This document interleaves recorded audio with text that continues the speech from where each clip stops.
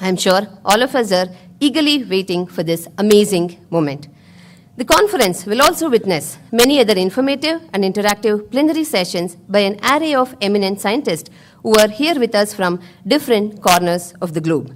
The session would be moderated by session chair as per the protocol. Soon after the keynote session, we will begin with plenary sessions. I'm delighted to welcome the galaxy of invited speakers who are great scientists, researchers, and academicians on behalf of GTSTAAS-2023 organizing chair.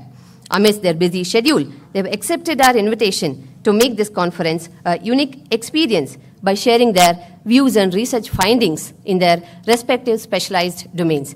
We have with us Professor John Lee, Department of Material Science and Engineering, Korea University, Professor Prashanta N., Principal Scientist, System Genomics, Amrita School of Biotechnology, Kollam, Kerala. They would take the participants through diversified domains of sciences with unique and interesting areas such as digital transformation and SARS-CoV-2.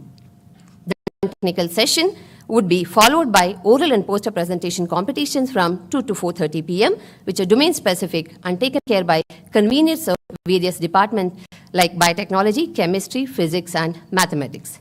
Day 2, 31st October 2023, would commence with technical session, which are domain-specific, followed by oral and poster presentation competitions starting at 9 a.m.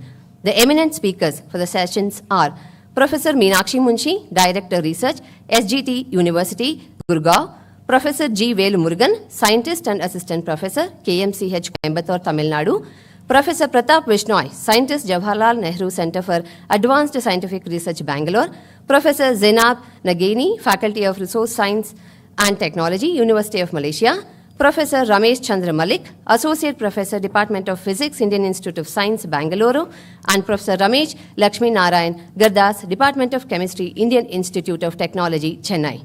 From Department of Mathematics, we have with us Professor Ambat Vijay Kumar, Emeritus Professor, Department of Mathematics, Cochin University of Science and Technology, Cochin, Professor Hassan SP, Department of Mathematics, University Negeri Gorontalo, Indonesia, Professor Deepak Umrao Sarve, Department of Mathematics, University of Mumbai, India, Professor S.M. Mallikarjunaya, A&M University, Texas, USA, Professor B.C. Prasanna Kumara, Department of Mathematics, Davangere University, Karnataka, Professor Soresh Das, Department of Mathematics, Chennai Material Institute, India, Dr. Radha Gupta, Professor, Department of Mathematics, Dayanand Sagar College, Bangalore, Professor V. Lokesh, Registrar Evaluation, Bangalore Central University, Bengaluru. The esteemed invited speakers would take the participants to the world of mathematics and its applications. The Day 2 session would culminate with the valedictory program. In nutshell, the conference would provide an opportunity in better understanding of cutting-edge research in applied sciences, opening up for the possibility of strong research collaborations for advanced research, innovative process, and product development, catering to the demand of the various industries in India and across the globe. With the staunch support and great vision of our Honorable Chancellor, Sir Dr. P. Shamaraju, these objectives would turn into outcomes. Thank you and welcome one and all.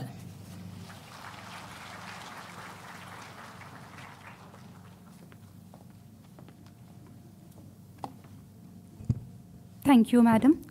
Now I request Professor Dr. A.W. Santosh Kumar, President of Indian Association of Applied Microbiologists, to address the gathering.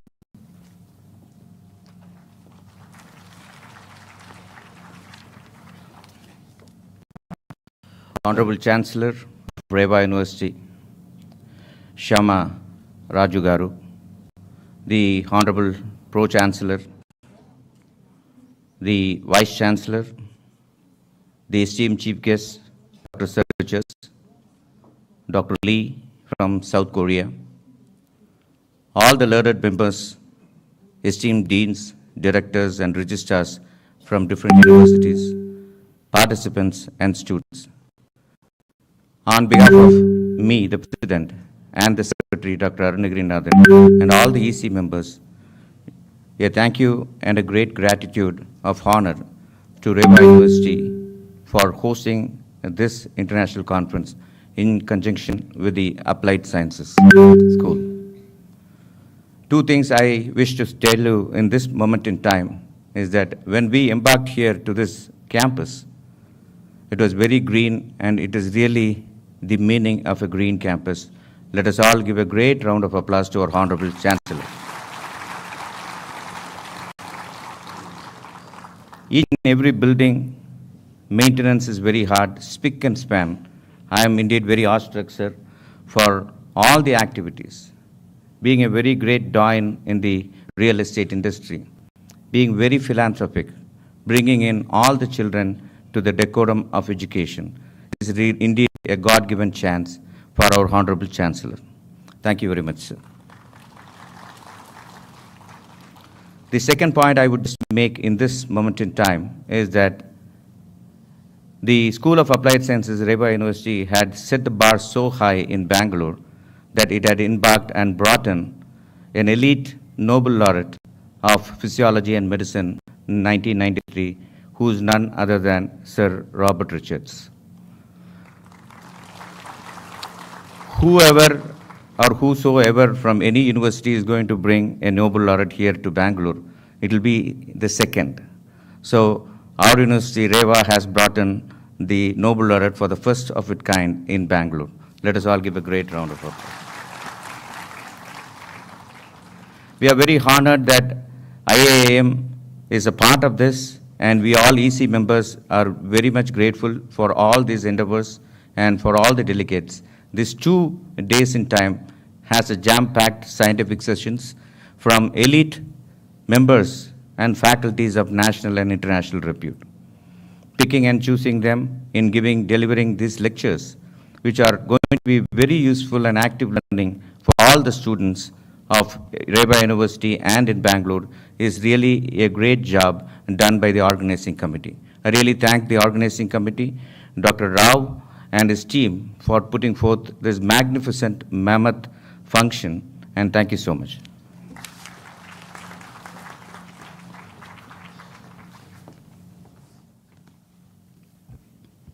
Thank you, sir. As we proceed further, I request the dignitaries on the stage to release the souvenir for the 3rd International Conference on Global Trends in Sustainable Technology and its Applications in Applied Sciences.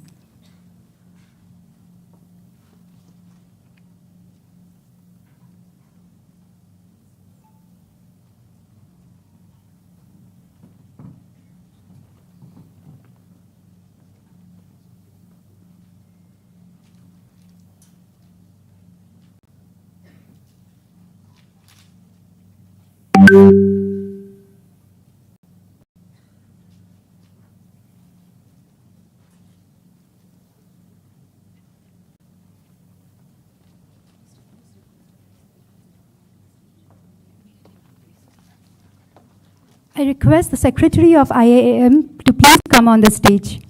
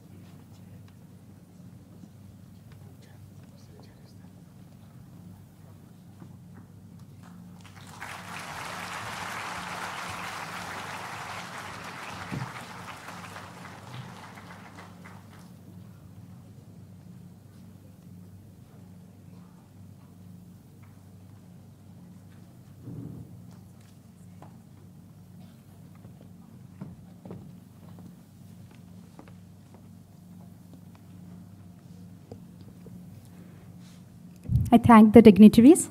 Now I request Professor Pashupaleti Vishweshwar Rao, Associate Dean, School of Applied Sciences, Reva University, to introduce and read the profile of Nobel Laureate, His Excellency, Dr. Sir Richard J. Roberts.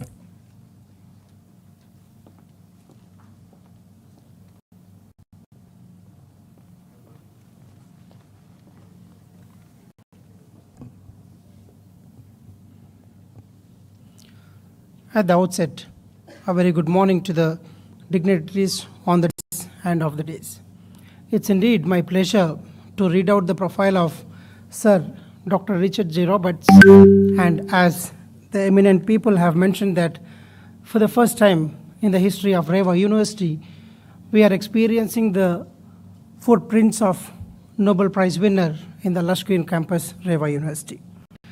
Dr. Richard J. Roberts was born in September 6, 1943, Derby, England, and he has received his PhD in organic chemistry from the University of Sheffield, England in 1968. And he has done his thesis on involving phytochemical studies of neoflavonoids and isoflavonoids, which is actually involving chemistry and biology overall into the human life.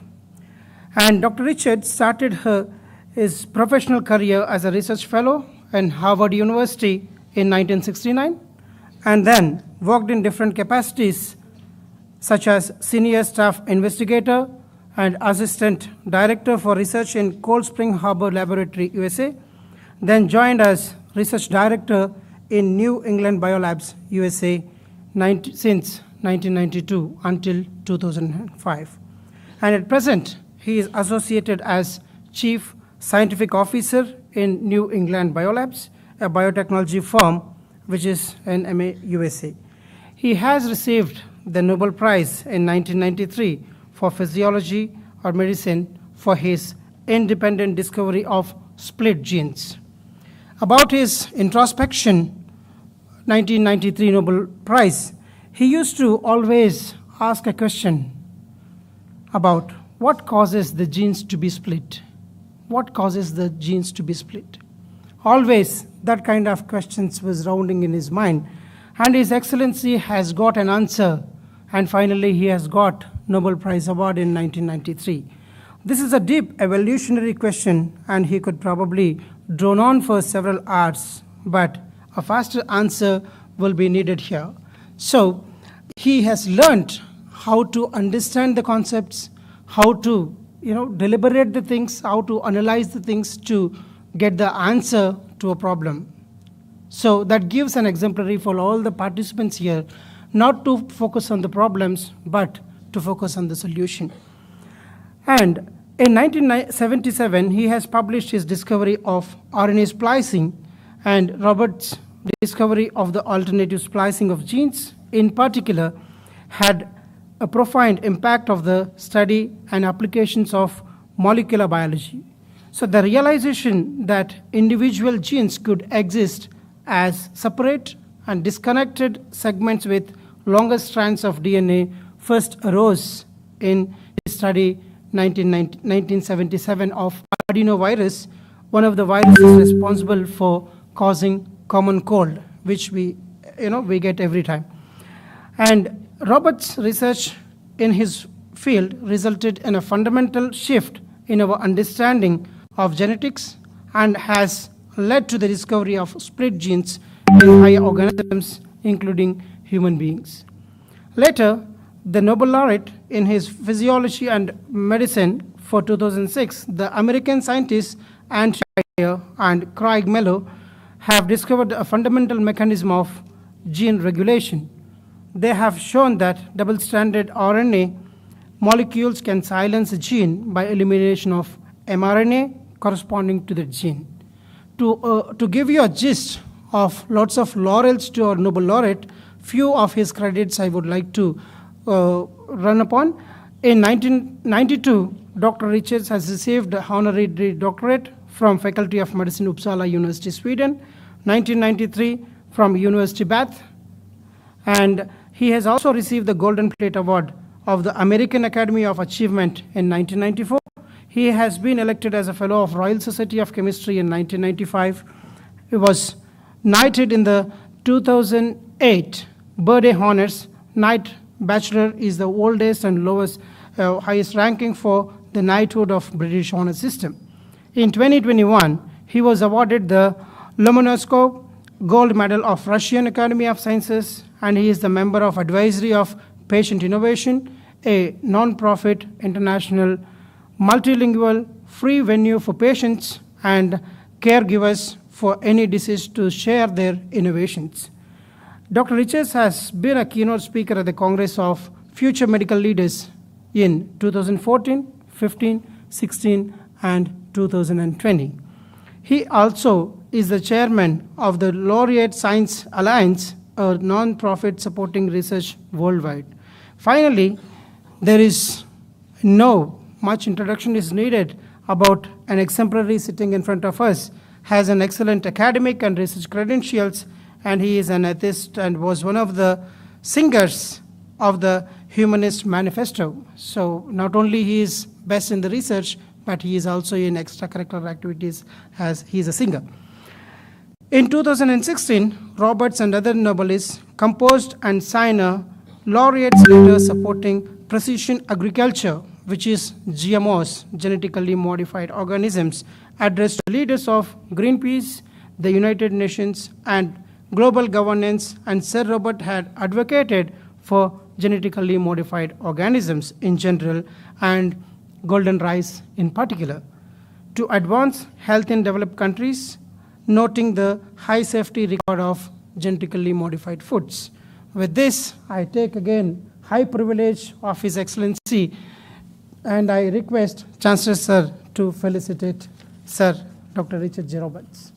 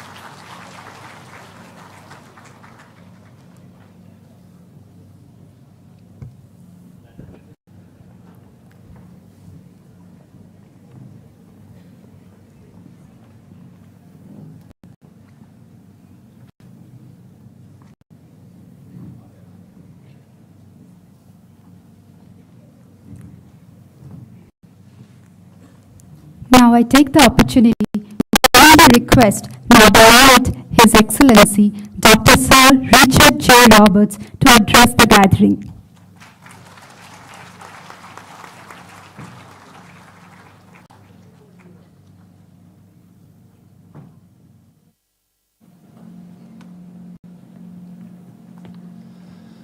Well, good morning to all of you. It's really a little strange to be receiving all of these honors, not something that normally comes my way. I'm not sure I need to give my lecture anymore because the earlier speaker actually told you everything that I'm going to tell you in my talk later. So I'll talk about something else a little bit. One of the things that I'm always very passionate about is education. I think we tend not to do a very good job of educating young people in particular. I know in the US that the school system is really not very good. I'm much less familiar with what it is here. But I think one of the key things that we have to do is to recognize that young children, probably from the age of 4 or 5 onwards, they're very curious, they're natural scientists, they don't have a lot of prejudice, and I think we do them a great disfavor if we try to make them prejudiced in one way or another. And we have to recognize that they're very smart, they can see right through what I call bullshit fairly easily. And I had a very interesting experience recently. As was mentioned, I run a campaign on GMOs. And GMOs are something that can be unbelievably good for people in the developing world. And I gave a talk to some 11 and 12-year-olds in a local school close to where our company is located. And they'd all be told that afterwards they had to write to me and say what they thought of my talk. And I talked about GMOs and how good they were, and I gave them the facts about what was going on. And 7 or 8 of them wrote to me afterwards and said this was the first time they'd ever been spoken to as though they were adults. These were 11 and 12-year-olds in school, and apparently the teachers had never considered that they were adults and never spoken to them in a way as though they were adults and could understand what was being said. But by far the best comment came from one young lady who said she'd gone home and talked to her parents, who were very anti-GMO. And she told her parents what I'd said, and she'd obviously understood it well enough because she was able to convince her parents that GMOs were actually good and they shouldn't be opposed to them, and they changed their minds as a result of this. And I learned something very valuable from that. I learned that if we treat young children, 11, 12-year-olds, they're still children, but they're still fairly young. If we treat them decently, if we treat them as though they're good, fully understanding human beings, and treat them as though they are adults, you can make a big, big impact on them. And I would encourage all of you to think about that when you're talking to youngsters. Okay? Don't think that they're ignorant or that they can't understand what can be said. They're really very smart, and we should do a much better job, if we can, of educating them. And of course, education continues. It's also very important here at the university, very important when people go out into civil life. We need to make sure that this education continues. Education is something that goes throughout your life. So I just want to leave you with that, and I'll talk to you a little later. Thank you.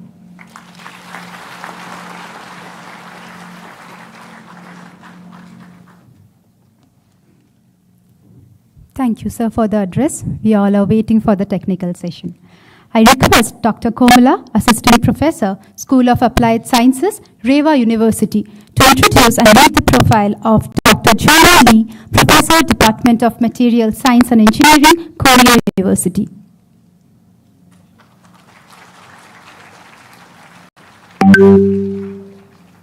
Good morning to all. It is my pleasure to read out profile of Professor Juna Lee, Department of Material Science and Engineering at Korea University. Before joining Korea University, he was an assistant professor at Osaka University and a research associate at the University of Tokyo. Dr. Lee is a top leader of the Steel Society in Korea. He has been a POSCO professor from 2007 to 2023, working for new iron making and steel making technology developments and steel coating technology development. He also developed a new grade seismic safety reinforced bar and received the Minister Award for New Technology, MOTI, in 2021. He has served as Director of the Center for Research and Education of Metallurgy, a joint education system with Yonsei and Hanyang universities. He also served as a member of Steel Forum, the National Assembly of the Republic of Korea.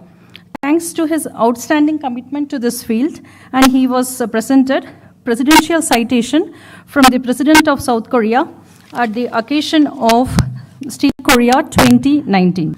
His academic achievement was recognized by receiving many awards, including Dongkook Sungwan Academic Award from the Korean Institute of Metals and Materials in 2022. He is now cultivating a new area, battery and smart factory. He is the founder and head of the Department of Battery Smart Factory, which was founded with financial support from LG Energy Solution. He also serves as chair of the advisory committee for Smart Factory of LG Energy Solution. He is the organizer of the CalPAT 2025 conference in Busan, where material scientists working on computational thermodynamics, including material genome projects, will participate. I request Dr. P. Shamaraju sir, Honorable Chancellor, Reva University, to facilitate Dr. Junali sir.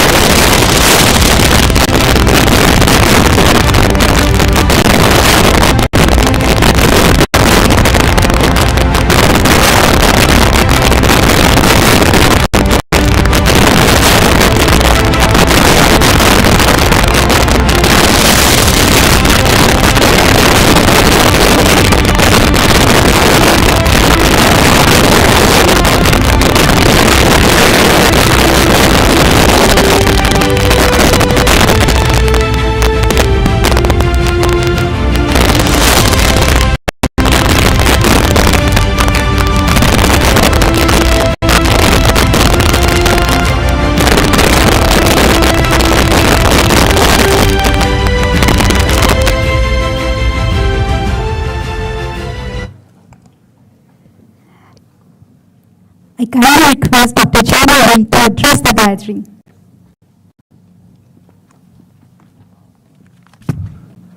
Well, maybe, if my wife watching this video, she will be very, very surprised. I did not expect this kind of, good welcoming. And, today I met a very good visionary from this Reva University, Chancellor Dr. Shamaraju.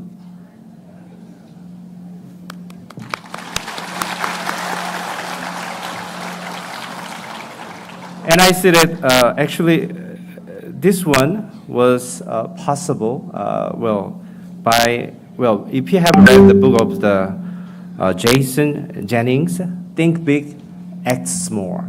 Actually, this is a kind of how the American companies make a progress in the recent days. And actually, the title of this international conference have the name of Global Trends in Sustainable Technology, so which means that the think big and its application in applied science. Actually, this is the act small. So actually, you are a very good place to study and do real research. And I think that this is a very, very blessed people in this room. And I'm very honored to give my lecture in this university, in this conference, in this occasion. And actually, I learned Bangalore is very famous for the IT industries and how to make a couple such kind of IT technologies with your biological or sustainable technology will be very important in the near future. And in my talk, I talk about the situations, what we have done so far in South Korea. So thank you very much for your warm welcoming again, and thank you again.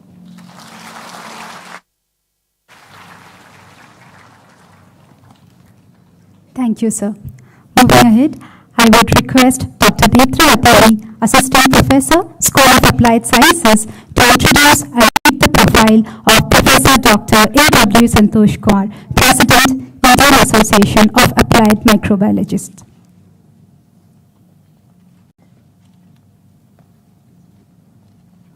Good morning, one and all present here. It's my privilege to introduce our esteemed guest of honor, Professor Aruni Wilson Santosh Kumar, Vice Chancellor, Amity University, Mumbai, Maharashtra, who is a visionary academician and a renowned researcher. Sir completed his PhD from the AIMS, New Delhi, and postdoctoral fellowships from 3 different institutions in the USA, namely NIH, Washington, D.C., University of California, and J. Craig Venters Institute, USA. Sir has a total of 36 years of academic and administrative experience. Sir has served as Vice Chancellor for a total period of 6 years in 3 highly ranked universities in India. Earlier, Sir worked in the United States for a period of 16 years and has held various positions at 2 premier institutions, Loma Linda University, California, as Dean Academic Affairs, and California University of Science and Medicine as Dean Accreditations. His performance indices are H-Index 41, I-10 70, published 187 peer-reviewed research articles, 6 books, 18 book chapters, and 20 patents. He has guided 17 doctoral candidates till now. His research accomplishments include identifying a new bacteria in the oral and gut of humans, new strain of arbovirus, and new serover of leptospira. He is a fellow of 1 international academy in USA and 2 national academies of sciences. We are fortunate to have Professor A. Wilson Santosh Kumar today with us. Now I request Dr. Shyamraju sir to felicitate Professor A. Wilson Santosh Kumar. Thank you.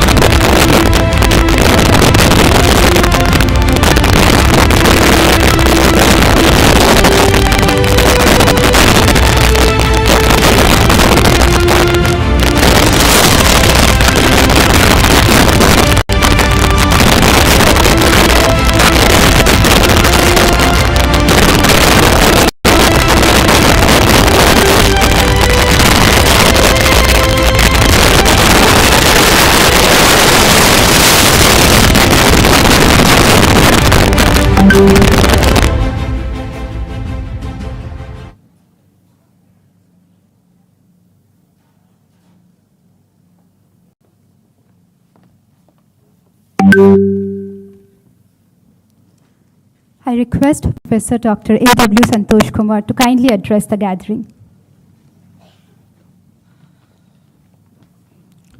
Thank you very much for this overwhelming honor. I am indeed very deeply honored to come here and accept this honor from a great person. As I was just asking our Honorable Chancellor that I will not sit there and I will stand up and get the honor, but with his insistence, I sat there. Thank you very much, sir. Thank you very much. Thank you very much, Pro-Chancellor, Honorable Pro-Chancellor, Vice-Chancellor. You know, it is very hard to bring in a person, an alien, and honor him. And that shows the greatest heart of Reva University. And we are all indebted to that. Indian Association of Applied Microbiology has more than 5,000 life members. And we honor the young and the best scientists throughout the world.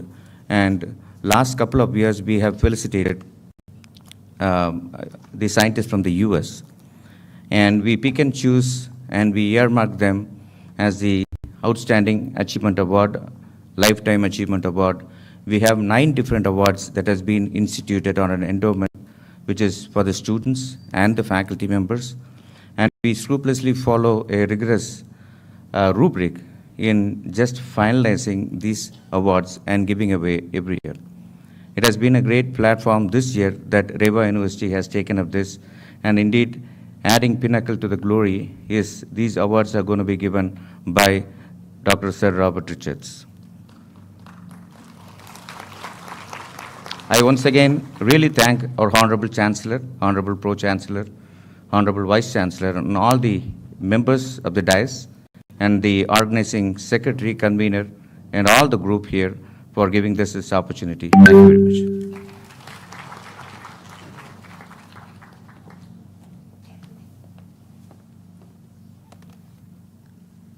Thank you, sir. Now we have an award ceremony by the Indian Association of Applied Microbiologists. I would request Dr. N. Arunagiri, Secretary of IAAM, to kindly do the honors.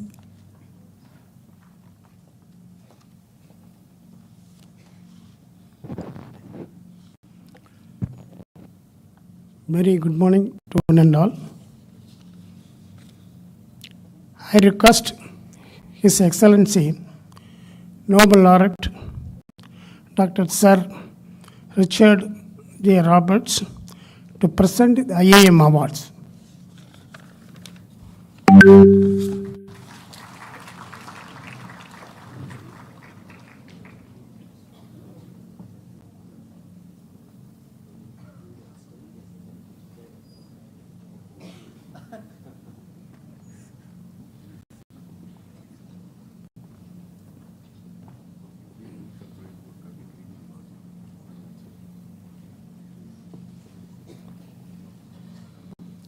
The Indian Association of Applied Microbiologists is pleased to honor the Honorable Chancellor Dr. B. Sharma Raju with the Outstanding Educationist Award.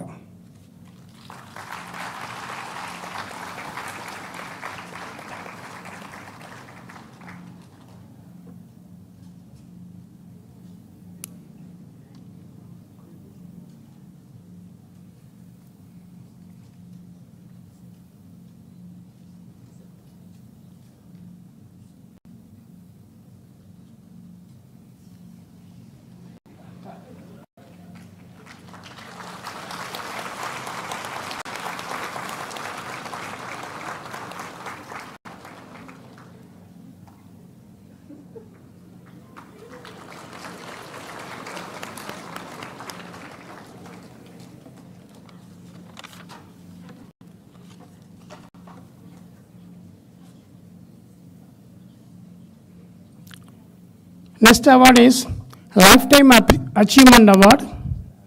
This award is presented to scientists who had contributed significantly in the field of microbiology. For the year 2023, the nominee for the Lifetime Achievement Award is a male. He started his academic career as CSR Research Associate in 1992 at the University of Sydney. Later, he was appointed as lecturer in 1995 and then elevated to senior lecturer, associate professor at the University.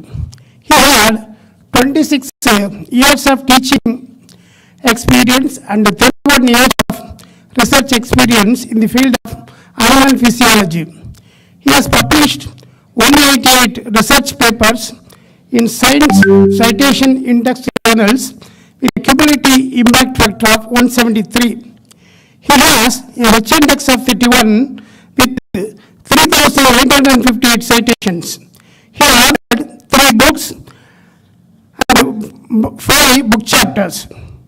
35 students were awarded PhD under his guidance, and 7 were pursuing PhD.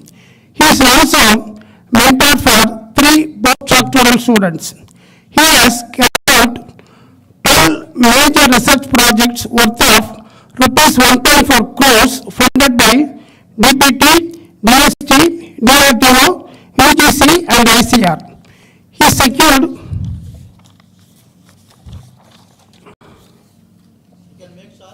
yes. Yes. He has served as Madras University in various capacities, including directors, Center for Internal Affairs, Dean, College Development Council, He is none other than Professor P. A. Parvesham, former professor and head, Department of Animal Science, University, Tirunelveli. I invite him to receive the award.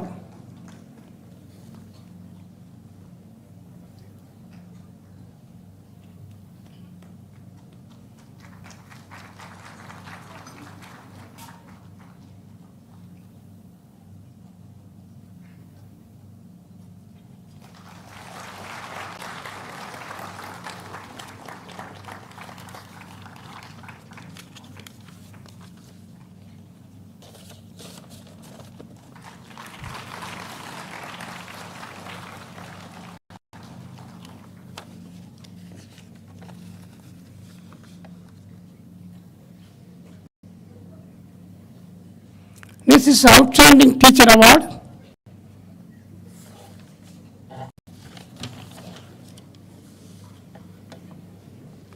This award is presented to Dr. K. Sundar from Kalasalingam Academy of Research and Education, Team Ruby University, Sirivalliputtur, Virudhunagar district.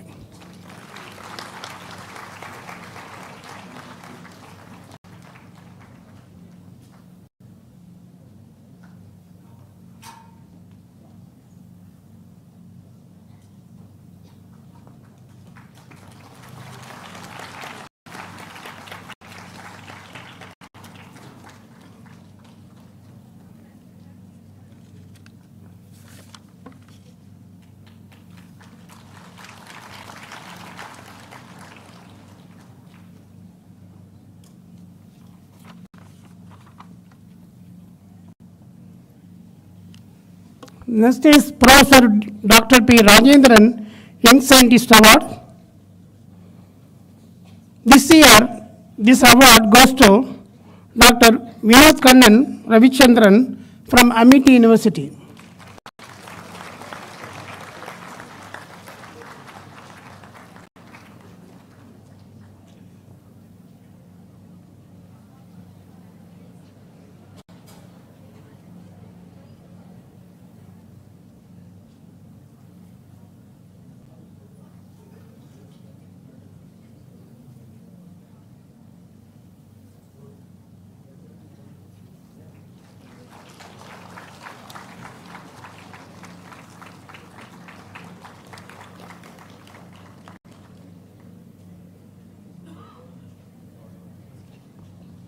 Dr. Wilson Arade, Best Research Mentor and Teacher Award.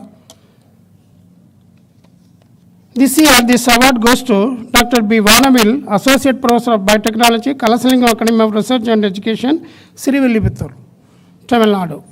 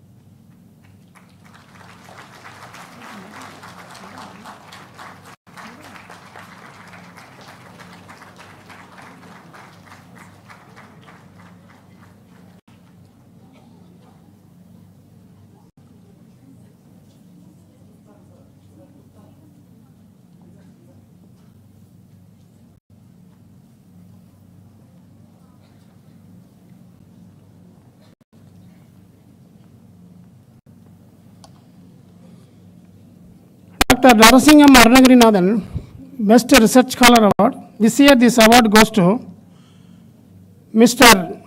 S. Balakrishnan from Presidency College, Chennai.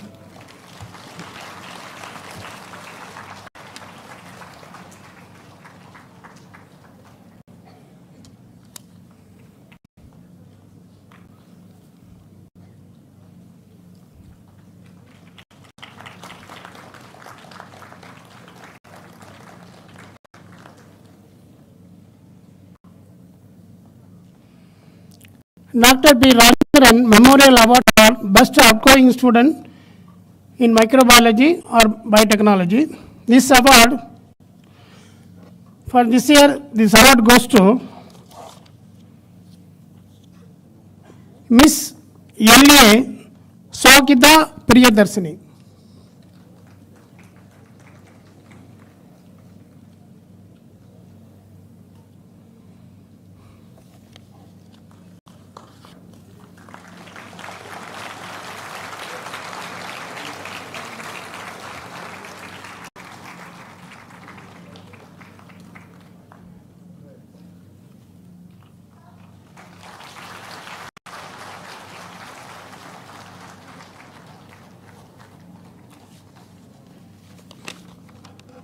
That's all.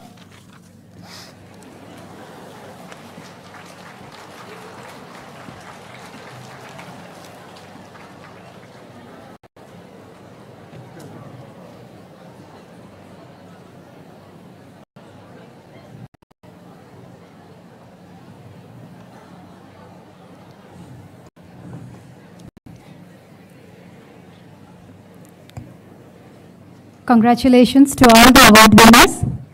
Now I have a felicitation by the IIM President and Secretary. They will be felicitating Nobel Laureate Dr. Sir Richard J. Roberts.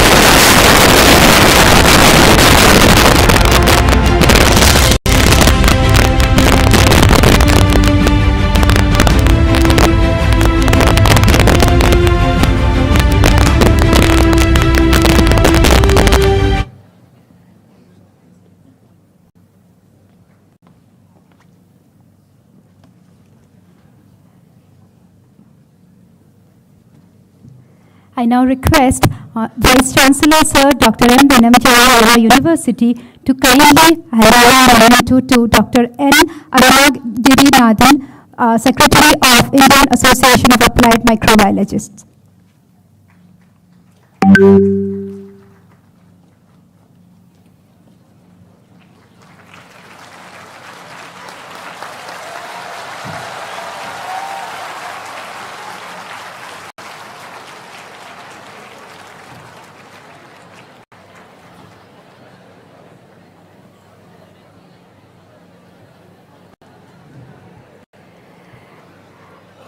I now request Dr. P. Sharaju, Honorable Chancellor, Reva University, to kindly deliver the presidential address.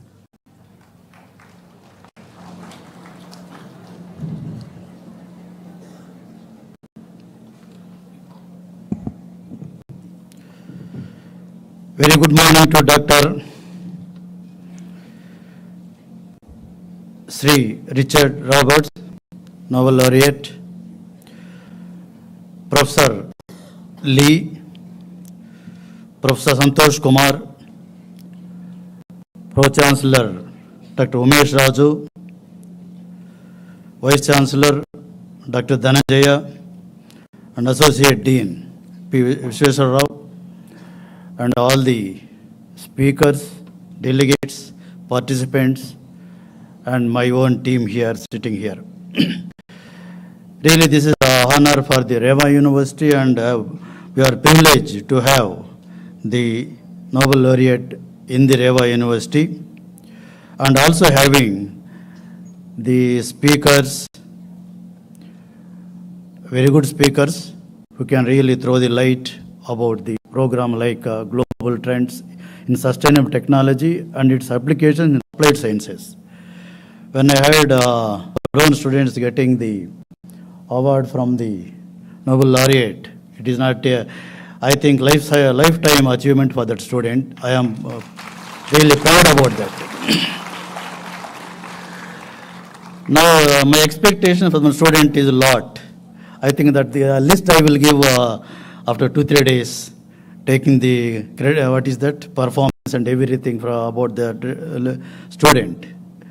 We were all discussing how science should be developed, and without science, nothing will move. Even though technology we have, but science is important, and programs like this definitely will help for the students who are pursuing in universities like this, and you will be the future scientists. You should concentrate by seeing the Nobel Laureate, Professor Richard Roberts. I think how many of you really take the inspiration from him, and even from other speakers. Let me see how many of you really become the scientists. In the same auditorium, I spoke lot of times. I want to see some scientists recognized all over the world. That is what I want to produce from Reva University. There is already I have given the deadlines also when I think my team in Science Day stream is progressing like that and working like that. I wish you all the best for this program. I don't want to waste your time, and make use of this, and let us all really see that scientists are produced from Reva University as well as other universities, and that is why the support and progress to develop the country and the world. Thank you.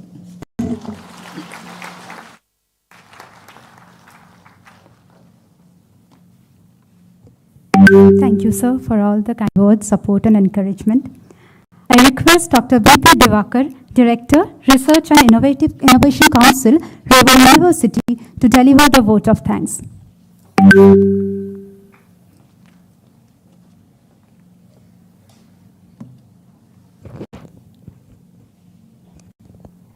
Very good morning to all of you. On behalf of the university, it is my pleasure to propose vote of thanks. First and foremost, let me thank Honorable Chancellor for all his support and his time to grace this occasion. Thank you, sir. It is my pleasure to thank Pro-Chancellor for his continuous efforts for all our activities in the university. Thank you, sir. On behalf of the entire university, we extend our heartfelt gratitude to Sir Richard J. Roberts for accepting our invitation to deliver the keynote address. Thank you, sir, and this moment will be cherished by all of us for a very long time. Thank you. I convey my deep regards and thanks to President, Indian Association of Applied Microbiologists, Vice Chancellor, Amity University, Professor A.W. Santosh Kumar, for his kind support extended to this event. Thank you, sir. We are very much thankful to our eminent guest of honor, Professor Jun Ho Lee, Department of Materials Science and Engineering, Korea University, for gracing this occasion. Thank you, sir.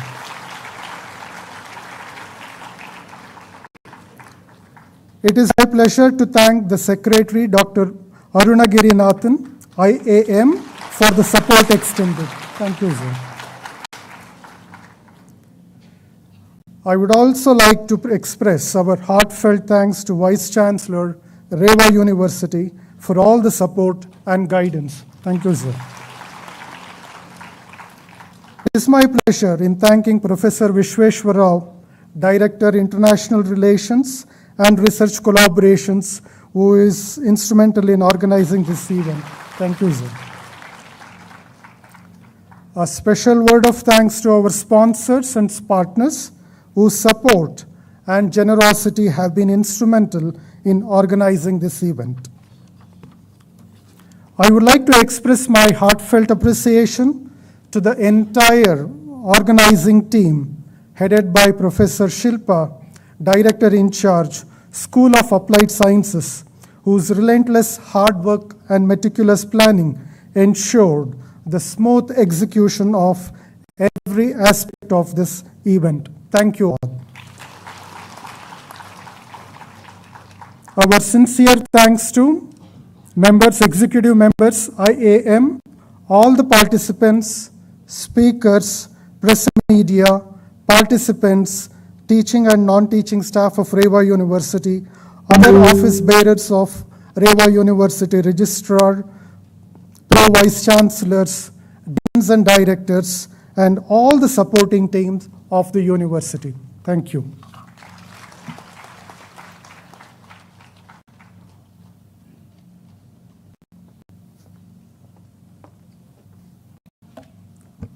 We come to an end of the inaugural session. I would request the participants and students to kindly be seated as we will start with the technical session shortly. I thank all the dignitaries on the dais. Thank you.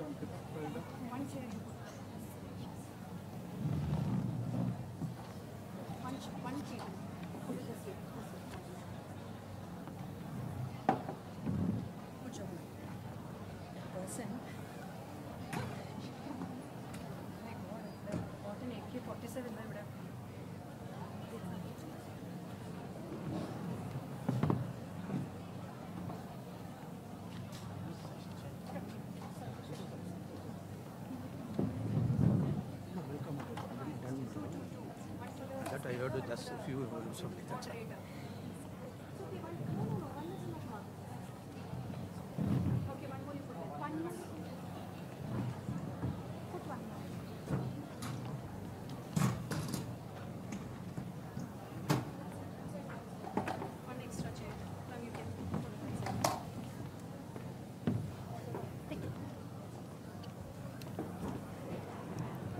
I request the students to please kindly be seated. We will start the technical session soon.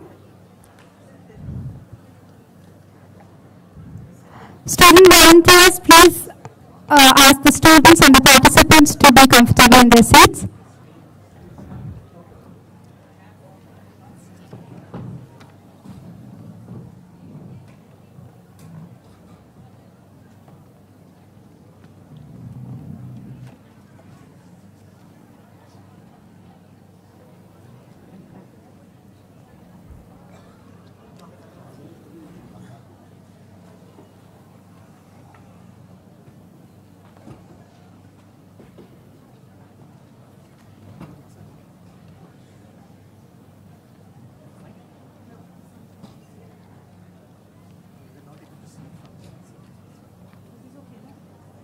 Okay, sir.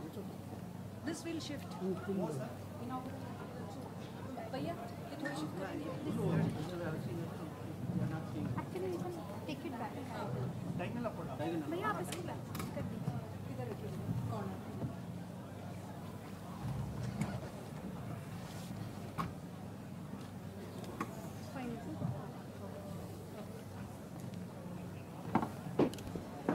I request all the students to kindly be seated.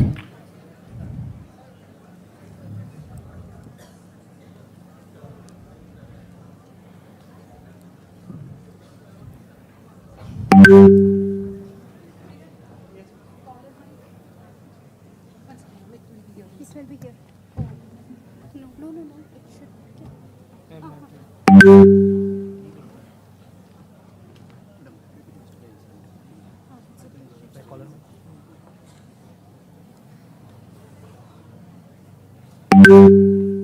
It's fine, sir. Yes, sir. And collar mic should be distributed. Cordless mic should be distributed during interaction. Sure. See there. How many we have, ma'am? Cordless. Cordless one only.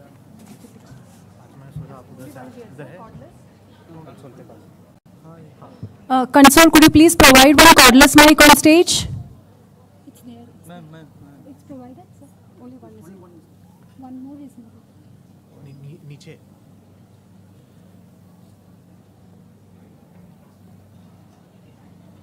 Now he is calling you, ma'am.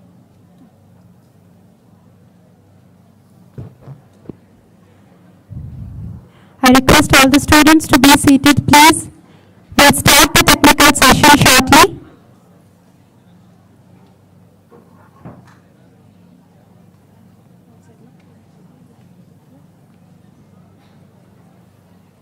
Schedule is not the latest one.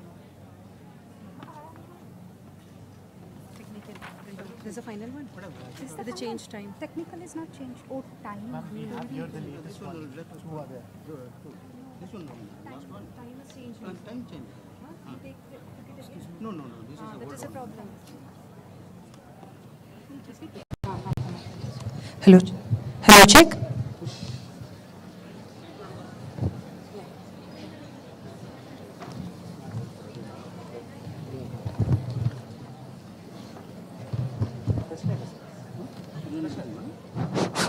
Check.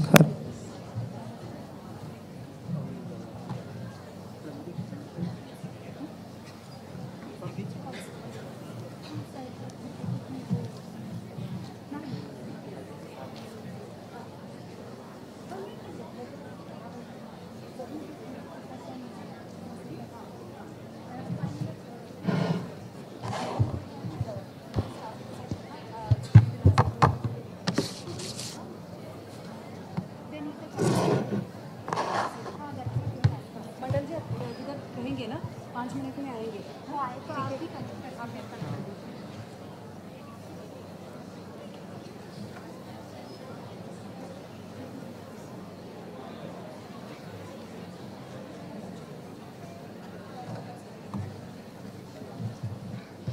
Hello, check. Console, can we check the PPT once? Because all the finalists will be here for his keynote. Can we have a check?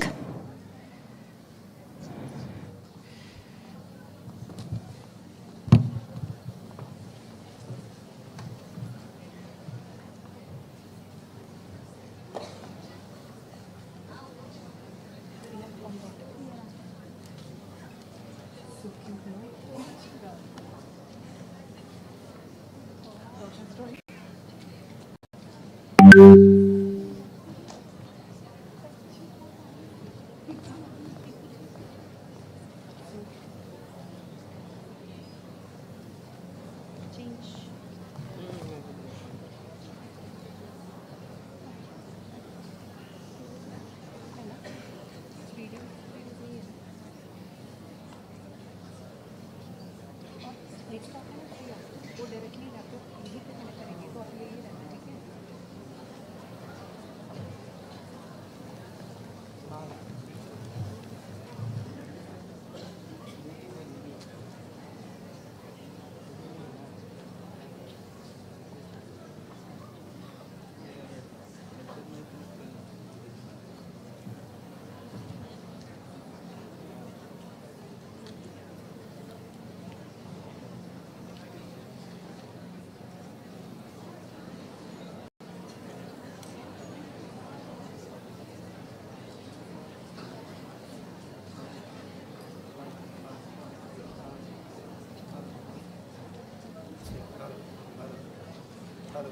Check, hello. Hello, hello. Check, hello, hello.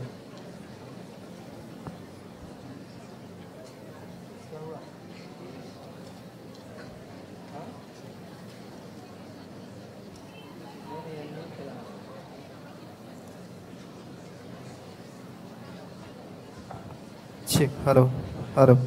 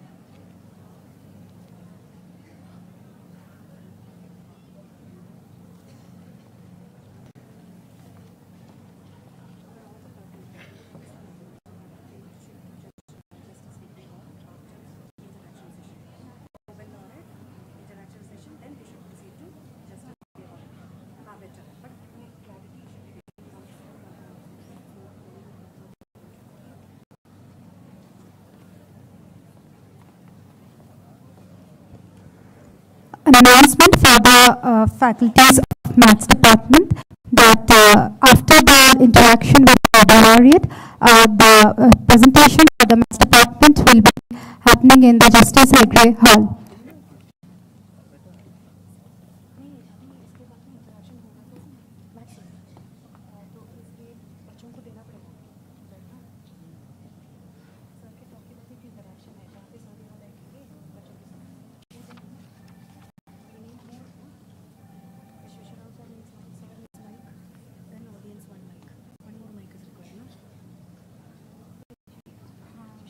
Moderating, sir is interacting.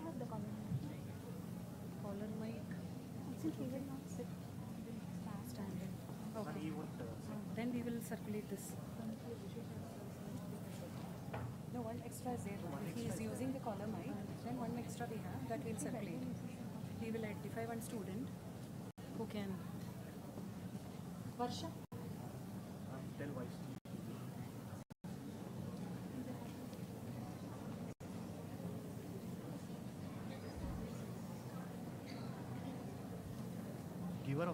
We'll give her the mic now only, ma'am. Huh? No, First. Question के लिए mic दो है. अच्छा दो है अलग से. उधर है. अच्छा ठीक है. तो ले लेते हैं ना.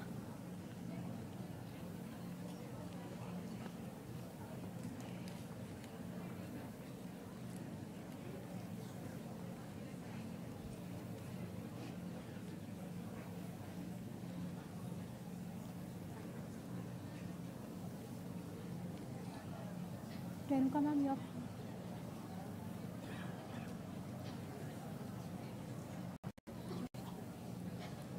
you have the phone, no? They will call.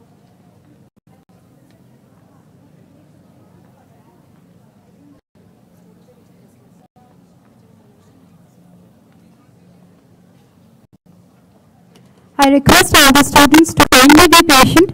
We'll start the technical session shortly.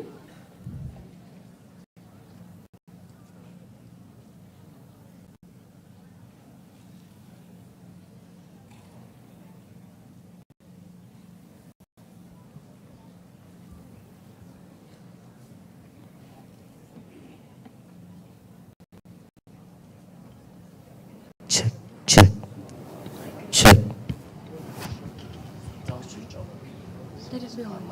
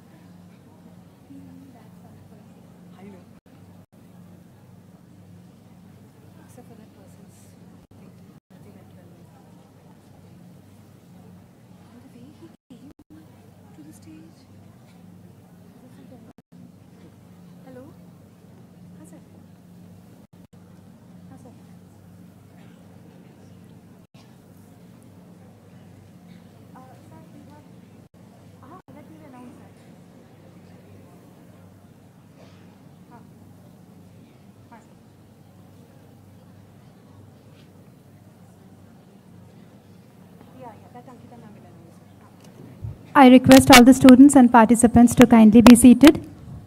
Students, kindly switch off your mobile phones as we begin the technical sessions. I request all the students to kindly switch off their mobile phones when we are in the technical sessions.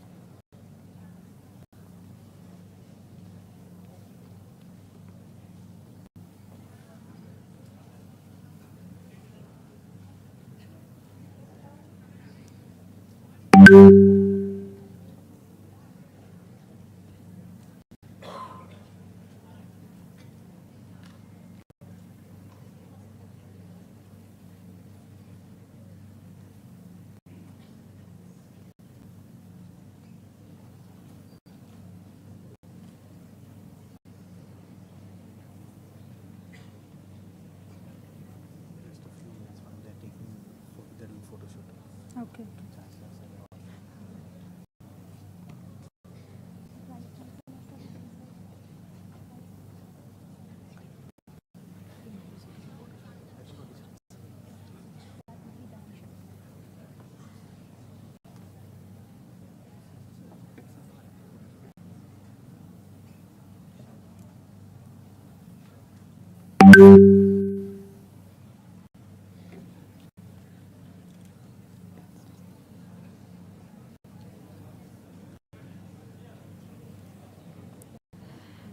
Good morning once again to one and all present here. Now we start the technical session, the first technical session of the day, which we were eagerly waiting for. The first address would be by Nobel Laureate, His Excellency, Dr. Sir Richard J. Roberts. I would request Professor Vishweshwara Rao, Sir, Associate Dean, School of Applied Sciences, to kindly chair the session.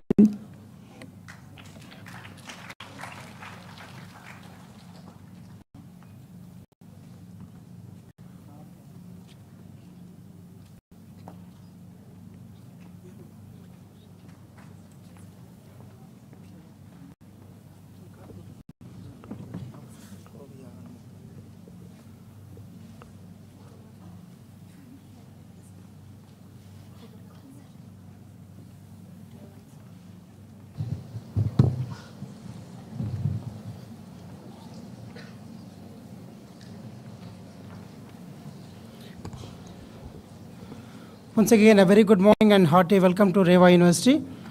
Now again, I take this as my privilege to invite Sir Dr. Richard J. Robert to come on to the dais to deliver your keynote speech.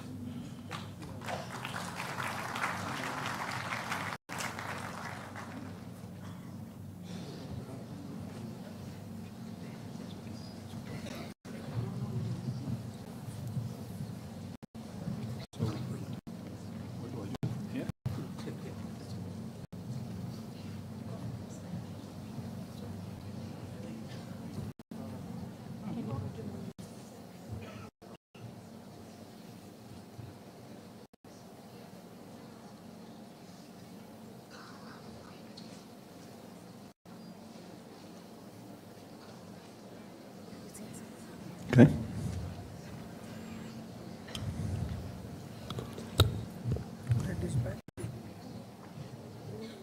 Wood. Yeah. And this is the laser pointer. Okay.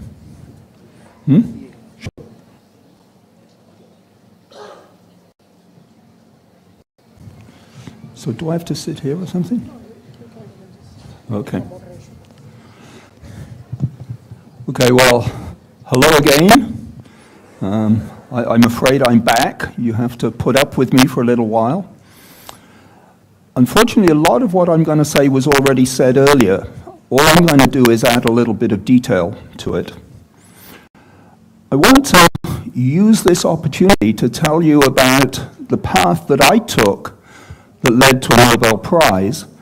And I'm going to talk about a number of things along the way that I thought were really important and that I think all of you, especially the students, I hope, will learn some interesting facts.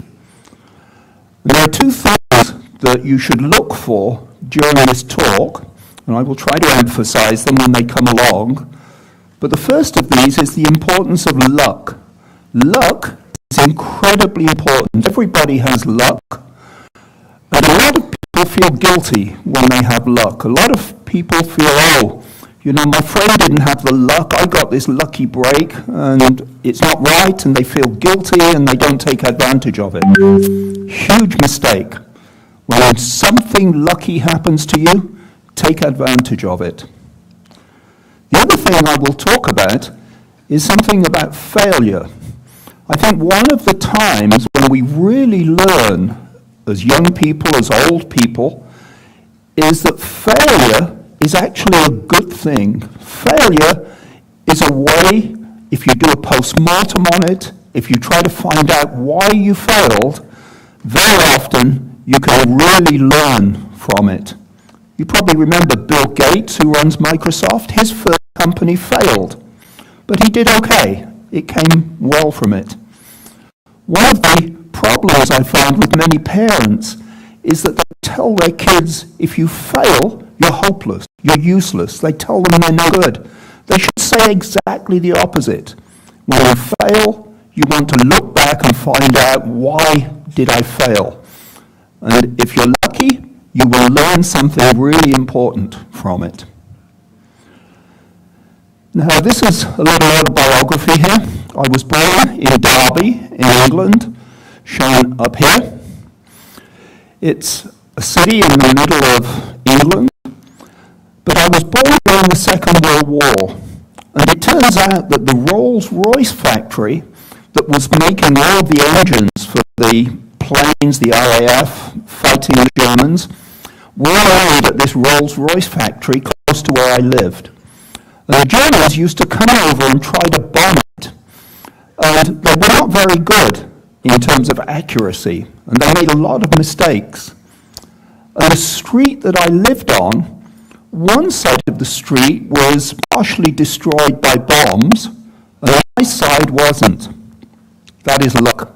Totally luck. The bomb could have gone everywhere, bombs, but they didn't. They didn't hit my side of the street.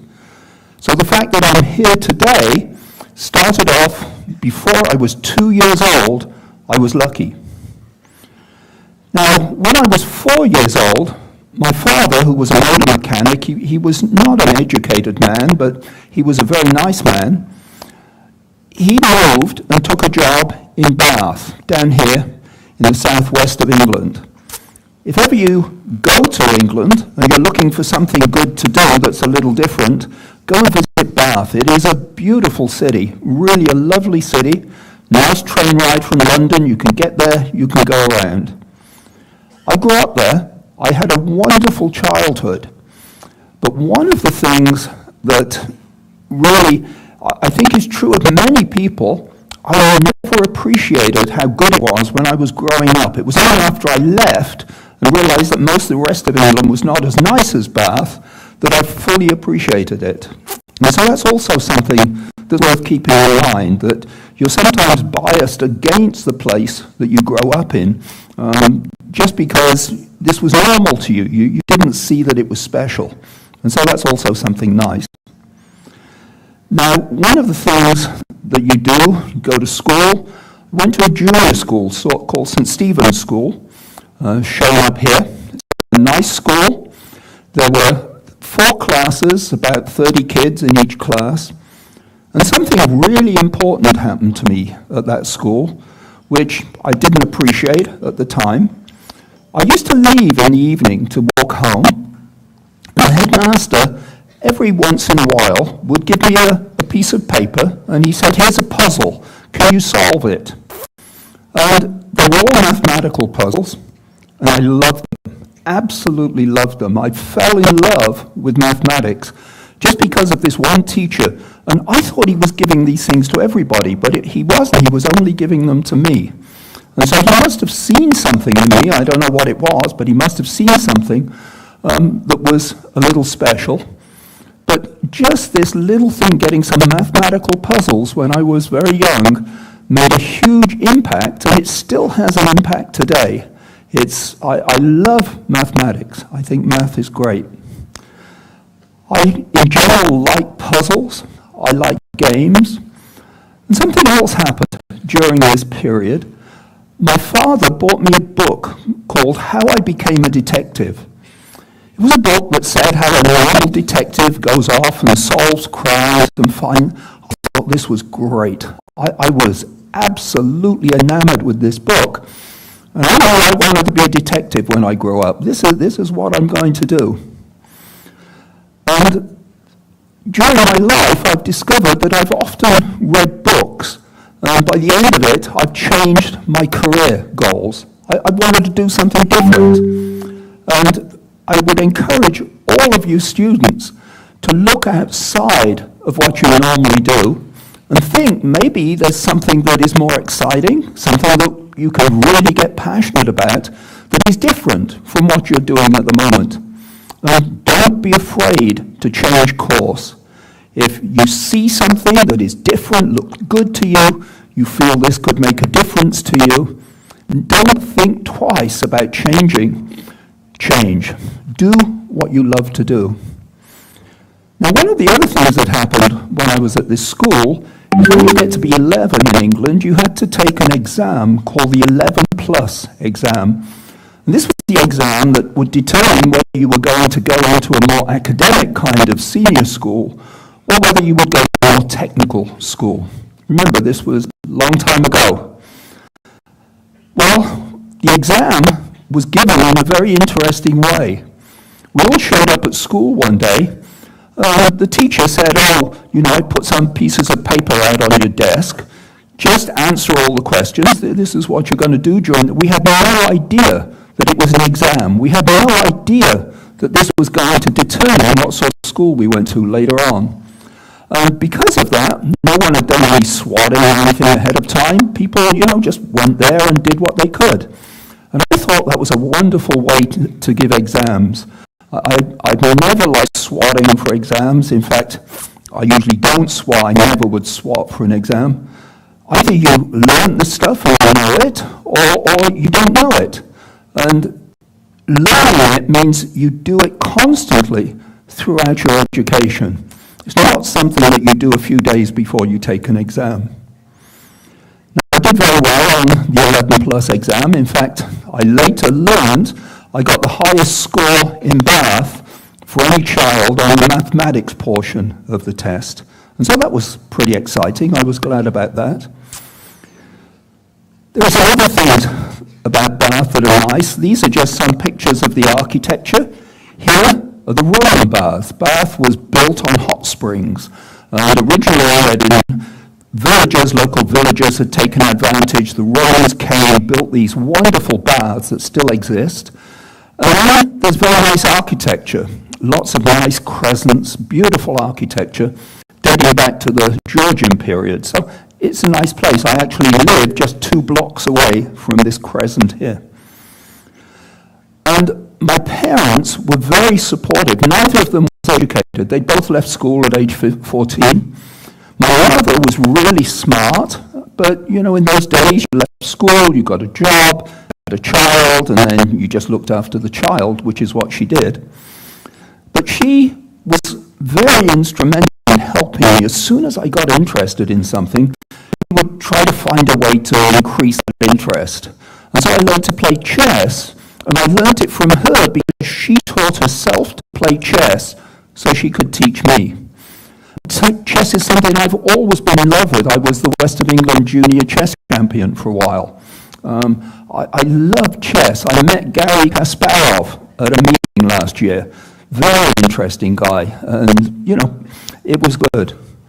But then, after I'd sort of gotten used to the idea that games and puzzles and math and being a detective and so on, my father bought me a chemistry set. Now, in those days, the chemistry sets were really cool. You could make things you cannot make with any chemistry set they sell you today. I discovered I could make fireworks. I could make explosives. It was great.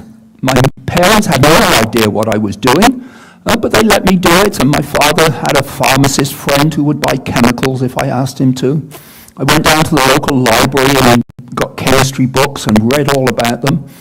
So that when eventually I went to high school, I knew more chemistry than I was being taught, because I basically taught myself all of this just by reading books.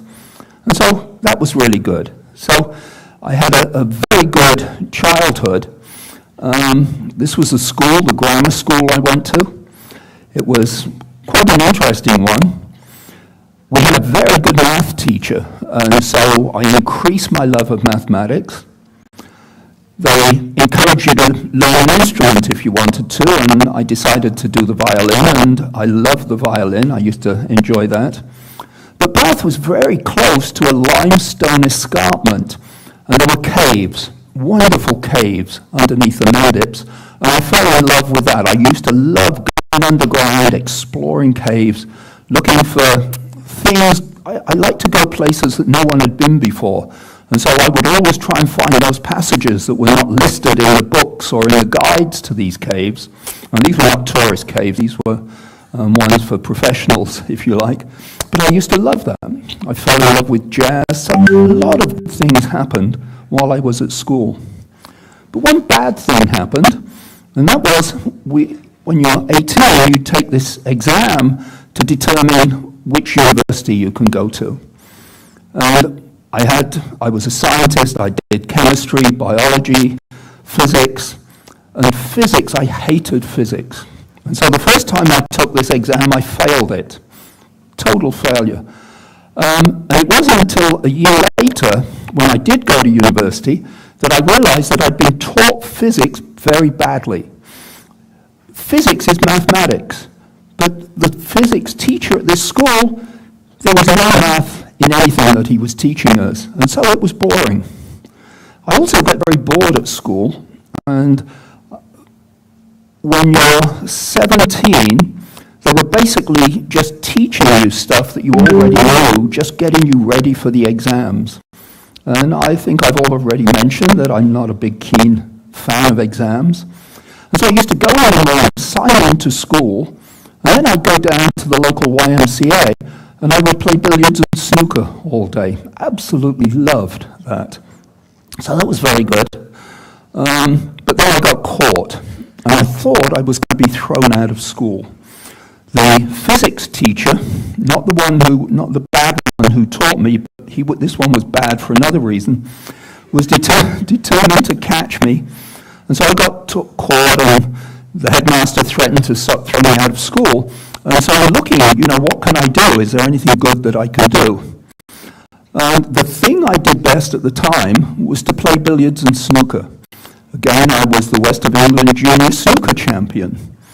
And it turned out the world champion, Joe Davis, was actually looking for a sparring partner. He used to make his money, not because there was money to be made in competitions, but he'd go around and give demonstrations. And the guy he used to play with left, and he was looking for a sparring partner.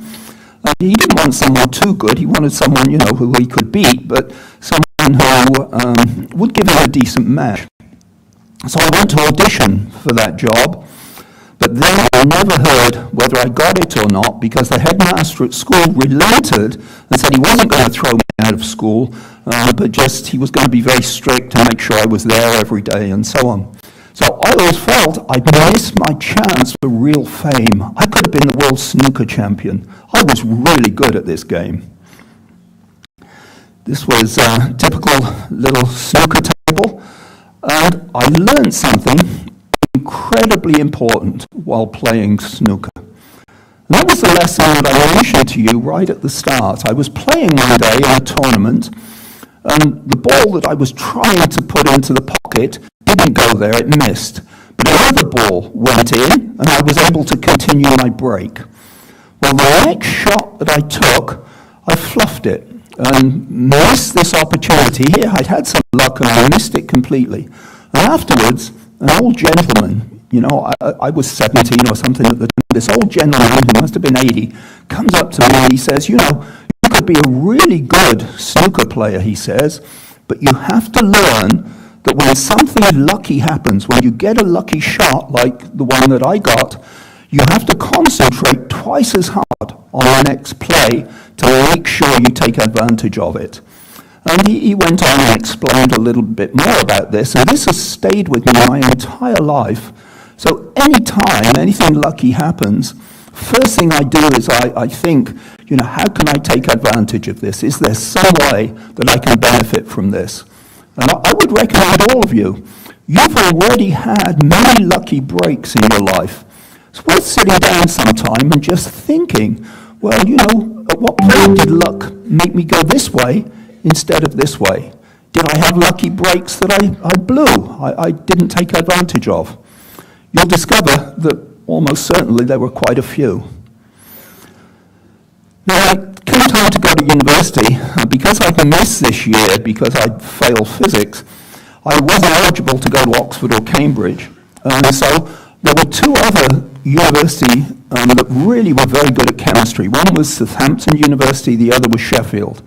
I applied to both of them. Southampton turned me down, but Sheffield took me. And so I went to Sheffield, and really I had a wonderful time there. I had a very, very good time. The idea that physics now was mathematics, and so I sort of sailed through all of the examinations that you had to take. And by the time I finished, I had an upper second class degree. I didn't get a first class degree, I got an upper second. But the head of the organic chemistry department asked me if I'd like to do a PhD. And so I said, sure. And so I realized that doing research, it is wonderful. It's sort of like playing games, solving a puzzle, being a detective. And it can involve some mathematics too. So I was already in an area, a career path that would take advantage of all the things I love. Now, what I do with my time? I'm a researcher. I do research in bioinformatics, the use of computers in order to look at DNA sequences, protein sequences, to try to understand aspects of life. So the mathematics is still there, chemistry is still, everything is still there. It's really good. So I had a very good time. But what happened while I was at Sheffield was this man, Kazu Kurosawa, a Japanese postdoc in my lab, and he is the best mentor that I ever had. He was one of these people who you would go to and say, you know, well, I've got this job, the professor said, you know, I got to do this and that, and he could tell me what to do, how to do it, but most importantly, why I was doing it, and how to interpret the results. And I've never had anybody who could explain things better than he could. He also taught me how to play Go, the Japanese game, which is more complicated than chess. Taught me how to play shogi, another interesting Japanese game. But after 1 year, he left to go back to Japan. He got a job as an assistant professor over there. I actually met him a few years ago with his family and was able to tell him what a huge impact he'd had on my life. But then the second year, and I should say at the end of the first year, I had all the results I needed for my thesis. I could have written my thesis right there, but in order, you had to be there for 3 years. The second year, I started to do some experiments that I thought of, but without any expert mentorship from Kazu, and some things worked, but an awful lot didn't. And then the third year, I started going to the library and reading about stuff other than chemistry. And I read this book, The Thread of Life, by John Kendrew. Kendrew was a Nobel Prize-winning chemist. He got the chemistry prize for the first crystal structure of a protein. But this book was all about the origins of molecular biology, everything that went on leading to molecular biology. And by the time I'd finished that book, again, I was influenced by a book. I wanted to be a molecular biologist. And so I applied to 6 places to do a postdoc, all of them abroad, because in England, if you ever wanted to get an academic job, you had to go abroad and come back. 6 places, only one place accepted me, and that was a man called Jack Strominger, who was at the University of Washington University in Madison, Wisconsin. And he accepted me, and then 2 months before I had to go, he said, well, I'm moving from Madison, Wisconsin to Harvard. He'd just been appointed a full professor at Harvard, which had been his lifelong goal. This was what he'd wanted. And so I ended up going not to Wisconsin, which I thought I was going to, and I went. Jack is still alive, I should say. He's 96 years old now. He's been working all his life. He recently got a grant for 5 years. Here's the guy, this was a year ago, 95 years old, gets a grant to do research for another 5 years. Pretty good, huh? Now you can't beat that. Anyway, I was given a little job to do, which was to sequence a transfer RNA that didn't work in protein synthesis, but worked in bacterial cell wall synthesis. It put cross-links of glycine onto the cell wall of staphylococci. Well, I started doing it using a technique that the previous postdoc had figured out, but when he left, I'd been reading the literature, and I decided his method of doing it was not very good. And I read about a man called Fred Sanger, shown here. Fred Sanger had developed a method for sequencing RNA that depended upon using P32 labeled RNA, and it was very good. It was a terrific method. So I wrote to him and I said, could I come and learn how to do this in your lab? He was at the MRC lab in Cambridge at the time. And Jack Strominger had loads of money. He said, sure, yeah, you can go do that. So I went over there. I spent 6 weeks in Fred Sanger's lab and learned how to sequence RNA using his modern methods. Went back to Harvard. Jack put in a lab that was equivalent to what they had at the MRC, except just smaller. It turned out I was the first person in the Boston area to be using Fred Sanger's techniques to sequence RNA.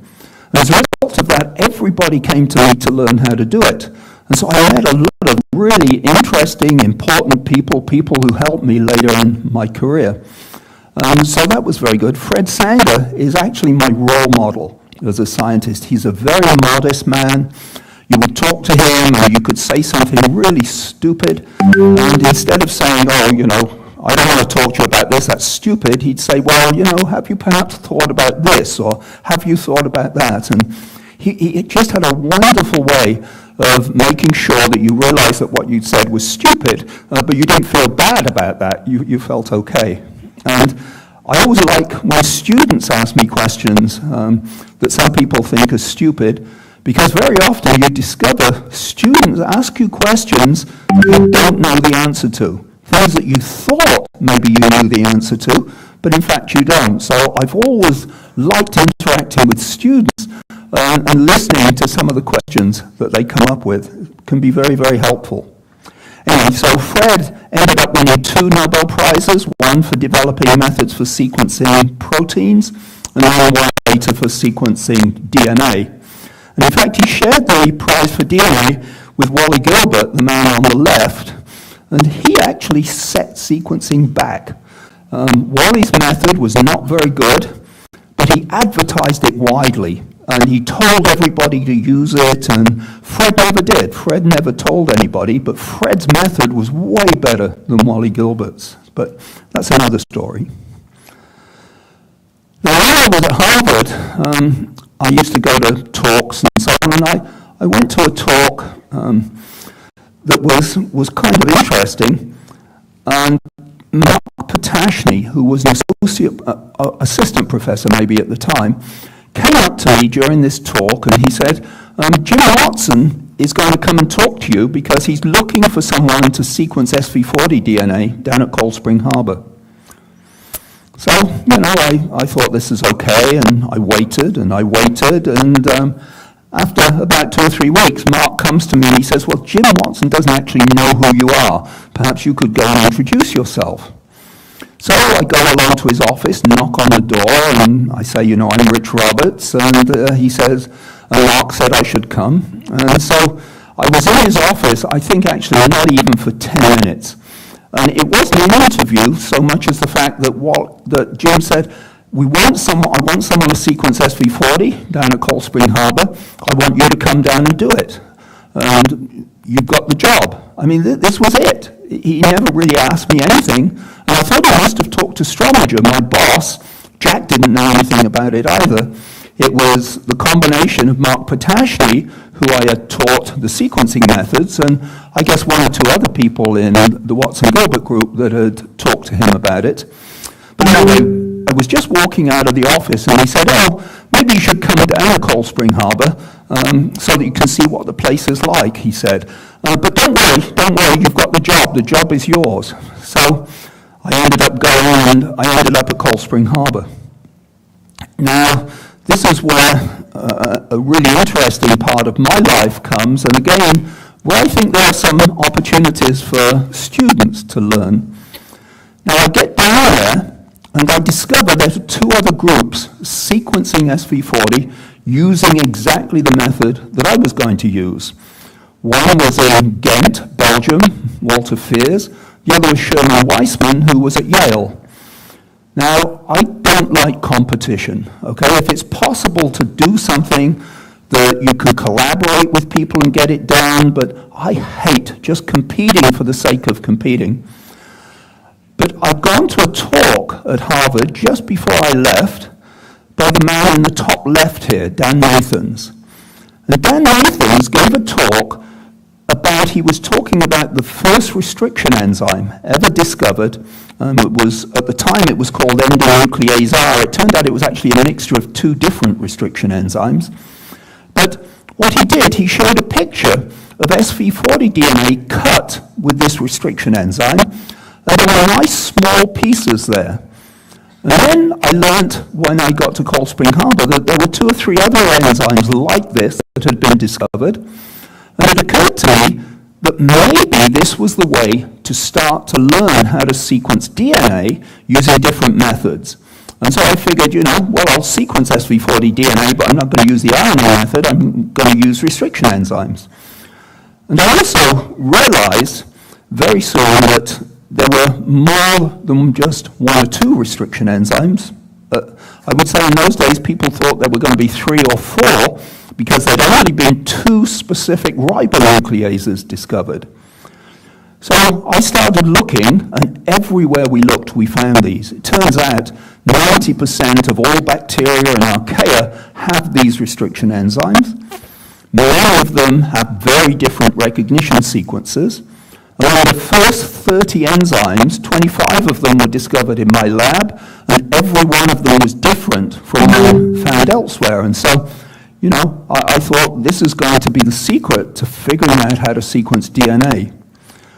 But the methods that I'd thought about doing clearly weren't going to work, but everybody was interested in restriction enzymes for a totally different reason. They wanted to know if it would cut their D of interest and make it into little pieces, ideally into pieces that contained a single gene that they could then clone. This was the early days of recombinant DNA. And people used to come to meetings at Cold Spring Harbor, and they'd bring tubes of DNA with them, and they'd slip out of the meeting, come down to my lab and say, "Oh, Rich, do you by chance have an enzyme that will cut this?" So we set up a little set of tubes, 30 different enzymes. We gave them a chance to see which one, if any, would cut theirs. They would find one that they liked, and then they'd say, could you give me a little bit of that enzyme, or could you give me the strain and I can make my own? And so we did. We gave huge amounts of enzymes away, and we also gave the strains to anybody who wanted them. I should mention the person in the bottom left there, Ham Smith. He was the person who discovered endonuclease R. The person in the middle, Warren Arbour, discovered the very first restriction enzyme, but it turned out it wasn't interesting from a point of sort of recombinant DNA kind of view because it used to cleave randomly. It didn't give nice specific fragments. So anyway, I got started making restriction enzymes and getting as far as I could with this. Now, Jim Watson, who had hired me to sequence SV40 using RNA methods, got really annoyed that I wasn't doing this. I was doing something else. I was working on these restriction enzymes. And he used to come and try to humiliate me in front of people. I was down in the kitchen where they were washing all the dishes one day, and there are 2 or 3 ladies down there who were doing all of this, and Jim comes in and starts shouting at me, and he says, I'm going to throw you out of Cold Spring Harbor. You know, I told you what you should do, and you're not doing it, you don't listen, and he got very mad. But fortunately, I met this guy from Rockefeller called Norton Azeda, who was also quite interested in restriction enzymes, and he became a very good friend of mine, but he was also a good friend of Jim, and he's probably the only real friend that Jim Watson's ever had, if the truth be told. But I would talk to Norton, and I say, you know, Jim's trying to fire me, and Norton said, oh, let me talk to him. And so he constantly would be talking to Jim and persuading him that he shouldn't fire me. And this illustrates a trait that I have, which is I don't like people telling me what to do. I think if someone says, oh, you should do this, I think, well, you know, they thought of it. It can't be all that interesting. Why don't I do the things that I've thought I want to do? And so I have this kind of stubborn streak in me.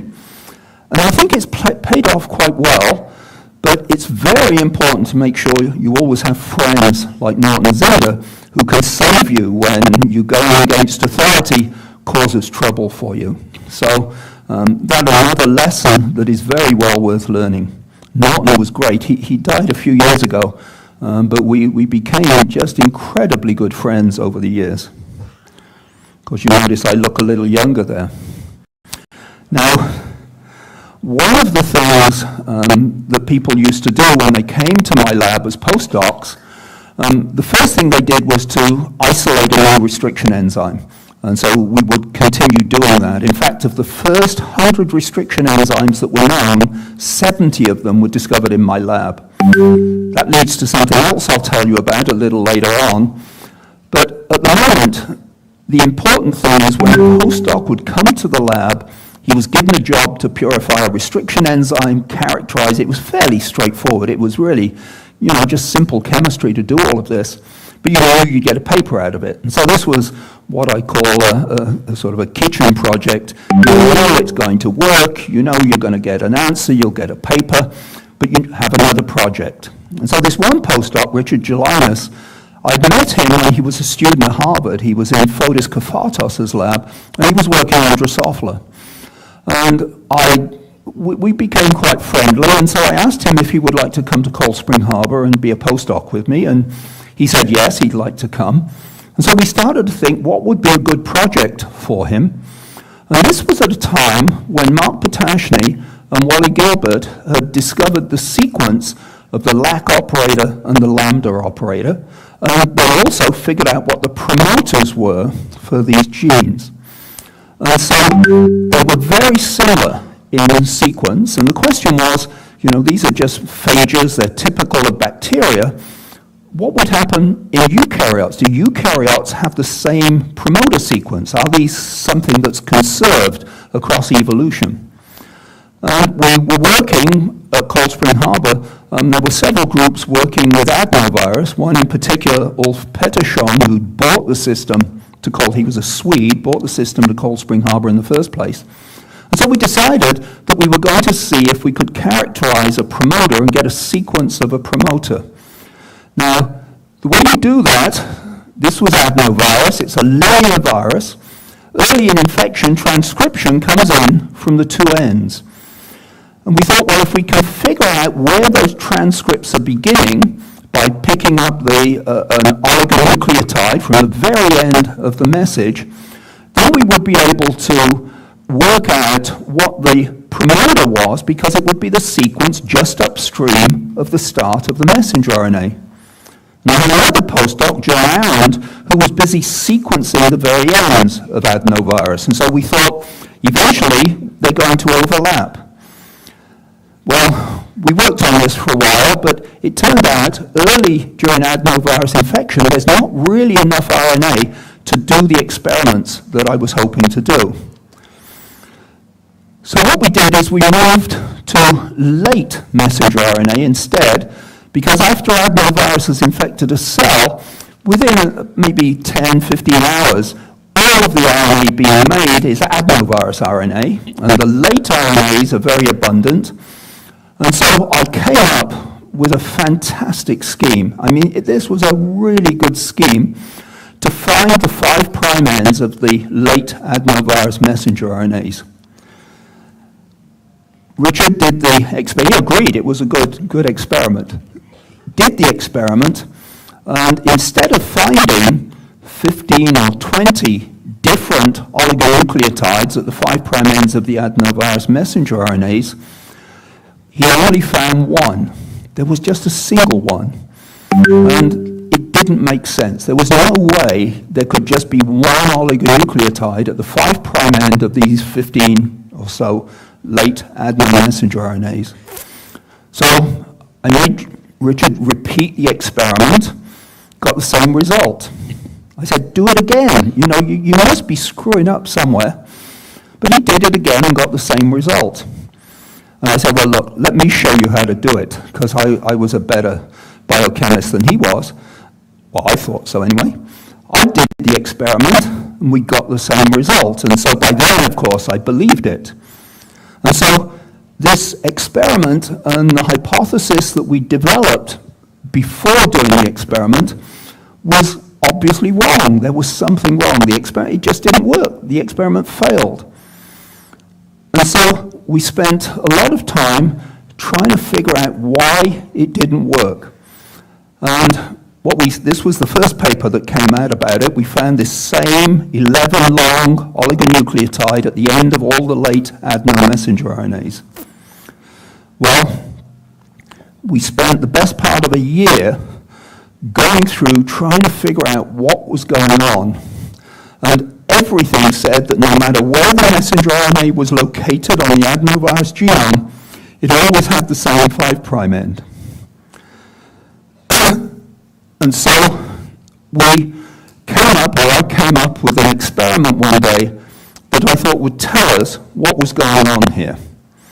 Now, if you take double-stranded DNA and you heat it up a little bit and then add RNA to it that is being coded by the DNA, you form a structure called an R loop, because the RNA-DNA hybrid is more stable than the DNA-DNA hybrid. And so you can see these loops. Now, the loops are good. Now, we knew all the messenger RNAs have poly A at the 3' end. It's put there. There's an enzyme that puts it there after it's been made. But what we thought was that there must be something going on at the 5' end to put the same structure on every single messenger RNA. And so I thought there was a DNA that must be coding for this. If we could find the DNA, then we could hybridize this at the end of it, and we would see this kind of structure in the electron microscope. And I thought of this experiment on a Saturday morning, and sat down, and Richard and I looked at it, and we said, well, yeah, maybe we can do something here. But we weren't electron microscopists. But we were fortunate that just down the hall from us were Tom Broker and Louise Chow, who were excellent electron microscopists. And so we went down and talked to them and said, you know, we have this idea for an experiment. Would you be able to do it for us? So they looked at it and they said, well, you know, no one's ever quite done an experiment like this before, but yeah, it should be possible. So we made the necessary reagents to do the experiment. We had them by Tuesday morning, gave them to Tom and Louise. Louise actually did the experiment, and the very first picture she looked at in the electron microscope looked exactly like the one that I'd drawn up on the board, with one exception. Instead of it hybridizing at just one point, which is what I predicted, the hybridization took place at 2 different points in the genome. And so this 5' end of the messenger RNA was actually being coded at 2 separate points in the genome before getting linked to the main body of the message. This was the discovery of RNA splicing. By Tuesday afternoon, we'd been talking to everybody because we were pretty excited about this. Everybody was talking about Nobel Prizes. This was 1977. And no one had ever seen anything quite like this. No one had hypothesized that it was like this, but they should have done. Because there were some interesting experiments that were done by Jim Darnell at Rockefeller and by others, in which they showed that when higher organisms make RNA, they copy the DNA, get a very long piece of RNA, and when you then look at the messenger RNA, it is shorter than the original copy.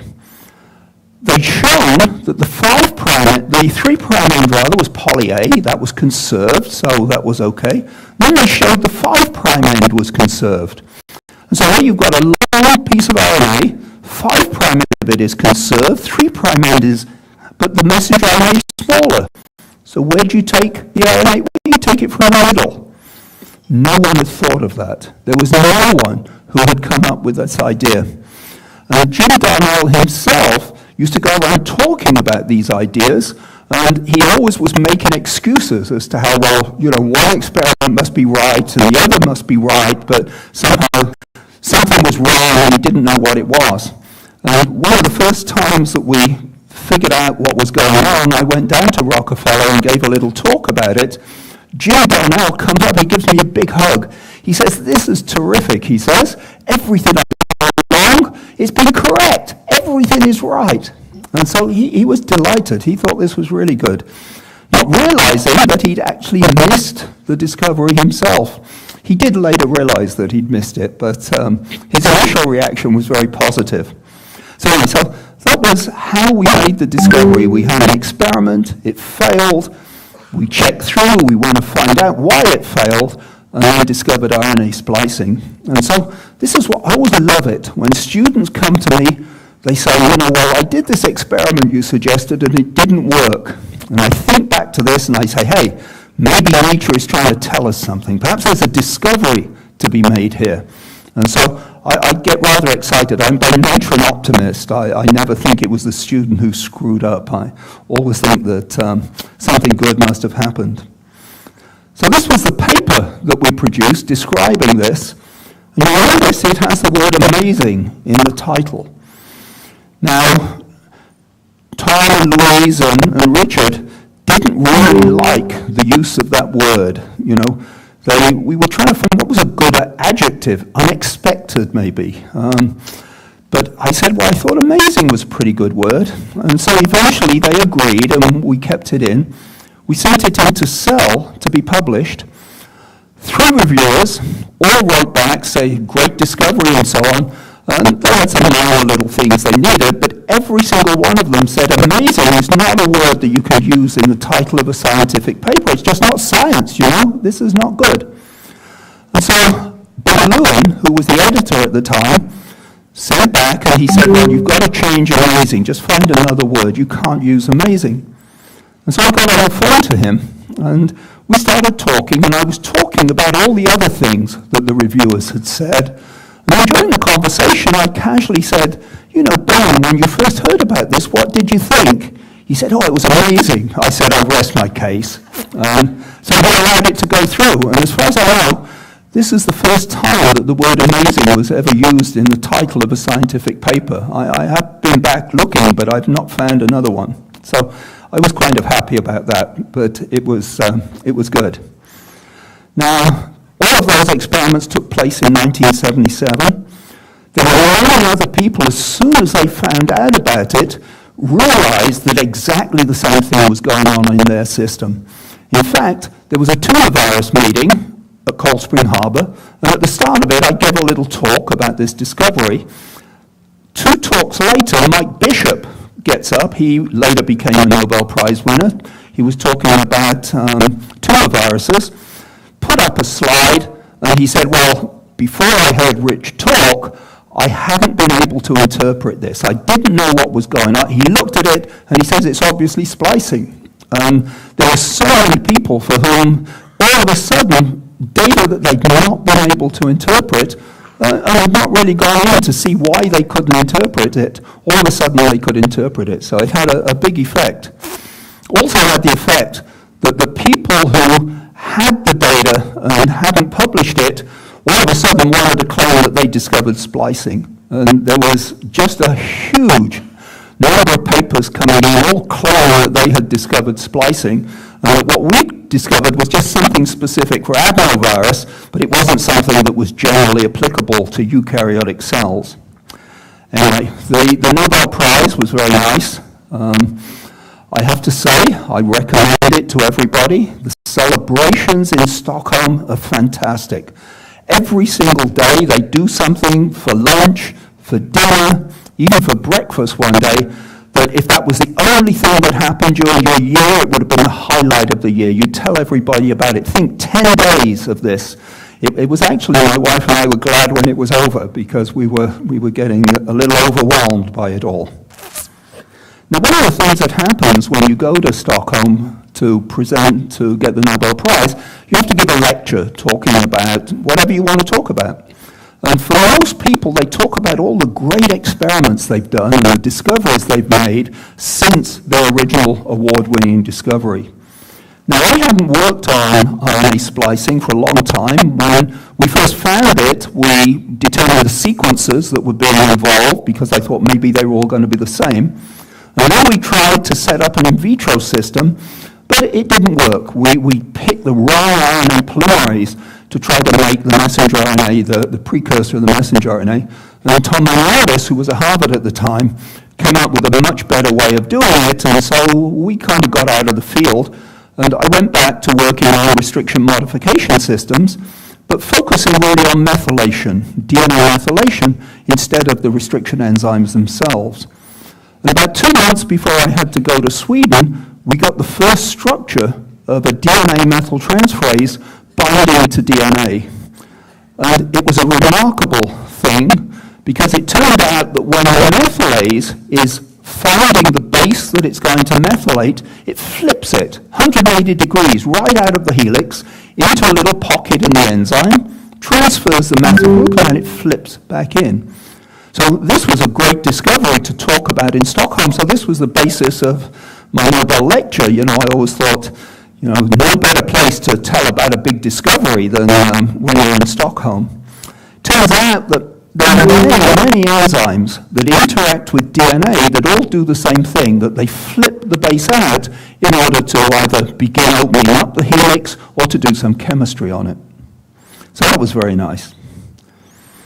Now, I want to tell you about the company that I worked for, and I want to go back to the time when we were discovering all these restriction enzymes, and everyone was coming to my lab because they wanted a sample, they wanted to see if we had something that would be useful for them, they wanted the strains, and so on. And it occurred to me that there was a business here because these researchers needed these reagents. And so I talked to Jim Watson, and I said, hey, why don't we start a company at Cold Spring Harbor, making these restriction enzymes, we'll sell them to researchers, we'll be assured of a good business because everybody respected Cold Spring Harbor. And he said, he's not interested. He said, you can't make money at it. He said, oh, this isn't making money. And he said, also, it's kind of dirty to be making money, getting involved in commercial things. And he was totally against it. Well, I knew there was a business there, and so I started asking around if there was someone else who might be interested.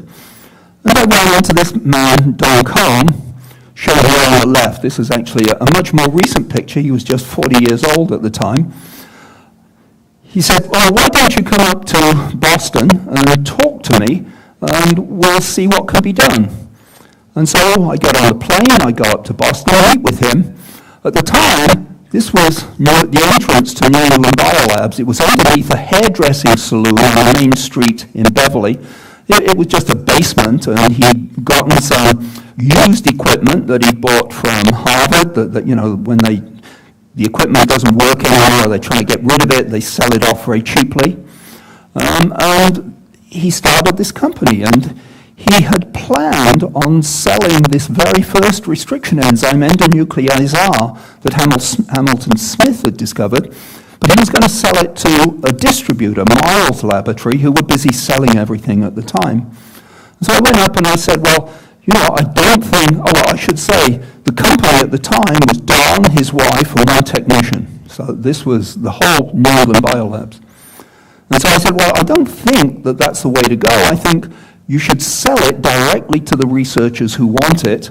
And I can tell you who they are, because they all come to Cold Spring Harbor to my lab, because this is where they can find everything. So he agreed. He thought that this was going to be okay. And then we put together a catalog, which I'll show you in a moment. And the catalog was the very first catalog that not only had what we were selling, but it actually had in a little appendix about all the known restriction enzymes in it. And that really laid the groundwork for now a lot of companies. They put some science at the back of their catalogs to sort of encourage you to keep them around. Well, we grew in the basement in Beverly. If you could see this clearly, which I'm glad you can't, you would see me smoking a cigarette at the back of this little conference we were having there. But it was a very primitive place. We had to hire more people. We took space up in above the hairdressing salon. There was some space available. In the first year of sales, we sold $200,000 worth of enzymes. Can you imagine that? This is back in 1975, $200,000. It's pretty good. We then, in 1984, moved here, a building that we put up and designed. And then in 2005, we moved into our present building. Although this has now been expanded, we've just put on another 150,000 square feet building to allow us to expand further. We're now a company of 750 people. We have about 350 working in Ipswich, Massachusetts, which is where the company is. We have distributors around the world. We're actually at the moment looking for someone who will be our distributor in India. But we have distributors in Singapore and all over the place. This was the very first catalog. Don previously, before he got involved in restriction enzymes, had been making tRNAs, because this is what he'd worked on. He'd been an associate professor at Harvard Medical School, and he was in one of these departments where they never give you tenure, and he got really annoyed. He said, this is not a way to treat people. And so he said, I'm going to start a company, and I'm going to do it in a way that is very different from a normal business model. We're going to make money, and we're going to spend the profits on research, basic research. So that's what he did. And this was exactly the model that I'd suggested to Jim Watson, that we make profits and use the profits to support Cold Spring Harbor Lab. And so Don and I hit it off immediately. We both had exactly the same idea of what we should do. Biolabs is a profit-sharing company. At the end of the year, any money that we've not spent on research and have not had to put in the bank for future, we share out among all the employees. Another thing we did right at the very start was to put a daycare center in. So we have a lot of ladies who work at the company. They have children.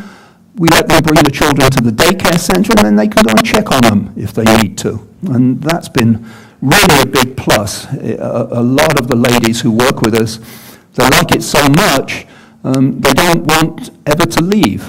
And we've had a number of them where the husbands have gotten great jobs somewhere, and the wife says, well, you go and take it, I'm staying here, because they like working at Biolabs so much. So this kind of treatment, we've always treated the company more as a family than we have as anything else, and I think that's paid off really well for us. A little more about the company. This is the main area where we are at the moment. Don Cohn died about 3 years ago. Sal Rossello is the current CEO. We're 49 years old. We've been profitable every year since we started. And the only times that our profits didn't increase was in 9/11, when we couldn't ship. We lost a month where it was impossible for us to ship enzymes anywhere. Other than that, we've done really well. I'll tell you another story in a moment about 9/11, but it's very cooperative. If you ask for a volunteer to do something, 20 people sign up. It's absolutely incredible. The other day, one of our senior scientists was taking he'd picked up his kid at the school, was driving home, and his car crashed. It didn't crash, he had an accident, and it wasn't really bad, but he had to wait. And so he sent an email to the company and said, well, could someone come and help me take my kid home? 20 people immediately wrote back and said, oh, we'll come. And it's just typical of the kind of company that we have. But because we've always tried to do our very best for the employees, we like to make money, but that's not why we do anything. We don't do it just to make money. We do it because we want people to enjoy working there. Tell me a little more about puzzles and games. When I won the Nobel Prize, I put a good deal of the money to build a croquet lawn in front of my house. I'd been on sabbatical in Cambridge in 1978-79, and I fell in love with the game of croquet. It's a fantastic game. If you've never played it, it's a cross between snooker and chess. You have to learn angles, you have to learn how to hit the ball and make it go where you want it to go. And if you can't do that, then you have to play defensively, and you try to put the ball somewhere where your opponent can't make any gain. So I love croquet, and I think this is some of the best money I ever spent. On the left here, you'll see a picture. This is me. I was Dr. December in the Stud Muffins of Science catalogue one year, 1997. This is the lady who did the catalogue was a lady who participates in the Ig Nobel Prizes. And the Ig Nobel Prizes are something that have been going on for many years now down at Cambridge at Harvard. And they're given for people who do experiments that you look at it, make you laugh, and then you suddenly think, well, actually there's something quite serious here. And I've been doing it. I go up on the stage and present the prizes, and they asked me if I would be one of the Stud Muffins one year, so that was fun. My wife refused to meet with the photographer. She said, oh, this is not right, you shouldn't be doing this, but now she likes the catalogue, so it all worked out okay. Let's see. I've done a number of hours, including the one that I got here today. I got knighthood, I've had a number of honorary degrees. One of the things I really want to tell you about is something I learned after I won the Nobel Prize, was that before I won it, I was quite active in a number of things, and I would express my opinion and tell people when I thought they were doing good things or bad things and try to get involved. And, people sometimes would listen, but they never did anything. A lot of times I just pretended to listen and did nothing. But as soon as I won the Nobel Prize, people started to listen, and they would ask me about things. And I discovered that as a result of this, I could actually get people to do things that would be good for science or good for humanity. One of the big successes fairly early on was the Libyan government had accused 5 Bulgarian doctors, nurses rather, and 1 Palestinian student of spreading HIV deliberately in the children's hospital in Benghazi.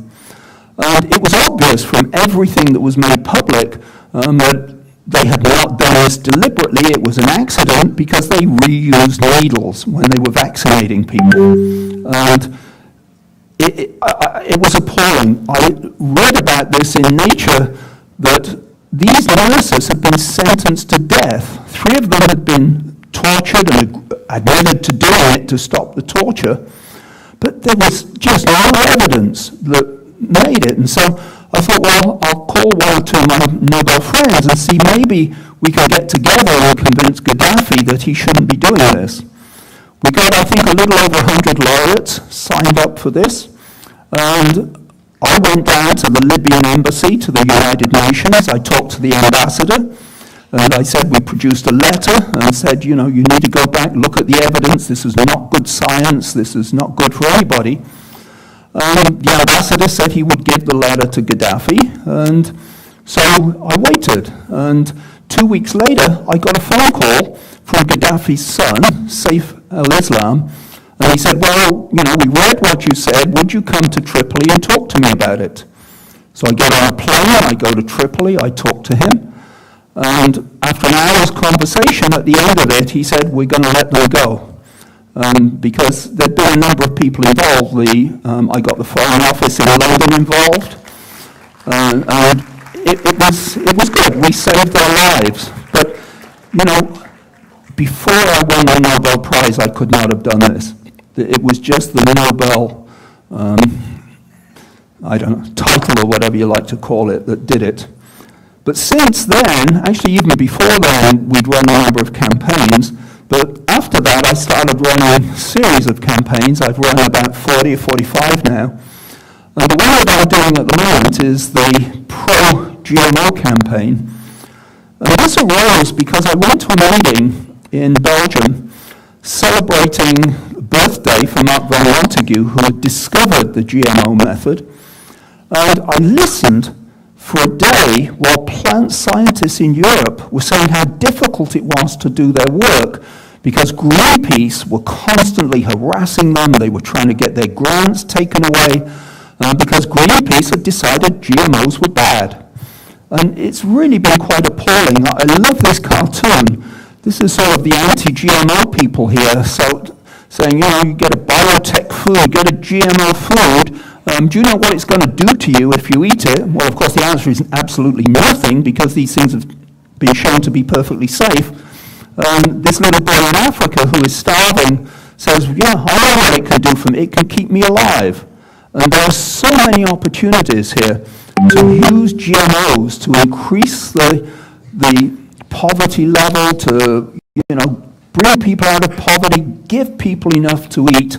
There are 800 million people go to bed hungry every night in this world. It's appalling. GMOs could help, but the Europeans won't do anything about it. So I've been pushing this for a long time now. If you look at the website, supportprecisionagriculture.org, you can find the names of all the laureates. 166 laureates have signed on for this campaign so far. I go around talking about it. I was just in Bangladesh. And it turns out that I found several people there who really want to push it in Bangladesh. I'm working with a lady in Lebanon who wants to push it in Lebanon too. But the idea that you can just decrease poverty, you can bring the opportunity to make some money to the poor people, is something that really appeals to me. Okay, so I want to finish by talking about the importance of luck and failure very briefly. So I told you the story about billiards and snooker so far. You know, luck, when you have a stroke of luck, you've got to concentrate twice as hard on your next move, so you take advantage of it. I was lucky to be put in a lab with Kazuo Kurosawa. I didn't know what lab I was going into, and here's the best mentor I ever had, quite by chance. I ended up at Harvard instead of Wisconsin. Again, luck, quite by chance. Looking for eukaryotic promoters in adenovirus. Turned out to be a good question to ask, but then the experiments failed. And so here was a case where we had a big failure, but we looked into it and we worked out why it failed. And it failed because nature really was trying to tell us something interesting. Perhaps the biggest piece of luck I've ever had was taking an early plane. On 9/11, the first plane that went into the World Trade Tower, I was booked on that plane until 2 weeks before it took off. And I was going to a meeting in California, and it was organized by NASA, and they moved the date of the meeting 1 day earlier to accommodate somebody else. And so I ended up having to change my reservation, and I went on that plane the day before it went into the World Trade Tower. That is luck. That is luck. And studying bacterial restriction modification systems. You know, this was a lot of luck. I did it for entirely the wrong reasons. I did it because I thought I could sequence DNA using these enzymes. Turned out not to be the case, but the enzymes themselves turned out to be incredibly interesting, led to the formation of New England Biolabs, where I'm now Chief Scientific Officer. That's a really bit of a misnomer. I'm a postdoc as far as I can see. I have a guy who works for me who is research director, and he takes care of all of the research. I stay as far away from the business as I possibly can, and I do bioinformatics research. And so if I've got a computer, access to the internet, I can work, I can travel. It's allowed me to travel here because I can work on the plane while I'm getting here and then while I'm going home again afterwards. And so that's really been an incredible piece of luck to decide that this was something that I should be going after. And so I wish all of you as much luck as I've had, and I hope you've learned a few things from here, but do go back and see when luck put you in one direction rather than the other, and appreciate it. Thank you.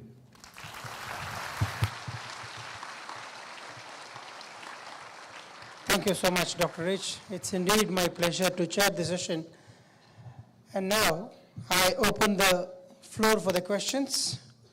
As of now, we have got a great lecture starting from tRNA from Staphylococcus epidermis and so on and so forth until GMOs. So if you have any interesting questions to be asked, be precise and ask your questions to Nobel Laureate.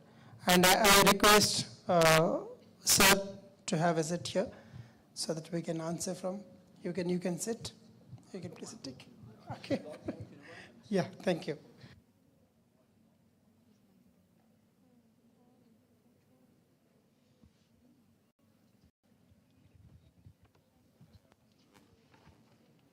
It's okay. This. Glasses, thank you. Yep.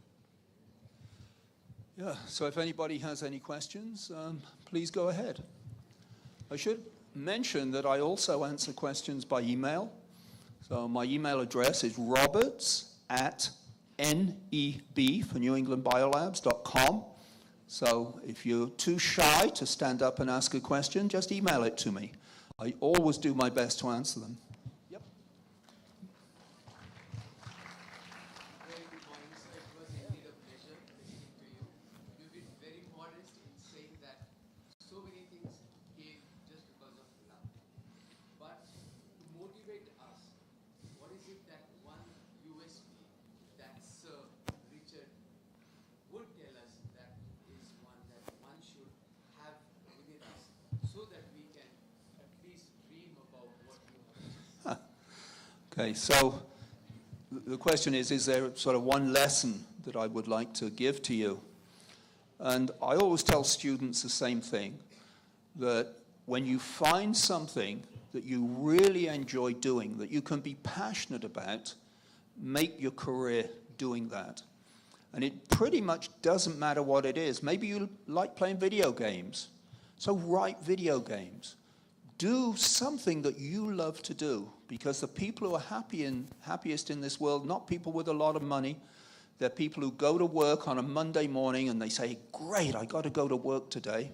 And on a Friday, they leave work and they say, what the hell am I going to do over the weekend until it's Monday again? Those are the people who are really happy in this life. Good morning, sir. It was an honor to have you today.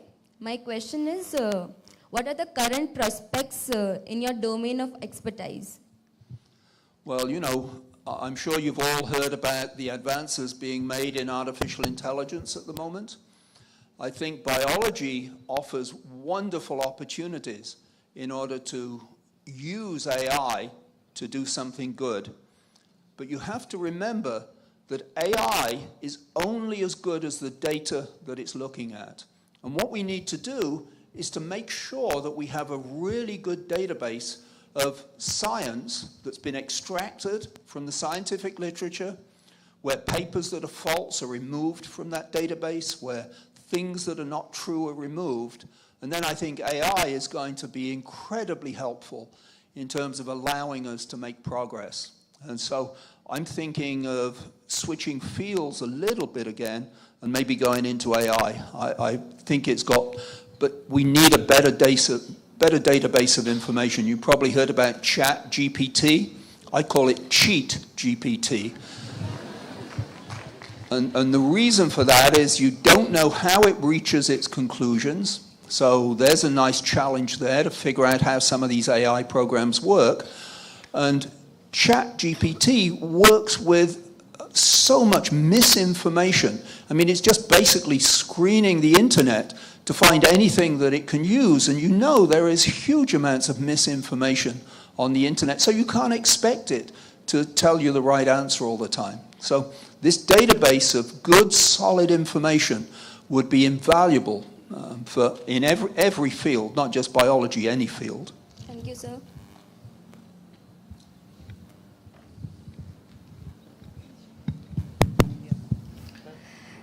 Hello, thank you, Professor Richard. You started your discussion with luck. So really today I'm lucky because I'm talking to you. And my question is, like in your presentation and in your recent publication in MDPI microorganisms, you mentioned about the bacteria and the archaea HGT related to restriction enzyme transferring, like from bacteria to archaea with the help of HGT. So I want to know about what about other domains like eukaryotic or metagenomics? What is the status of restriction enzyme transferring through HGT in different domains? Well, you know, I mean, it's recently been shown that the CRISPR systems, which were originally discovered as defense systems in bacteria, they do occur in some eukaryotes. And I'm sure in the next few years, we're going to find that there are many more that are there. And maybe they're doing some interesting things in eukaryotes that we don't know about at the moment. But if you look in bacteria, there are many, many more defense systems than the ones that we know about at the moment, or that have been studied. And many of these have undoubtedly made it into eukaryotes. And so eukaryotes are probably using some of the same principles to gain and, you know, help against bacteria, against viruses. But the other area that I'm really keen on at the moment is the microbiome. So I'm sure you all know that, you know, we're only able to live because of our microbiomes. If I destroy all the bacteria that live with you, you will die. You can't live without them. They protect us. They don't want us to die because we're their home. And I think as we find out more about what they do, how they do it, you know, the brain has more connections to the gut than any other organism. So why does the brain need to be talking to our gut? Well, because that's where the bacteria are living. And the bacteria are for sure talking to our brains. I would like to know what they're saying. I bet they're saying some pretty interesting things. So the microbiome, I think, is a very good area. And we already know that if you look at soil, for instance, the microbiome plays a hugely important part in whether soil is going to be fertile or not, whether the plants can grow in it or not. So some good areas there to get involved in. You know, the nice thing about being a biologist and not a physicist is that in biology there are so many things we don't know, loads of discoveries to make. Physics, a lot more difficult. We know too much about physics already, I think. So think about biology. If you had thought about physics, just give biology a chance and see if maybe that's where the discoveries are to be made for you. Thank you, sir. By profession, I'm a bioinformatician, and here many bioinformatics students, they are sitting here. So good. Just to say hi, special hi to all my bioinformaticians. Hi. Thank you. Thank you, sir. Good, good.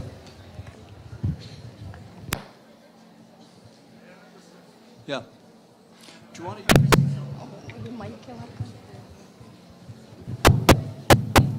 I'm a math faculty, so I'm seeing a Nobel Laureate for the first time, though I have seen Fields Medalists and Nobel Laureates. I have a simple question. At what point, exactly at what, realize that you are going to get the Nobel Prize?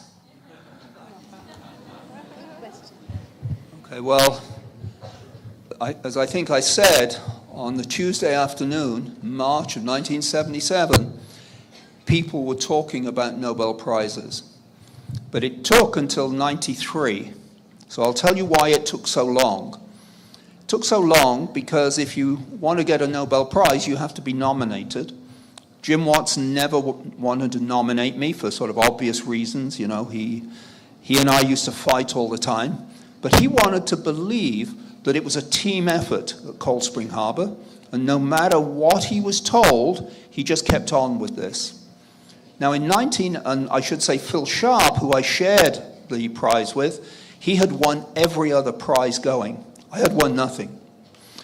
So what happened was in 1989, Tom Cech and Sid Altman got the prize for showing that RNA could act as an enzyme. And Tom Cech had actually shared the different prizes with Phil Sharp because the RNA he was studying was actually an intron from a tetrahymeno-ribosomal RNA.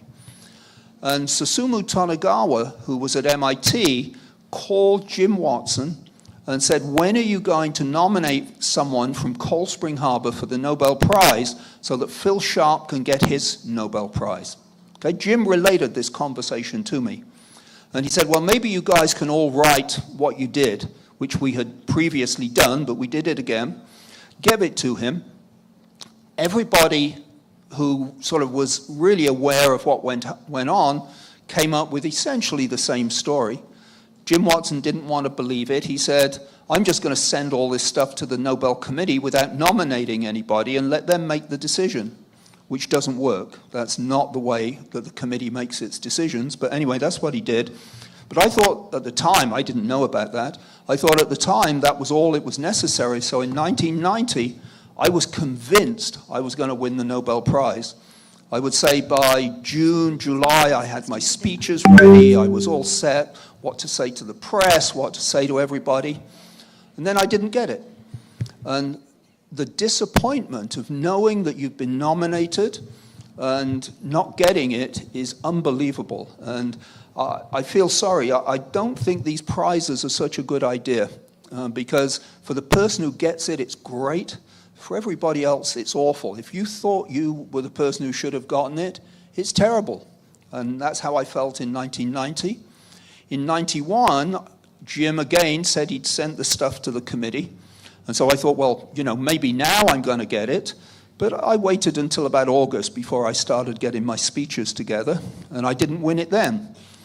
In 92, I really had given up. I didn't think, and I didn't even think about it so much. And in 93, when I did win, it never even crossed my mind. I didn't realize that this was the day the announcement was going to be made. And I was down working on a paper on my computer, 6 o'clock in the morning. My wife is asleep upstairs in bed, and the phone rings. And I was really pissed off because I knew this would wake my wife, and I wouldn't get any more work done. And so I go to the phone and I say, you know, who is this? Do you know what time it is? Why are you calling me? And he said, this is CNN. Have you seen the news? To which I said, why the hell would I be watching the news at this time in the morning? And then they said, well, it's just been announced that you've won the Nobel Prize. So it didn't seem quite so bad then. But that's how I learned about it. Thank you. Thank you so much, sir. I would request and suggest the participants, as sir has mentioned, you can email him for any questions and queries. Due to running short of time, probably we will take last question. Yes. Yeah. So it's an immense pleasure to have you here on this marvelous Monday morning. I appreciate you and thank you for your taking us actively on your journey of life. All I would say is was fascinating, and you have been such a hard worker and inquisitive throughout your life. I'm Netra from MSc BT. So my question for you today is, when the outcomes of your experiments are not matching your anticipation, so how would you handle your situation? Well, like I said, when things don't work, my initial reaction is always to say, well, nature is trying to tell me something. And so I always do, when things don't work, I do postmortems. I always try to figure out why things didn't work. You know, and sometimes it's because the experimenter messed up. Sometimes it's because the hypothesis was just stupid. And so you know, but I'm always looking for the chance that it's going to be something interesting. So that's really all I can say. I'm optimistic, and I know there's so much to be discovered in biology. I mean, if we can work out how the bacteria in our guts communicate to the brain what they're saying, why they're causing disease very often. You know, we think Parkinson's may be caused by the bacteria talking to our brain and changing things. So there's huge amounts to learn. And it's great. I love it, absolutely love it. And you know, you mentioned that I work very hard. I don't think I work at all. I love what I do. This is my hobby. I do it whether you paid me or not. In fact, I don't quite understand why the company still pays me. Now, I request Professor Shilpa Bihar to render the vote of thanks.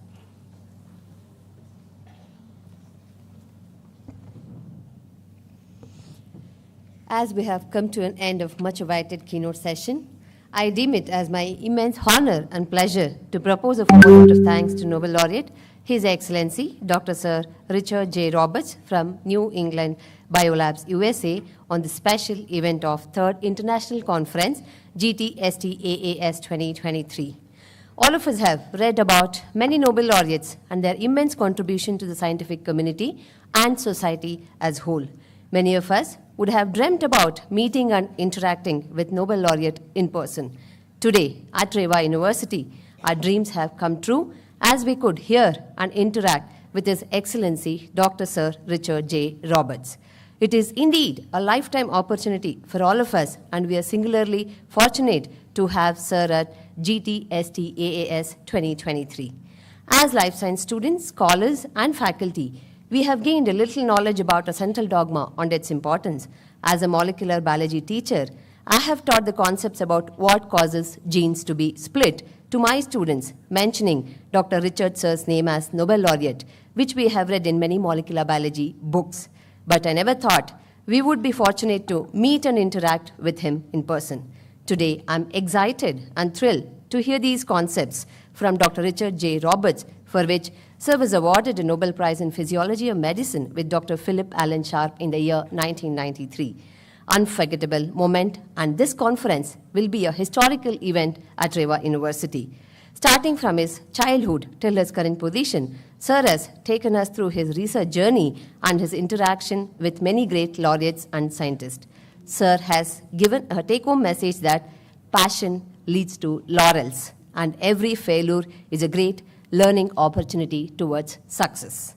On this special occasion, I'm immensely thankful to Chief Guest and Keynote Speaker of the Day, Nobel Laureate, His Excellency Dr. Sir Richard J. Roberts, for having accepted our invitation and gracing the occasion.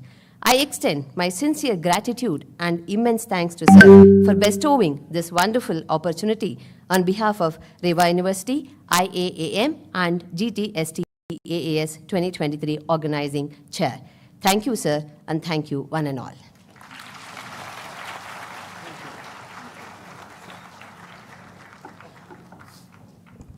I take this as honor, and also it is our responsibility to give a standing ovation and with a big round of applause for 15 seconds.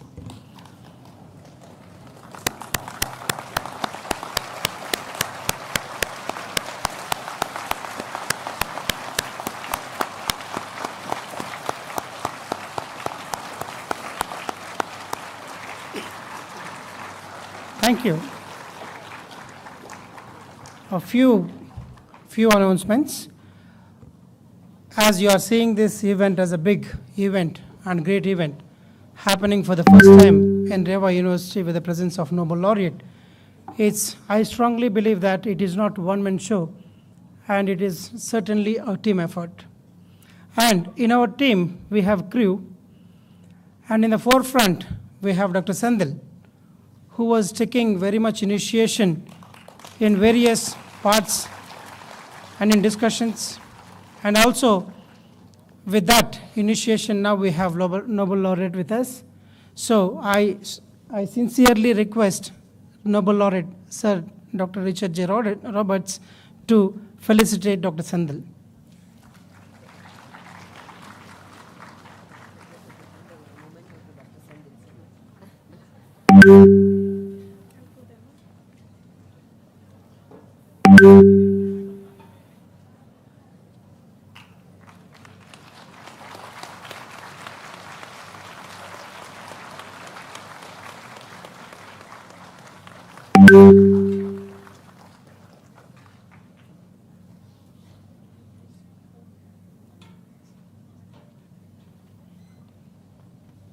And there are few award announcements from Indian Association of Applied Microbiologists.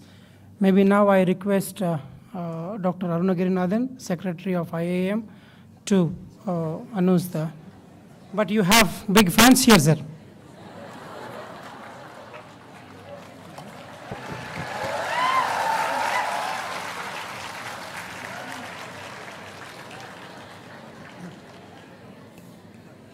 Two more IAM awards.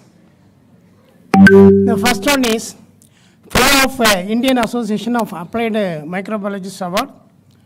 This award is given to scholarly persons who had more than 20 years of teaching and research experience in the field of microbiology with excellent credentials.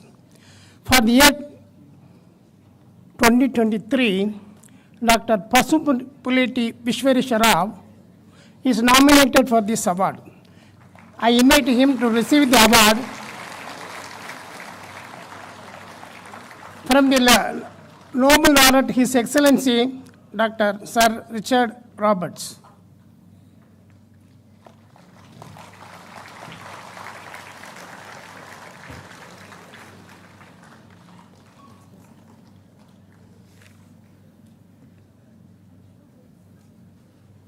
Another one is Life Membership Award.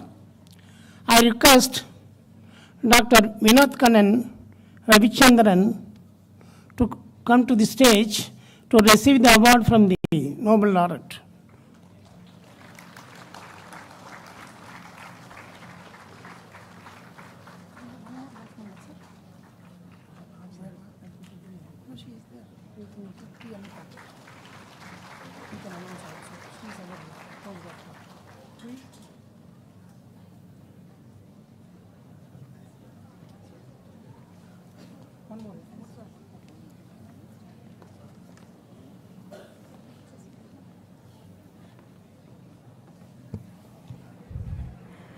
I hope the session was thoroughly enjoyed by all the participants and students, and we got many things to learn. Now we'll break for a tea break for 10 minutes. We'll discuss. We'll go down to 7 block amphitheater. This block amphitheater, I request the students volunteers to kindly guide the participants to for tea break. 10 minutes, we will come back again here for the next session. I request all the participants and the students and our delegates to please kindly join us for tea at 7 block amphitheater. I call upon Dr. Aida Tippana to come to the stage to receive the Life Membership Award from the Nobel Laureate.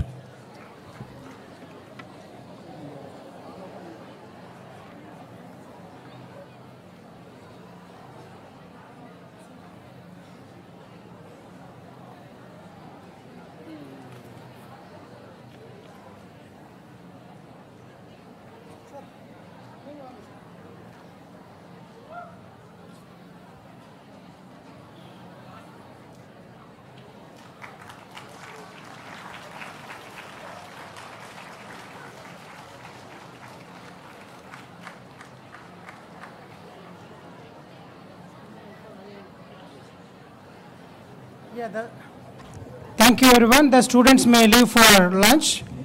And I request, tea break.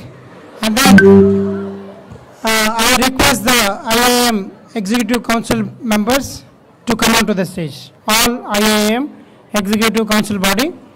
And later on, please queue up all HODs of the departments and 2 members from department queue up for the photo session with Nobel Laureate. And I request the workers are also to come onto the dais.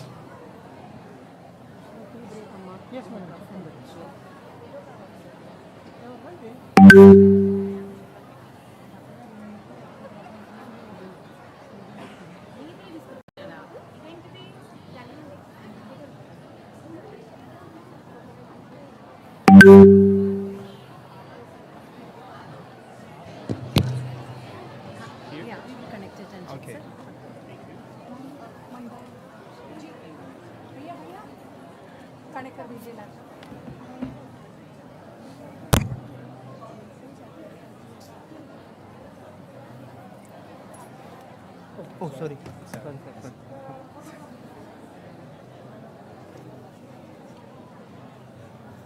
So left hand side. Yeah.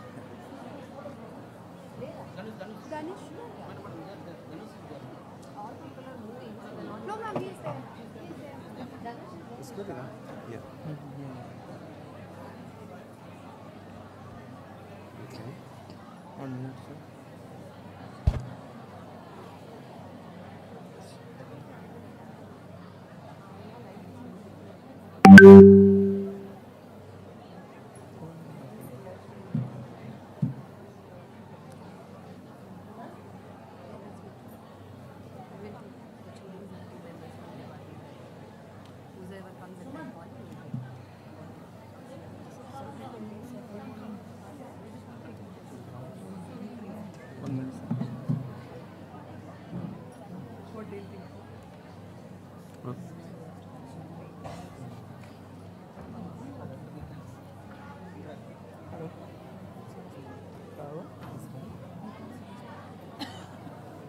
नहीं आया यार, select करो ना यहाँ का.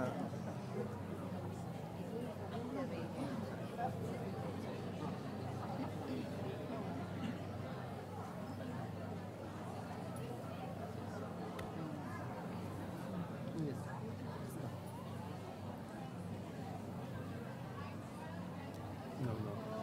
1 minute.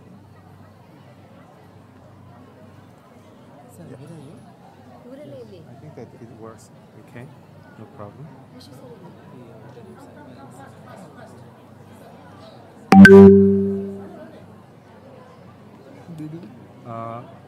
So there is no sound. I'm sorry. So let me check. No. No.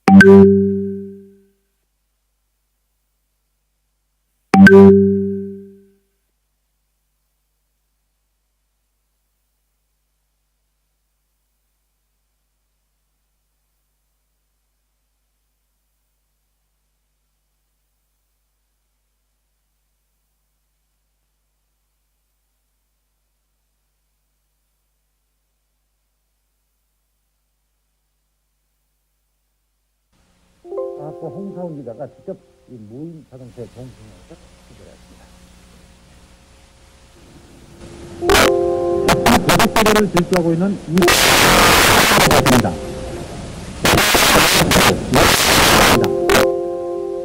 서부길을 도는 것도 숙련된 운전사 못지 않습니다. 30km로 달리고 있습니다. 이제 이 차의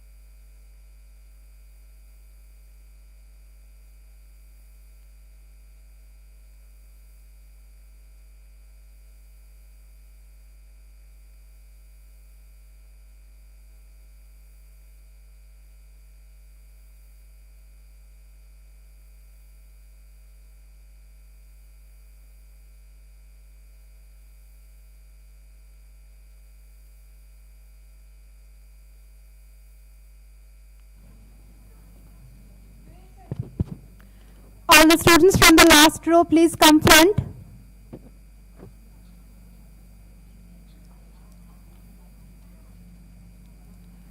Front row students, come to the front.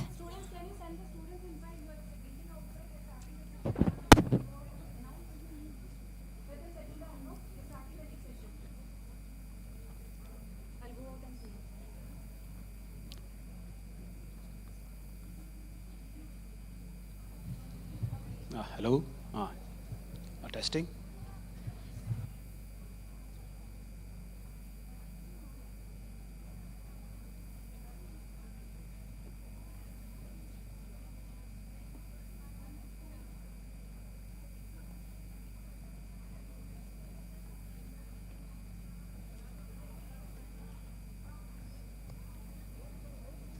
Students, don't leave the auditorium. We will start the session. Kindly be seated in the auditorium, those who are there.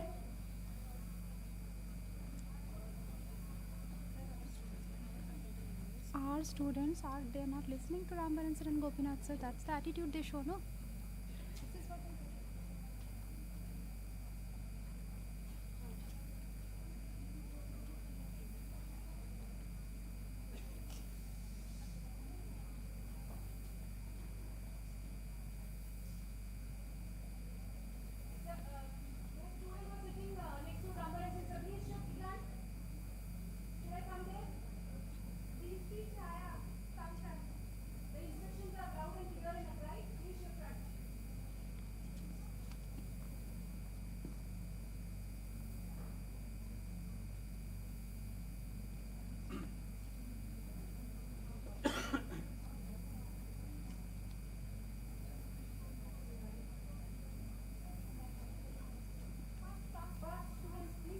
Get in fast, fast.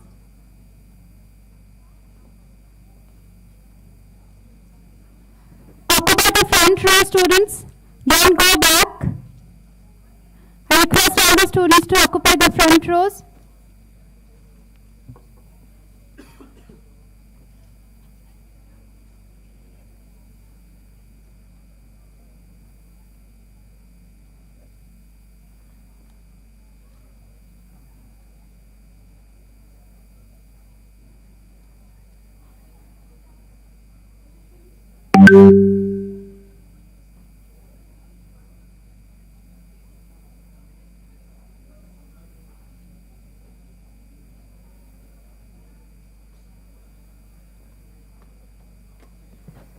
I request all the students to settle down fast.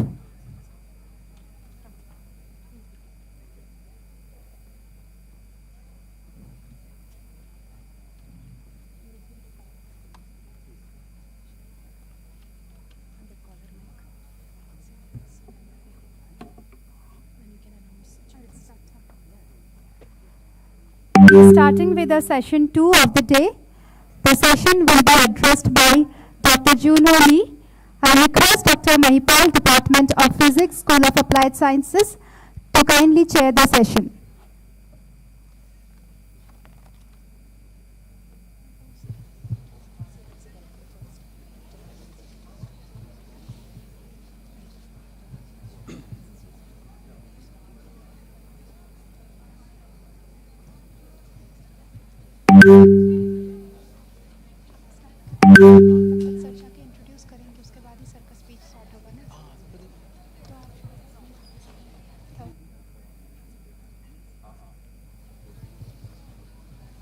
Thank you, madam. So let's start our afternoon session.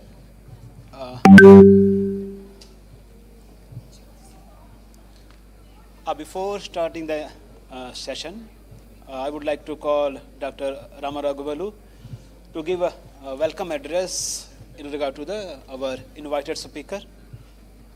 Okay, sir. Thank you, Dr. Mahipal, sir.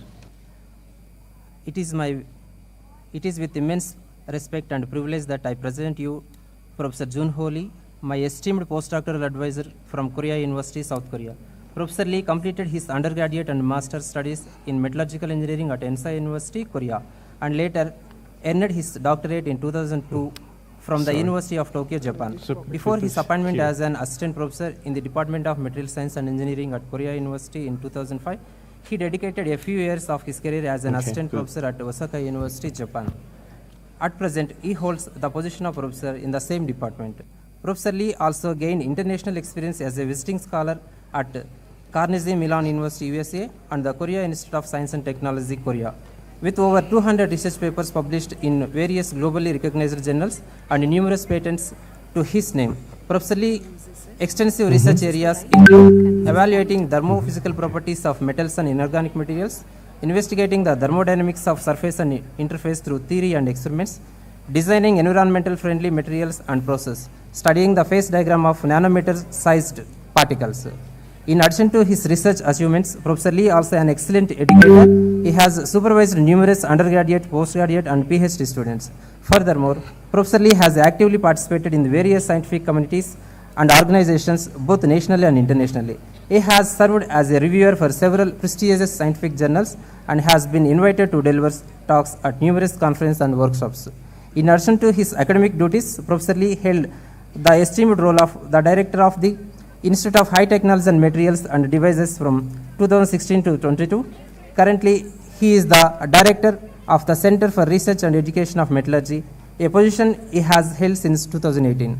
Professor Lee serves on the advisory committee for the Smart Factory at LG Energy Solution and has established the Department of Battery Smart Factory with the support of LG Energy Solutions, South Korea. Showcases Professor Lee's visionary approach towards education and research. By creating this department, he aimed to train and educate a new generation of experts in the battery technology and smart manufacturing, ensuring that Korea remains at the forefront of these fields. His remarkable contribution have earned him several honors, including the prestigious Minister Award for New Technology from Moteye in 2021. He was also presented with the Presidential Citation from the President of South Korea during the event Steel Korea 2019. This prestigious recognition highlights his exceptional contribution to the field of material science and engineering, particularly in the area of steel research and development. Dear Professor Lee, your presence here makes this conference truly special, and we are honored to have you with us. Thank you. Okay. Thank you, Dr. So thank you very much for your kind introduction. So good afternoon, everyone, and I'm very sorry that generally this is the lunch time, but you have to attend, this lecture today. Well, actually, my talk is somehow different from that of the Dr. Robert because he emphasized the importance of the science, but actually my talk is much more dedicated to the applications. Actually, Bangalore is very famous for the IT industries, and actually you have a very strong background in that industry. And how to make such kind of collaboration, I hope you will have some insight from my lecture today. Of course, all the circumstances and environments are absolutely different from that of the Korea and between the Korea and India. But actually, some principal logics, which may flows behind, will be the same. Actually, South Korea started from the very poor country in 1950s, but now South Korea becomes one of the biggest country and rich country in the world. And so it means India will be the top leader in the near future of the world. So I think that you should prepare such kind of the transformation. Well, someday I took a photo in front of my building, and this CV is summarize very important my career. And actually, as Dr. Rama mentioned, I'm in charge of the head of the department of the battery and smart factory. And this one is the world first department, which is dedicated to the battery industry. And I also was in charge of the Department of Material Science Engineering, and also worked for the Associate Dean in the School of Engineering. So during that time, I have studied together with my colleagues in the metallurgy, but also in the construction as well as the IT applications. So during the course of my career, I have tried to make some collaboration with industries, and so I'm very famous in Korea as a developer of the university and industry corporations. So, for example, the left-hand side shows you the photos which was held in my university, the Steel Forum with the POSCO, one of the top steel manufacturer in the world. And also, this right-hand side is the photo of the Ultimum Cell, which is located in the Ohio, in the United States. And actually, this company runs together with the General Motors and the LG General Solution. So this is a joint venture to produce the batteries in the United States. And actually, I brought my students to there to experience the manufacturing process and do the consulting projects. Well, in order to this kind of the project, we made a very strong collaborations with other, international companies like some Dassault. Dassault is a French company which provides such kind of the IT technologies. And also, in the middle of that, recently I made a MOU ceremonies in Germany. The company name is the Netsch, and this company is very famous for the some physical property measurements devices. But recently, they are extending their business work to the battery industry. So we make a ceremony of signing, and also in South Korea, I'm leading several kinds of the AI or the big data based research, and the right hand side is the photos that we have taken in the Hyundai several months ago. Well, then why Korea University or I started this kind of the digital transformation? Actually, in order to explain it, I'd like to show you one single television news in 1993. Actually, this is a very long time ago, but at the time, South Korea.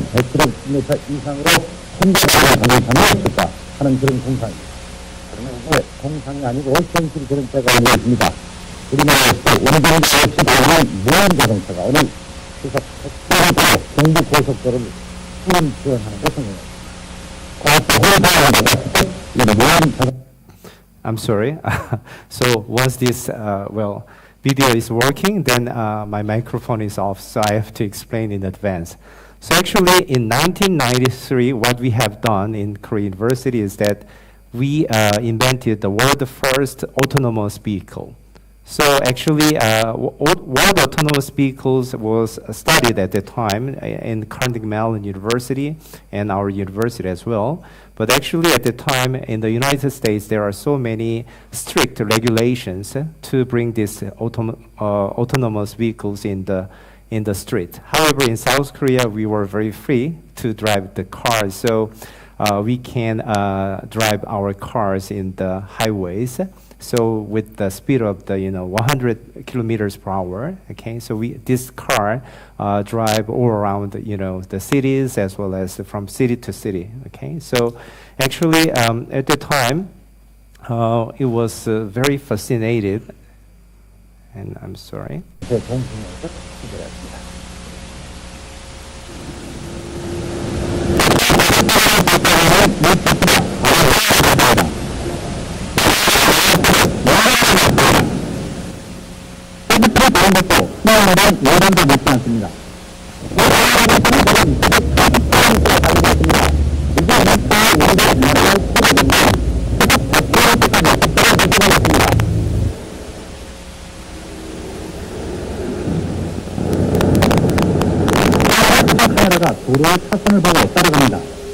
So actually this video was taken in 1993, not today, okay? So almost,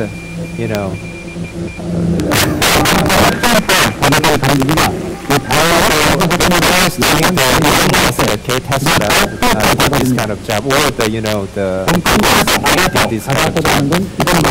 Korea University tested the autonomous vehicle for the first time. And actually, in order to do that, well, there are already we have technology inside. So actually, this is the professor who invented this technology.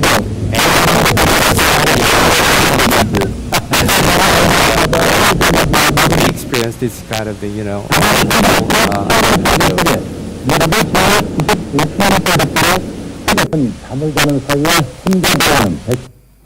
so actually, well, this story was buried, okay, for many years, but recently it has been rediscovered in South Korea. So many of the television program, okay, will introduce the invention of this autonomous vehicle. And actually, you know, all the technology which has been used in the Tesla, okay, already we have developed almost, you know, well, 2000, almost 30 years ago, okay. So actually, so all the patent was expired, so that's the reason why Tesla and the Googles, okay, can produce their own vehicles, okay, in this kind of technology. And actually, well, with the celebrations of his achievement, well, today you did a very big ceremonies, okay? And I also made a very big ceremony of, well, the recognize of his achievement. And so we call him the heroes of Korea University. So he was recognized as the first heroes of Korea University. Okay, so Korea University has a very, you know, strong backgrounds in the research of AI already. And well, so in our university, there are so many faculty members who are dedicated to this kind of applications. And so today's talk is composed of the, well, okay, I would like to mention what is the digital transformation, and what is the role of the university, and what we can do, okay, in this kind of environments, and finish it with some concluding remarks. So, actually, you know, before starting this kind of the story, we have to say that what kinds of the talk has been made in the World Economic Forum. And actually, in the World Economic Forum, they mentions that of the, you know, this word, talentism, okay? Talentism is a book, okay? And which was written by Orland Ashford. And he mentions that we are challenged by the disconnected between the skills people already have and the skills the employers need, okay? So actually, this is a very serious problem in South Korea as well. So when we interviewed the CEOs of the company, they always complained, okay, the educations of the university. So they said that all the graduates from the university, they must, well, re-educated, okay, once they come into the company. So actually, they are so, well, not so satisfied, okay, with the education system in South Korea. But actually, this is not only the story of the South Korea, but also the United States or the, you know, some European universities, okay, well, they also are blamed by the companies. So, this talentism, okay, mentions that how we can make such kind of the, you know, compromises, or how we can change the education system. So, this book suggests the shifting paradigm enabled by technology and the power of human networks. So actually, not only the technology, but also the human networks, okay, may work to help, well, bridge the skill gaps, okay, and improve the business performance and lead the better of the society at large, okay.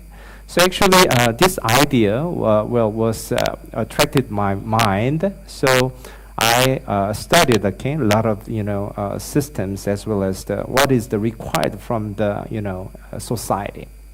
So I don't know whether you are familiar with this kind of the report or not, but there is a Future of Jobs report, okay? And actually, well, this World Economic Forum, okay, mentions that what kind of the skills, well, the young researchers or the young schools students, okay, should learn, okay, during their, well, undergrad or the grade program. So actually, by 2025, well, these future jobs, okay, mentions that, okay, top 15 skills, okay, that you must have is that number one is the analytical thinking and innovation. And the second thing is the active learning and learning strategy. And the third one is the complex problem solving. And number four is the critical thinking and analysis. So here you can see that there are analytical and analysis, okay, this kind of words come appear in the requirements. So how we can do the analysis? Actually, this analysis can be done with the data. Okay, so Dr. Laureate mentions that the importance of the database, and actually once we do have the database, then you have to do the analysis, okay, of the data. And actually, you know, top 20 jobs roles in increasing and decreasing demands also reported. And good thing is that, okay, data come up here, both sides, okay, increasing demand and the decreasing demand. But actually the role is different, okay? The increasing demand is that data analysis and the scientist, okay? Data analysis and the scientist. But the thing is that if you are working on just to simply enter the data, then you will lose your job, okay? So the data entry clerks, okay, will lose their jobs in a near future. Of course, the AI and machine learning is very important to improve the quality of the industry's performance, and also they need the big data specialist. So actually, this is the change, okay, of the environments from the industry. So they want such kind of the graduates from our universities. However, our universities are not ready to supply or educate our students. So actually, what we have to do is that, okay, university must change. But the thing is that, in the world, professors are not so easily moved, okay? So they always want to do what they already have familiar with them, okay? So actually, this kind of the innovation, we have very many hurdles and, wars to overcome. But anyhow, so in order to persuade our faculty members, I have to persuade them, okay, what kinds of things that we have to do, okay? And in that sense, I have published a book with German researchers in 2017. And that book is the Handbook of Software Solutions for ICME. So what is the ICME? Actually, this ICME is a very important concept which can be used in the Industry 4.0. And this ICME is integrated computational materials engineering as an emerging discipline, and which is aiming to integrate, okay, all the computational material science tools into a holistic system which will accelerate materials developments and transform the engineer design optimization process and the unified design and manufacturing. So actually, up to now, what we have done so far is that we are still onto a single process and a single material itself. But actually, in order to increase the productivity and the benefits from the economic benefits in the industry, then we have to transform it somehow, and such kind of things can be done is just open your doors and do the collaboration with the next, okay, rooms. So for example, in this book, we have reported how we can make improvements by adapting this kind of the concept. So for example, in the steel industry or the metallurgical process, we make molten metals, which was poured into a mold, and we can make solidified metals. And once we make this kind of the solidified metals, it is not uniform, so we have to bring it to the heat treatments, okay, to make unified metallic materials. So up to now, all the researchers do the optimizing, cycling times in the casting process individually. And also we did in the heat treatment process individually. So actually, each process has been optimized already. However, if you increase the optimizing process, I mean that the casting process, and which means that in the casting process, this is not optimized as it is. However, by doing that, we can reduce the time for the heat treatments. So in such a case, we can save a lot of money, or we can save a lot of the energy. And actually, this kind of a concept has been utilized in the Tesla. So Elon Musk announced the gigacasting process. Actually, gigacasting is the concept of like this. By making a very big casting process in a very short period of time, and which reduce the heat treatments process, and as a result, they can save money and they can increase the competitiveness of the Tesla it is. So, in order to do such kind of, developments in the Industry 4.0, the most important thing is the data. Actually, Dr. Robert mentions that the database is very important, but actually this data must be connected between the, all the processes. So, for example, up to now, for example, if you do the casting, forming, heat treatments, and the joining, any individual, divisions, they have collected their own data up to now. However, in the near future or even today, we have to bring all this data to be connected, okay, through the process. So we call it pipeline. So this data pipeline must be established in the industry, and then we can find a better solution to increase the efficiency. So from the manufacturing industry, we are looking for the digital transformation, but in order to achieve such kind of digital transformation, there are several very important issues that you have to remember. The first one is that, in the industry, they do not want to a very expensive or very slow, and it takes very long time period for the developments, then they will not accept it.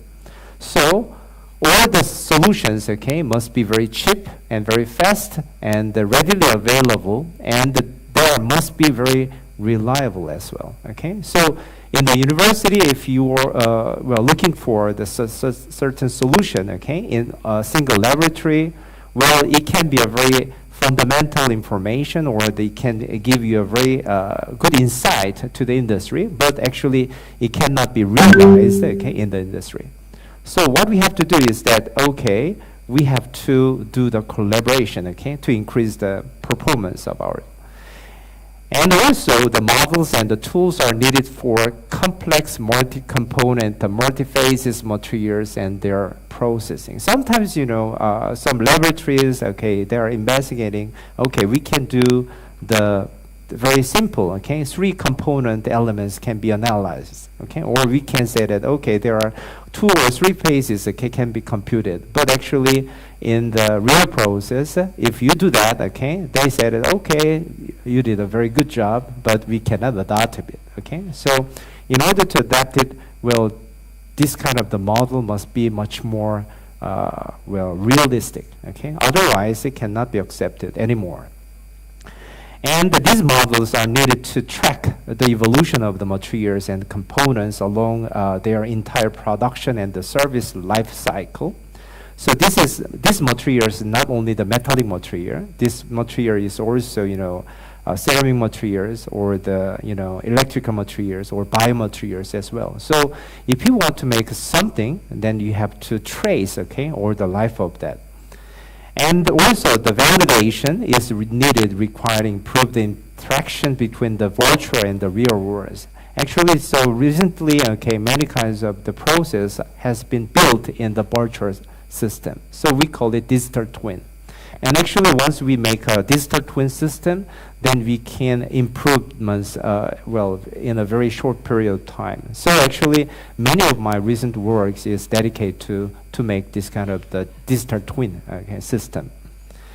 And not only, so up to now, in the university, many of the, professors tried to attend, focus on their own research work, but actually the society needs some multi-criteria optimization, not only for the materials performance itself, but also, some business, suppliers and, markets and, energy effectiveness and something like that. So we have to make, the balance between all businesses. So such kind of things can be done, okay, by making some pipeline database. Okay, so we come to know, okay, so what the industry really wants, okay, and what the university can provide is absolutely different, okay. And however, we have to do something, okay, for such kind of the, to meet the gaps between the industry and the, university. So in order to that, digital transformation has been adopted in many, manufacturing industries. And World Economic Forum mentions that this kind of the advanced manufacturing, the economic merit will be $3.7 trillion, okay, by 2025. And the core value can be the data pipeline, okay? So actually, how we can make our data and how this data can be connected, okay, inside of the factory as well as the university will be the core value that we have. So in order to demonstrate, okay, this kind of the digital transformation, World Economic Forum announced the Lighthouses network, and actually even in India there are several companies already received the Lighthouse, okay, certificates. And actually, in order to that, we have to do some sustainable revolution, okay? So actually, this conference is aiming for the sustainability, and actually this sustainable, okay, concept is very important. So the sustainable revolution means that the increased process efficiency or create a new value in the industrial or the social and the environmental fields simultaneously. And it can be done by introducing a new innovation operating system. And this is not only for the material itself, but also management and optimization of business and the processes. So actually, in order to that, we have to make the data to be connected, and we have to make a new value chain, okay? So here is several examples. For example, we can manage, okay, each process, but actually, in order to that, we can make a quality control of the final products of the materials, and also we can actively change in response to environmental changes, and which means that how we can reduce the emissions to our environments should be considered.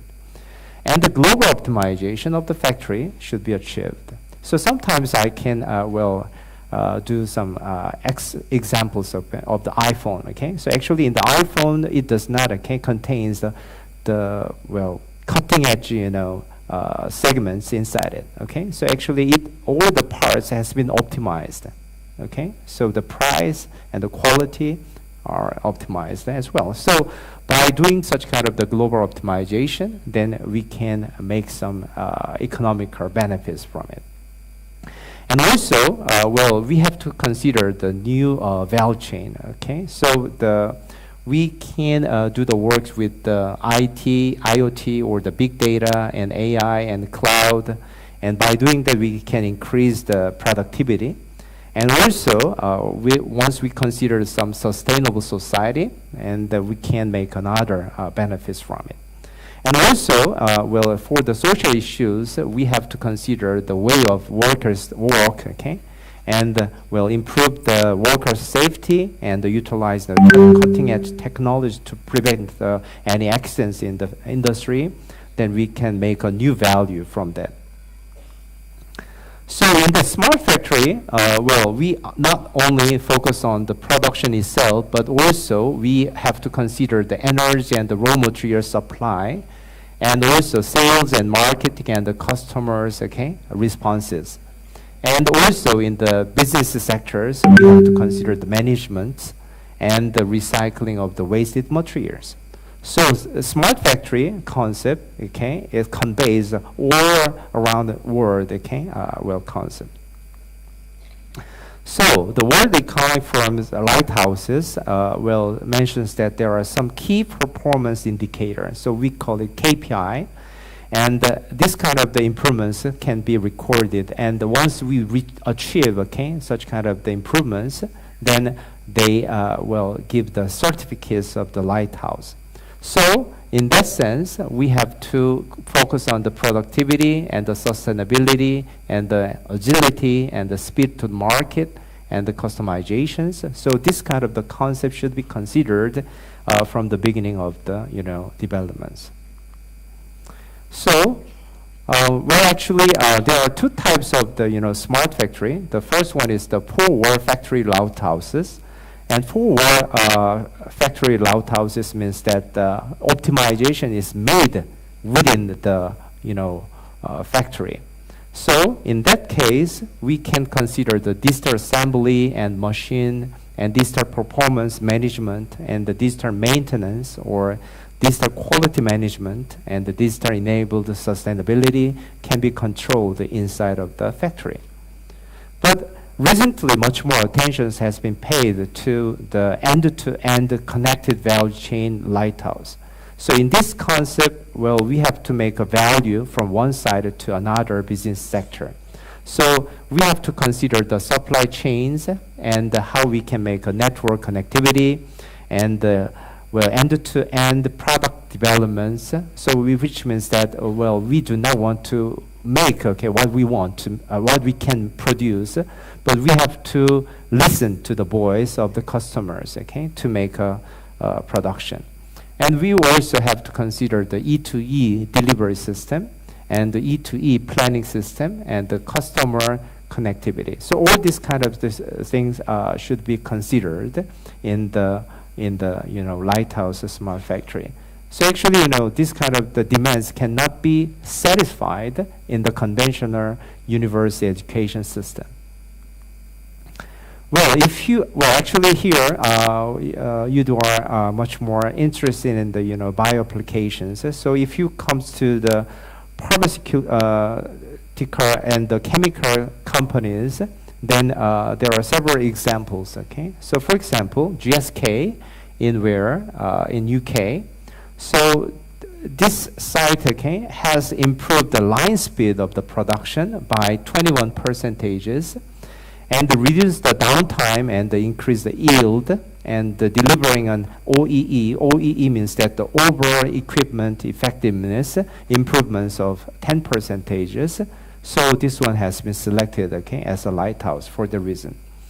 And Jason, precursor companies of Johnson & Johnson, maybe you are familiar with the name of that. And actually, they also led non-conformance, reduction by 30 percentages, and the product release lead time optimization by 84 percentages, while reducing the energy cost by 10 percentages and the logistics labor cost by 72 percentages. So such kind of improvements is still carried out in this kind of the companies, not in the developments of the materials itself. So actually, many of the business sectors consider that how we can develop the new medicine, how we can develop the new chemicals, but actually, well, in order to make much more money from the company, well, they are much more focused on the process itself and the businesses. Well, there are some other companies. So Teva, they said that within 1.5 years, they increased the labor efficiency by 30 percentages. And also they optimized the cross-functional processes to break down silos. So actually, once you goes to the company, actually this operating system is absolutely different from that of the university. So in the university, you are much more stick on to the scientific questions, but actually once you come to the company, they request absolutely different problems. So how we can handle and how we can manage this kind of the differences. So I'd like to show how I have solved this kind of the disconnectivity between the industry and the university. Of course, I think that it is very important, to focus on the creativity and focus on the scientific questions and focus on the problem-based learning, okay? However, once this kind of the process is not linked to the requirements of the industry, then, well, even though you have a degree, okay, it can be useless in the near future, okay? So, well, cultivating, okay, of your own research field is very important, but at the same time, you have to focus on this kind of the digital transformation, okay? Only 5 minutes.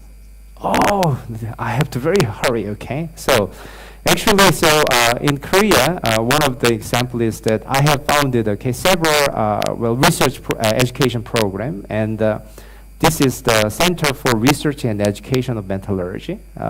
In South Korea, we are building this kind of the, high-tech, okay, materials, but in order to do that, we need some important of data.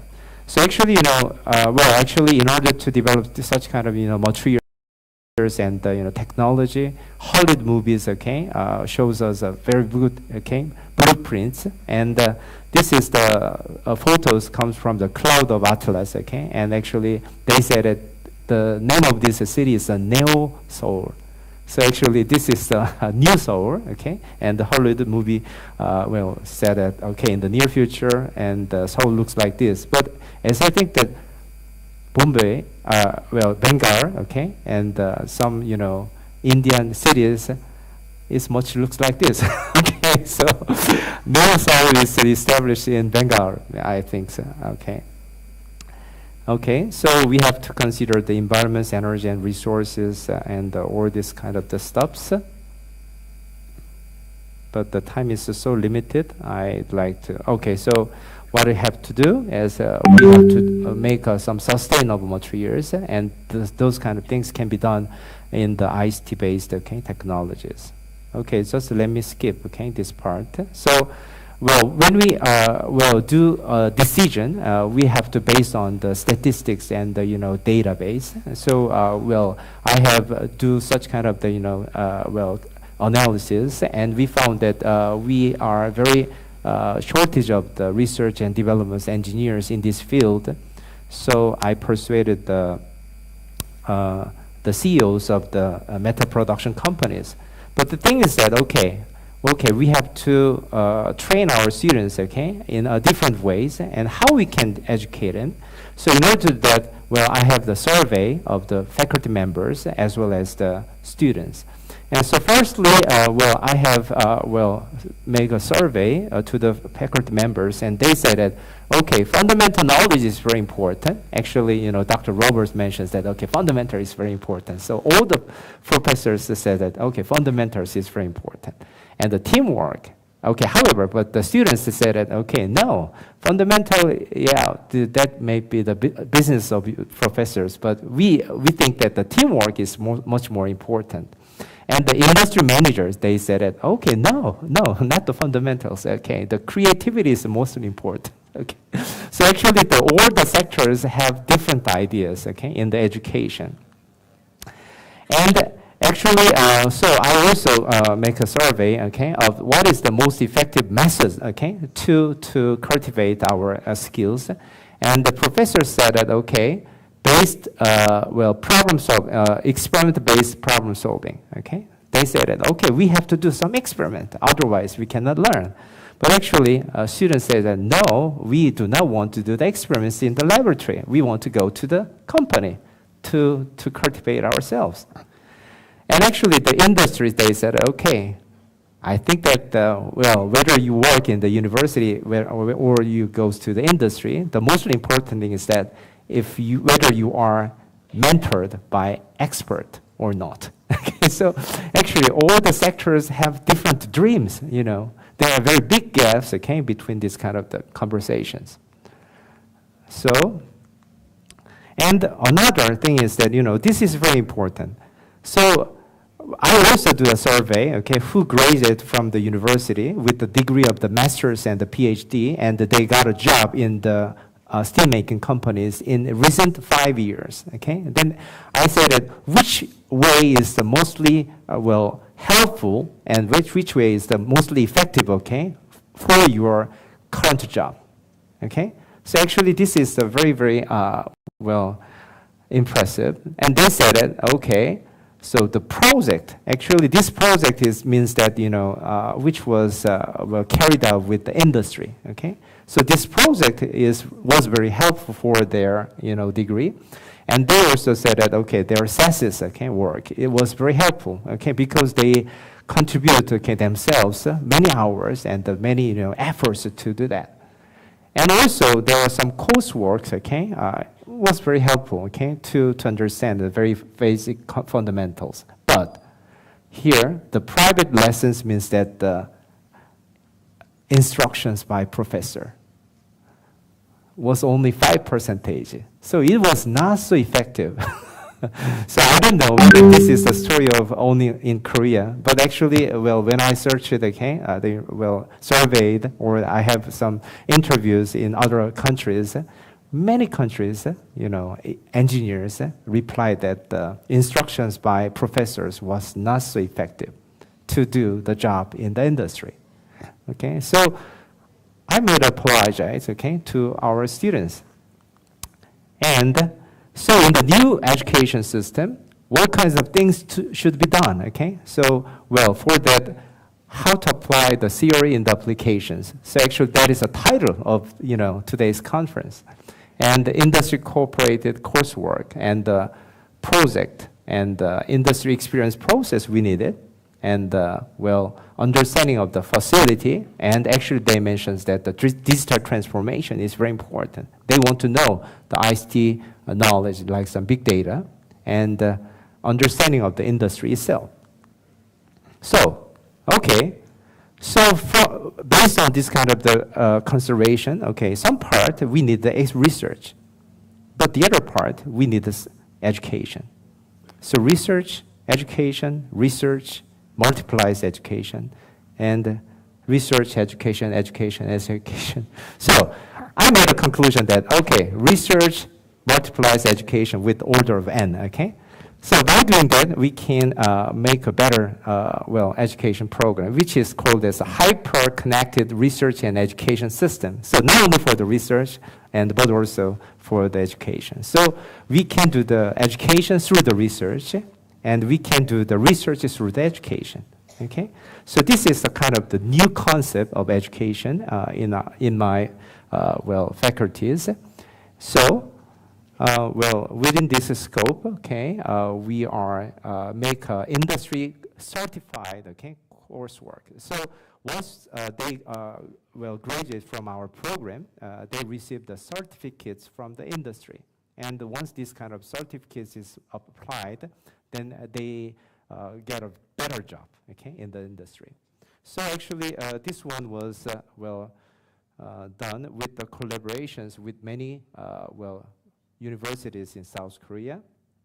And I made a very excellent, okay, collaboration systems within the, you know, this kind of the four major university in Seoul, as well as the networks. So in this program, we make a course design, okay, based on the industry demands, and we make a certification, and problem-solving team project, and well, developments of the human resources are carried out. Well, the main theme in this kind of the well, revolution is that how we can link our industry domain knowledges with the ICT technology. So actually, by coupling, okay, this kind of the two concepts, we can increase the new, okay, well, performance, as well as the, you know, we can create a new value, okay, of it. So in this program, we not only teach our students the domain knowledge, okay, as we have done so far, okay, as professors, okay, teaches to our students, but also we bring the industrial experts, especially for this kind of the ICT, okay, technology, and teach it together, okay, to our students, and they are equipped one side the, you know, domain knowledge, and the other side they can be equipped the ICT technology and the digital twin technology. And okay, so let me just skip because the time is limited. So they say that this is a shortage of time, so I just give some concluding remarks here. So society still needs domain experts. This is true, okay? So you have to study very hard on your domain knowledge. But actually, well, in order to do that, well, some industry and oriented education is very essential. And however, at the same time, this kind of qualification must be improved every year. So in order to do that, you have to listen to the voice of the employers, okay? And in that case, okay, you can make a new program, okay, and the new courses, okay, which must be provided to our students. And actually, this kind of the researchers who were cultivated in our program will be the leader of the future creation. And so we are teaching them with the ICT technology, and this ICT technology are coupled with the domain knowledge to improve the quality of the research as well.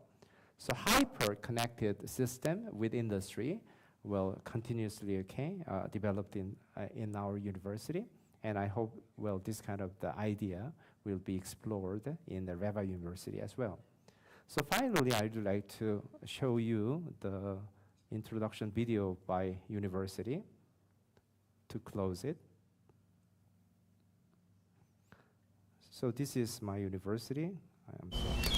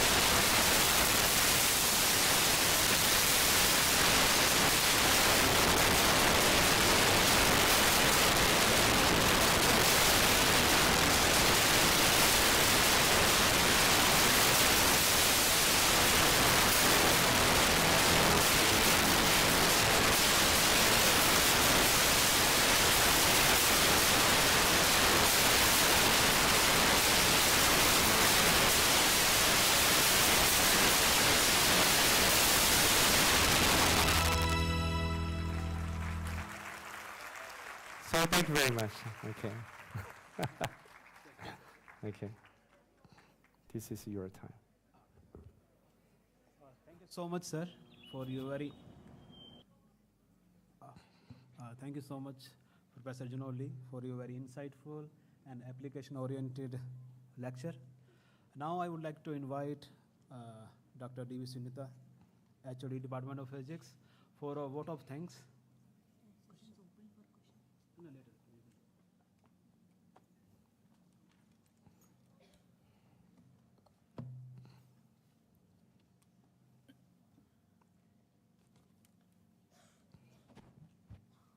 Good afternoon, one and all. I'm happy to give the vote of thanks to Professor Lee from Korean University. So Professor Lee enlightened the participants of the conference, third international conference on global trends in sustainable technology and its application in applied sciences. So during this talk, he enlightened the digital transformation for manufacturing and the role of university, which is the need of the hour.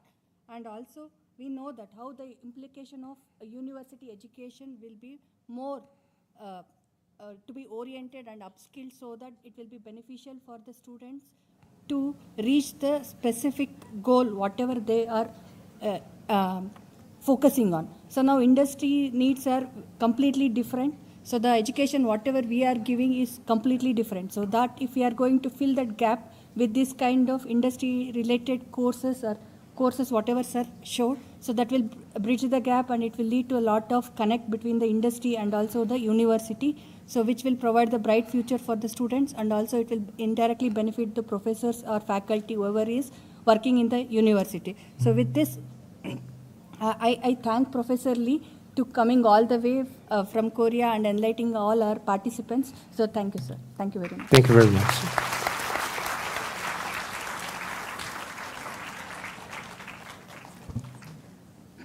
Thank you, sir, for the kind talk.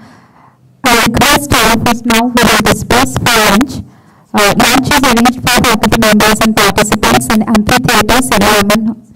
So I will go down and request the student volunteers to kindly guide the participants to amphitheatre. We'll disperse for lunch now and again come back at 3 o'clock in the Toronto auditorium for the next session. The next session will start at 2 o'clock. I request all the students and participants to kindly join us at 2 o'clock for the session. Student volunteers, please guide the participants and the guests to the venue for lunch, which is amphitheatre and Salamanda. Thank you. Thank you. So I think it's okay. This one is not mine. It belongs to the university.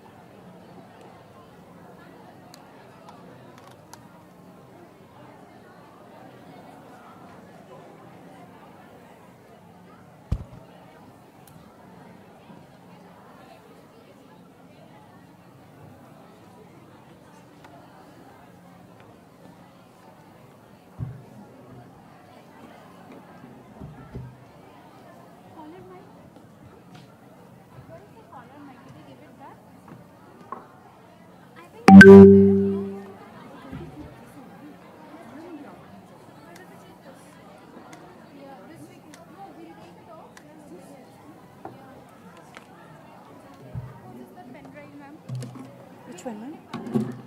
Pen-drive. Keep it here for now.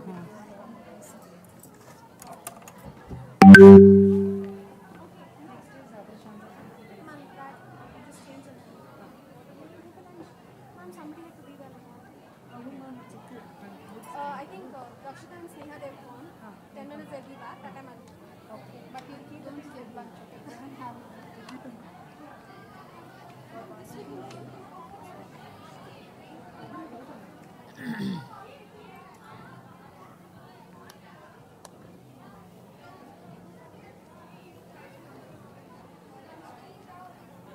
Camera laptop सब इधर ही है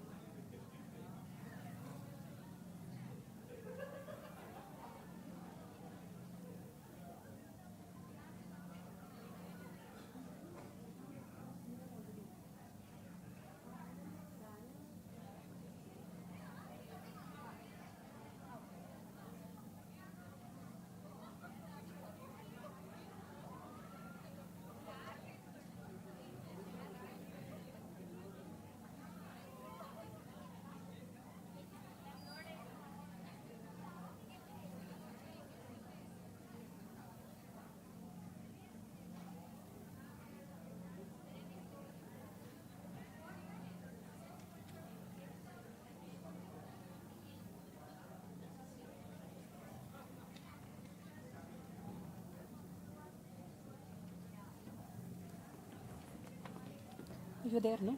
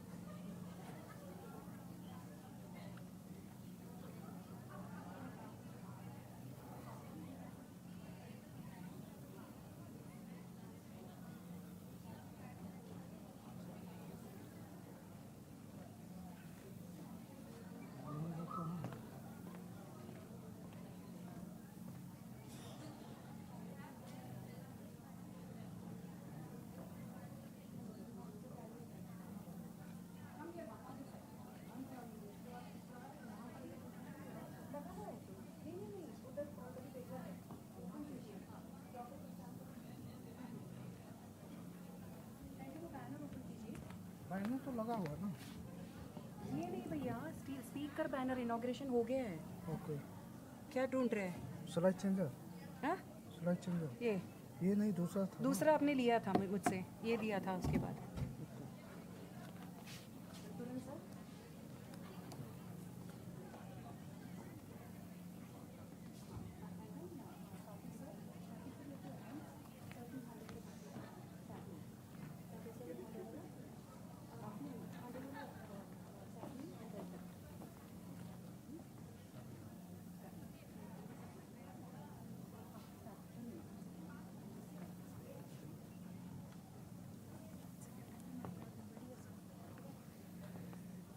He's gone to switch on the switching the banner, ma'am.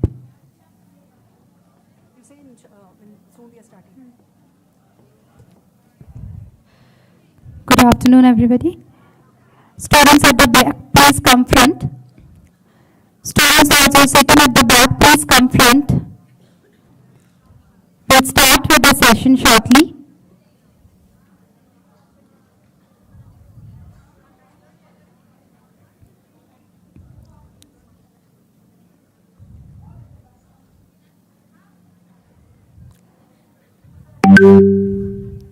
The students who are sitting at the back, kindly come front.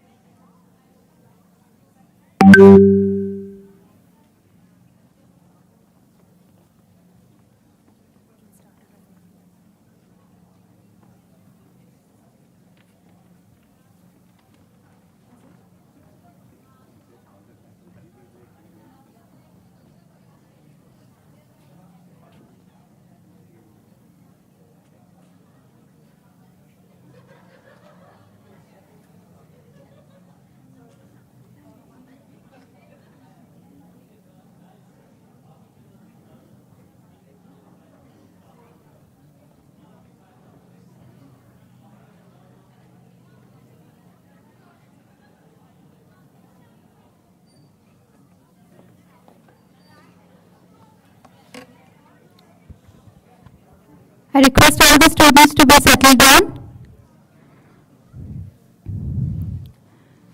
We will start our third session. Prior to that, I would like to thank our sponsors. Our sponsors for the conference are BioEra, Elixir Technologies, RS Chemistry, BioClues Organization, Cytiva, SLR, Big Leap, RET, and Instrumentic. We will start the third session. I request all the students to please come front.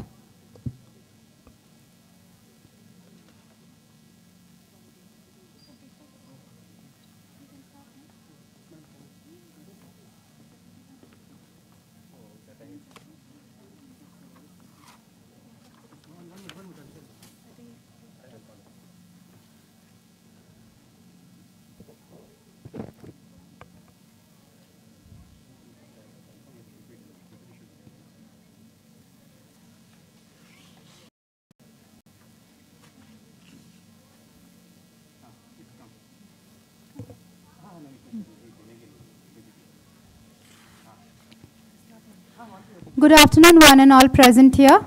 We have all gathered here now to start the third session of today. The session will be chaired by Professor Santosh Anand, School of Applied Sciences, Reva University.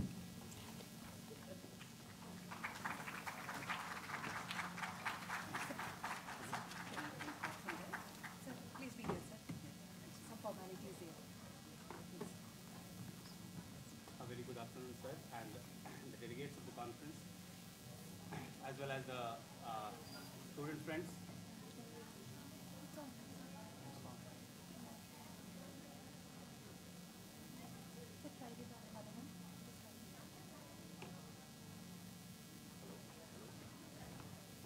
Wait. So very good afternoon to the resource person for this session, Professor Dr. Prashant, who is now an associate professor and a principal scientist in System Genomics Lab, Amrita School of Biotechnology, Amrita University, Kerala. So will be speaking on SARS-CoV-2 hijacking or transgressing. It is long non-coding RNAs all the way in the host. So I request Dr. Karthik Vasudevan to welcome Dr. Prashant.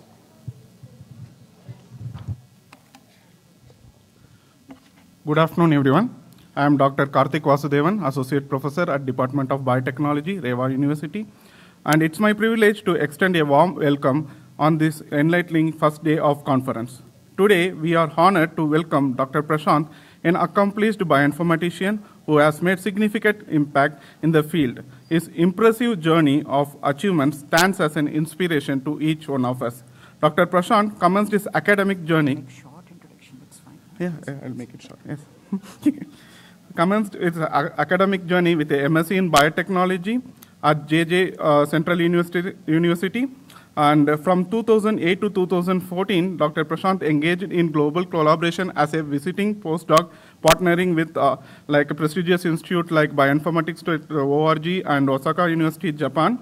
And he extended his postdoctoral research in Denmark, like 2015 to 16, where he played a pivotal role in project on genomic selection and SNP analysis in clinical mastitis. In September 2021, he transitioned to the current role as a principal scientist, associate professor, and group leader at Amrita University, where he spearheaded projects analyzing the next generation sequencing data, like the areas like prostate cancer, clinical exome, and rare diseases. Dr. Prashant has an impressive record of 90 plus peer-reviewed publication, demonstrating his extensive research contribution. Notably, he has extended his publication in the renowned journal Nature Biotechnology, underscoring his exceptional research contribution and significant recognition in this field. We are honored to have Dr. Prashant here, his journey standing as a testament to the dedication and expertise. I have only touched upon the few of his numerous accomplishments and achievements.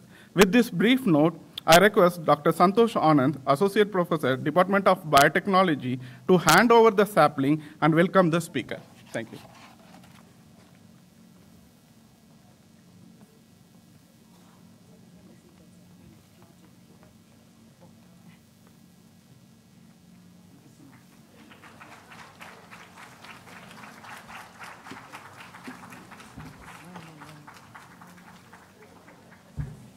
So the stage is all yours, Dr. Prashant. Thank you.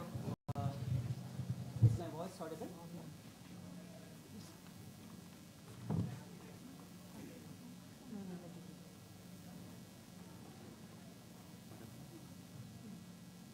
Is there a projector? Pointer? Yeah, thank you. So I hope I'm audible, and I hope I'll just try to engage you after this sumptuous lunch. If you are probably sleepy, that's fine, but if I'm sleeping, please let me know, okay?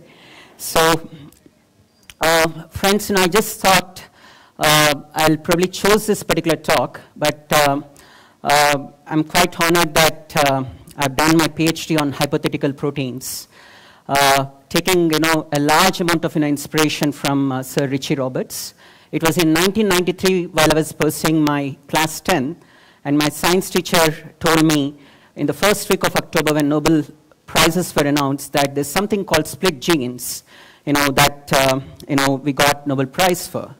But nothing really, struck me at that point of time. But maybe when I entered master's, somehow I was really fascinated with hypothetical proteins, because in 2002, when I finished my master's, the Human Genome Project was just about to be launched, and I could see a lot of, hypothetical proteins. As a human biologist and with a BSc in microbiology, I practiced a lot of, systems biology integrated approaches. But I've been an opportunist microbiologist in such a way that when COVID arrived, all these, wonderful things, came up. So this particular talk is largely emphasized on two wonderful words that we have coined. One is hijacking, and the second one is transgressing. I was told that there are a lot of mathematics students as well and physics students as well. I'll just try to put it in a very generalistic, in a very broad way, but please feel free to stop me if you have any questions. So I'm not sure how many of you have known this about this wonderful elephant and 7 blind men. Many of these particular blind men, they try to come up with a moving object like an elephant, and they realize that when they touch the tail, they think that the wiggle of that particular tail is a DNA, and when they touch the trunk, they believe that it's a trunk of a tree, and so on and so forth. And but thanks to the bioinformatics, ever since the SARS-CoV-2 infection, came up in 2019, we're all, moving in the realm of, machine learning. And as you could see here, this girl is really lost in an island, and she collects some pebble stones, and she writes something called help. No one comes to her rescue, but she collects some more pebble stones, and she realizes that, she's very good at AI or machine learning, and then when she says, I know machine learning, even a commercial jet, comes to her rescue. So that's the beauty of, machine learning these days. That's the need of, bioinformatics integrated approaches. So just to make you all jealous, we come from a wonderful, campus here in the southwest Malabar coast. This is Arabian Sea, and this is our Amrita Vishwavidyapeetham in Amritapuri campus. And this is wonderful, backwaters. And this is our campus, and there's a main building, somewhere here. And we have wonderful, sunset. If you want to do PhD, you can join our wonderful students of 40+ PhD fellows and about 40+ academic staff. And our dean is, Dr. Bipin Nair. And ours is run by our revered Chancellor, World Humanitarian Mata Amritanandamayi. So today, I'm just going to give you, the outline in such a way that I'll start with a prelude. Why SARS-CoV-2 hijacking? I'll probably come up with some case studies on long non-coding RNAs. Also, taking up curcumin. And also, I'll give some room, for Q&A session so that, you all could probably, interact. So my lab, as I told you, I'm a group leader here in systems genomics. So we work on prostate cancer and hypothetical proteins. And we largely work on understanding the heritability, looking into the germline mutations, looking into what if a particular mutation is known, could we say that this particular mutation is transcended from one generation to the other generation? So this is what we largely work on, and we have extensively worked on a rare disease called anorectal malformation, which is largely seen in North India, especially in the state of Rajasthan. So in bioinformatics, whenever we talk about bioinformatics, we know the central dogma of bioinformatics, which states that sequence predicts structure and structure predicts function. So whenever we try to ascertain the function, what we are just trying to do is something what we call as holy grailing. So whenever we say holy grailing, it's nothing but we are trying to precisely come up with some kind of function. So here, in principle, when you have a sequence like this, which is a primary structure, the sequence, of course, many a time folds, but sometimes it may not really fold completely. So if there is a kind of a semi-structure as evident by some kind of misfolds, that is what we call it as a misfolded protein which we are trying to get from that particular structure. Nevertheless, there are certain sequences which do not have a structure at all, which means they are really what we call it as unstructured. So when you have such unstructured, unfortunately, you don't have any function, and when you don't have any function, unfortunately, the disease in question, cannot be known whether or not it is manifested or not. So that hails something what we call it as disordered protein. And that particular guy, that particular candidate might really be causing these kind of rare diseases or something of that particular sort. So that is what our lab does. But it so happened that something exciting came up on March 22nd. Prime Minister Modi ji said that sab log gar jao, don't come outside. And subsequent week, my wife and I, we stuck up with COVID.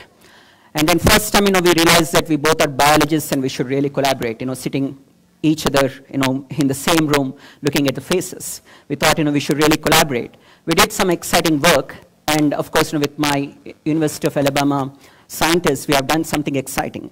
But before which, I'll just tell you, what has really happened, with this SARS-CoV-2. What happens, with the SARS-CoV-2 ecosystem.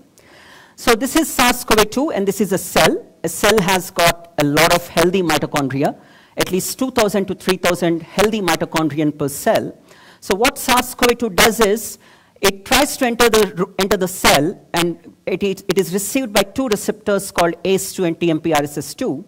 And the viral RNA gets integrated, and what the SARS-CoV-2 does is, it pushes this ACE2 and TMPRSS2 aside and starts eating away the mitochondria. So if there are 2,000 mitochondria in cell, all the 2,000 mitochondria gets eaten away, gets fragmented. So if mitochondria gets fragmented, then there is an asphyxiation in the cell. So if there is an asphyxiation in the cell dies. And as a result, the tissue dies. and as a result, the person dies. So that was what was happening, when this SARS-CoV-2 struck up this, and likewise we get a lot of, dysfunctional mitochondria, and this is what we call it as SARS-CoV-2 hijacking mitochondria. This was the wonderful epithet that we have coined in terms of SARS-CoV-2 hijacking, and this paper is now with highest citation of 300 citations when we published in 2021, and that is what we call it as, Singh et al. So this is the prelude for this work. So I'll finish this particular work in 4 small stories just to make it more enticing. The part 1 is, something, more related to where are we now? We feel that, of course, we have forgotten SARS-CoV-2, but there might be certain questions whether or not, come what may, God forbid, if SARS-CoV-2 like situation, comes up again, say 2 years down the line, are we really prepared? Are we really, understanding the plethora of these particular genomes that are existing in gene banks? That is, a kind of a very ultimate question. So a lot of, the known unknown regions, a lot of, 16 different strains have really come up these days, and different types of variants, right, from, alpha till the latest, Omicron and BF7 variants have really come up, which are really, making this particular story, more enticing. But as a systems biologist, I was always intrigued by one of the major entities, major questions that we have asked. Can we really look into the systems aspect? What happens to the host when SARS-CoV-2 infects the host? What happens to the SARS-CoV-2 when it attacks the cell? What happens to a human body? What happens to these particular tissues? All these kind of things, excuse me, can I, if you're not interested, can you please move to the classroom, please?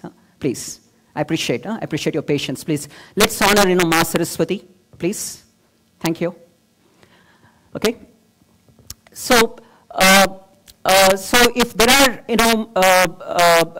so many strains, that are adapting or unfitting in the environment, what's really happening, to the SARS-CoV-2 system? That is the most important thing, and that's where, these particular, genes that are lost and found, can be known, which means when SARS-CoV-2 attacks the host, there might be a lot of, genes that might be behaving in different ways. What's happening to those particular ecosystem? That is what, we were a bit intrigued, with that. And today, as you could see, there are more than, 1,66,6,025 sequences from Southeast Asia alone, and about, so many sequences, that have been uploaded in GenBank. And if you could see, there are about 34,40,4,256 sequences from Indian isolates that are known from, different parts of India. And of course, the samples that are collected are the osopharyngeal samples, the sputum, the BALF samples, and other things. And of course, SARS-CoV-2 is, as I told you, it's a single-stranded RNA virus, and it has got a 99.1% similarity with its predecessors, including the MERS-CoV, okay, and also SARS-CoV-1. There are 4 important structural proteins called MENS: membrane, envelope, nucleocapsid, and spike. And there are a lot of other non-structural proteins now tabled as NSP 1 to 10, but there are also 11 to 16, which are not really that important. And there is something called ORF1AB, which is a hypothetical protein as well. And then comes the question: what is this ENCODE doing? Is it something related to novel coronavirus? Is something related to the predecessor like SARS-CoV-1 or MERS-CoV-1? So this is what happens is this new novel coronavirus almost played similarly with the predecessors, and yet it has a different stance where there are certain domains that may not really be coherently activated whenever the genome sequencing is really built. So that is what we were trying to ask. And if you really see here, this is very important. This is SARS-CoV-1. You've got all these particular proteins, and in SARS-CoV-2, one of the major guys is missing, that is ORF3b. And then, from our bioinformatics analysis, from our systems genomics-based approaches, we were a bit intrigued. What happens to this ORF3b? Why is ORF3b absent? Why is ORF3b natively absent in SARS-CoV-2? Then we felt, just because if you remember the story that I was telling you, SARS-CoV-2 hijacks mitochondria. So which means That hijacking system is believed in such a way that it eats away the ORF3b. And that is the reason why ORF3b is not there. So that is the reason why we get a lot of dysfunctional mitochondria existing over there. And that is where several people, for example, Ahmed et al., they have done a wonderful work on the membrane envelope nucleocapsid and spike proteins, comparing these particular proteins across other things as well. So that is about part one of the story. And then part two, we were a bit intrigued, okay, sitting all over the night because we were also COVID positive. We asked a very important question. What if, if we compare all these 29,986 bases of smaller genome across its predecessors? Can we really compare using a simplest multiple sequence alignment? And then, are there any kind of sequence variation that we could see from that? That was what we were intrigued. The reason, and of course, you might ask me why. Why is that we have chosen to look into multiple sequence alignment? That's because we wanted to target certain antibodies so that we can target certain epitopes and identify those particular building blocks in the structure where a kind of a drug can be targeted in those particular selective premises, selective regions. That was what we really thought, and that came up with this wonderful paper called Decoding SARS-CoV-2 Hijacking of Host Mitochondria and Pathogenesis of COVID-19. And this particular paper came up as a kind of a breakthrough article, which was also featured in Science and Nature and other journals as well. And then this is what we have done. So we have taken different strains, right from the Wuhan strain. We have taken different, country-specific strains. At that time, there was only alpha strain. Please bear it in mind. And Korea, Japan, Spain, South Africa, USA, Brazil, we have taken up all these kind of things. And we found certain specific motifs like this, LWLC, these particular motifs, which are believed to be associated with the COVID infection. Likewise, this was for ORF3A. Likewise, we also found for ORF7A, 7B, and ORF8 as well. That was what we have taken up, and also for ORF9B, all those particular structural proteins. And then we asked a very important question. Since SARS-CoV-2 is attacking the cell, can we expect these particular viruses to be interacting with the genes that are present in the host? Can it really interact with the human genes? That was a very, very pertinent question that we tried to ask. And as you could see here, all the red ones of all these particular things, these are all those particular genes from the virus, and the gray ones are all those particular things that are largely associated with the humans. So there is a viral host interactome that we can also decipher from these particular things. So the part 3 again came up. So okay, we have identified some common niche-specific regions. Can we really come up with certain drug targets, drug deliverable targets, for this? So that was what we thought, and this was a wonderful paper, thanks to our mentors, G. Padmanabhan, Kavikishore, and G. Polavarapu, Giri Polavarapu, who are Professor Emeriti and advisors for NIH. Professor G. Padmanabhan needs no mention. He was an ex-vice chancellor of IISc, is still there. He has been a role model for many of us because he has introduced curcumin. Then when we spoke to him, G. Padmanabhan sir said, Presh, why don't you consider curcumin? Because curcumin is long, of late it has been known as a wonderful, remedy, for many things. Can you come up with a curcumin? Then I'm Renuka, I'm her husband. She's a wonderful biochemist. So we share the same lab. We had the lab that we have currently. We thought that we should look into the docking studies on curcumin with COVID-19, and it has received wide attention with several citations. And of course, we did with a very basic docking-based remedies, taking into molecular docking-based approaches. And then, we thought, we should come up with an antiviral mechanisms looking into curcumin. Then we asked a very important question, is curcumin biosoluble or is it bioavailable, which means the bioavailability of curcumin is good or not? That was the first question that we really asked, looking into those kind of things. And then we compared this with, with several well-known drugs, including remdesivir, abacavir, quinidine, retrovir, azithromycin, ivermectin, mefloquine, and all these wonderful drugs. And surprisingly, our curcumin could really dock with the interfacial sites of these particular SARS-CoV-2 where the infection is.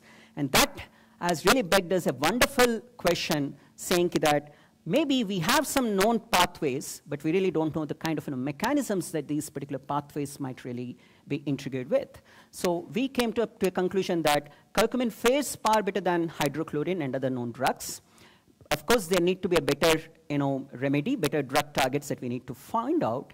Interestingly, we found something called interleukin-17A as a plausible receptor for SARS-CoV-2, apart from ACE2 and TMPRSS2. Currently, this particular work is being done as a part of our cell line-based experiments that we are currently doing. So this comes to my last part of my talk. Okay, we have done 3 parts, part 1, part 2, and part 3, the very basic steps or epithets that which I call. But we have not stopped there. My lab works largely on long non-coding RNAs because I'm absolutely fascinated with long non-coding RNAs, how they behave. In principle, long non-coding RNAs are those non-coding RNAs which are more than 200 nucleotides in length. They are present 5' UTR, 5' untranslated regions. And they always are regulatory in nature, which means if there is a gene sitting here, you have that long non-coding RNA sitting over there. And this long non-coding RNA allows the regulation of this particular gene downstream. That is the reason why long non-coding RNAs are most important in the realm of biology. And then something very exciting came up.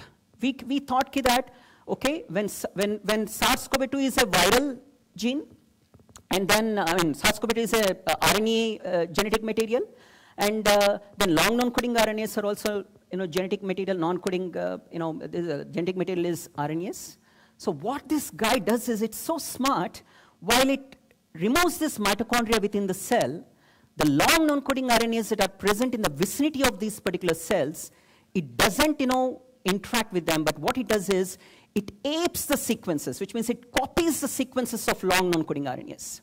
And these long non-coding RNAs, they shy away behind the corners of these particular cells like this because SARS-CoV-2 is eating all the mitochondria. But this SARS-CoV-2 is damn intelligent. It tries to ape, it tries to copy those particular sequences. And that is the reason why many people, it was also known to be highly expressed in prostate cancer, these 4 long non-coding RNAs in those particular, things. And this is what, we have published. And one of the other PhD fellows, Nidhi Shukla, although she was working on prostate cancer, I asked her to analyze this, and she came up with this particular wonderful paper. So this is what we call it as a transgression hypothesis. So in a transgression hypothesis, SARS-CoV-2 apes the long non-coding RNAs before, it removes the entire mitochondria. So that is what it does. How does that thing does? Again, we have done, these wonderful, what you call these sequences, these particular sequence maps like this. And just keeping in brevity of time. So what happens is, this is what, as you could see here, this is long non-coding RNA, and this is CTNND1, which is a gene where this is perturbed by non-HSAT, which is a non-coding RNA. This is long non-coding RNA. As you could see, the sequence is the same, which means almost 14 to 15 bases of the sequences are aped, are copied into its genetic material before the mitochondria is lost. So that's the beauty of these particular things, and we believe that these can be wonderful candidates for development of drug targets. So this is what we thought, and we came up with wonderful sequences. And if you ask me, Prash, why is that why not microRNAs? Why only long non-coding RNAs?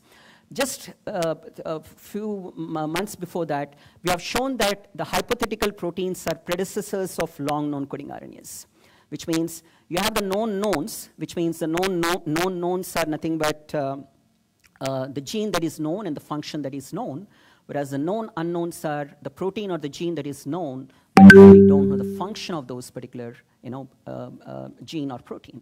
So we believe that if hypothetical proteins are not annotated, we believe that they might be, in near future, they might be the long non-coding RNAs. So which means by advent of good annotation, these candidates, could really be the long-known coding RNA players. So that begs to my final conclusions. From the young audience here, can someone tell me what do you see from here? Any one answer? Okay. Any wise answer? Yes? Yes? Okay. Anything else? Okay, I'll not waste time. So, you see, we humans are, very intelligent, but we are a bit selfish as well. Okay? As you could see, when SARS-CoV-2 struck, you see, these are all women. Okay? There's only one man, probably, who is taking up this, small viral load, but the woman is taking the huge viral load. Okay? Although, when virus came, when the husband and wife are put up in the same room or in the same home, we still feel that, women should be really inclined to, the household activities. They're not given the superior chance, to take up, those kind of things. So this was a wonderful article by Melish et al. In 2020 when this came up, that there must be some gender balance. COVID has taught us some lessons. Hey, look, the woman or the wife, should not be inclined to the household or kitchen. Please ask her to work along with you. There must be some gender balance. How many of the speakers today, we have in the form of, women speakers? Although, there are many women biologists. So these are the kind of, questions. This is not, disrespecting anyone, but, these are the kind of, questions that we all should ask. And COVID has really taught those kind of things. And of course, we are so much inclined to taking mobile phones that, we don't clean the trash. And who knows, there could be another big revolution like Dr. Lee has really spoken just now, that all this trash, if it is not lifted properly, then, we might be, facing a kind of a Herculean task in the form of some kind of viruses that are creeping up. Okay? And that is the reason why SARS-CoV-2 has really taught us that we need to collaborate first, not compete. Competing doesn't take us anywhere. We need to converge, and we need to ensure that we bring up consistency in life. These are the 3 C's which I propose, and this is where the human activity on the crisis is currently. And who knows, as young students, this is especially for you. You might see your colleague, growing up very faster than you. Then you might ask a question: why is that, I'm laid back, whereas my friend is getting probably a very good position than me. So this is what we call it as, imposter syndrome. And the alternative to that particular thing is something what we call it as a Dunning-Kruger syndrome, the opposite to that, where you think that you are very superior, where you can do any kind of things. So during COVID, you were piggybacking between these 2 things. You see, like this. In April 2020, everyone thought that summer aa jayega, temperatures would be 30, 35, the damn virus will be killed. But you had number of cases only during summers. And again, this was repeated in March 2021. And who knows, I'm not trying to be pessimistic, we might get SARS-CoV-2-like situation by sometime by December 2024. And yes, from India, we might be prepared. We need to be prepared, lest we come up with these kind of, syndromes. So the overall conclusions for my talk is we need to come up with integrated bioinformatics and systems genetic approaches. The reason why we have chosen long-known coding RNAs is genetic variation is best seen in long-known coding RNAs. The known unknowns are non-coding RNAs. Then they could have a coding potential, in fact, just like the coding regions. And I've defined 2 important hypotheses. One is the hijacking hypothesis, where the virus eats away the mitochondria, that is hijacking. The transcription hypothesis is aping the long-known coding RNAs present in the host, which I call it as the transcription. And for this, our lab is currently doing meta-transcriptomics, which is probably first time in the world, where we wanted to see if SARS-CoV-2, say, spike protein is upregulated, can we also see ACE2 also upregulated or not? So that is what we are trying to do that, and our results are ready now, where we are trying to publish these particular results. And there might be some kind of very stupid questions. There's a small difference between what advice you give as a researcher for someone treated or affected with virus and from virus. We have really learned to cope up with this. But if you are sick, please stay home. Please wear masks. Please ensure that you don't spread the things. And of course, there is a need for rapid diagnostic kits and antigen antibody kits, and also the aptamer-based kits or Affimer or nanomer-based kits, which we are trying to work on. So my systems genomic lab advocates open science and open source. I tell my students that employ ARCH principle, which is ask, read, collaborate, and heat. So this is ARCH. So if you can employ ARCH principle yourself, then you can really make a merry out of your research, progress. Always believe in together we can, or Vasudhaiva Kutumbakam, where we're all members of one family, so that we can all share our ideas and come up with wonderful things.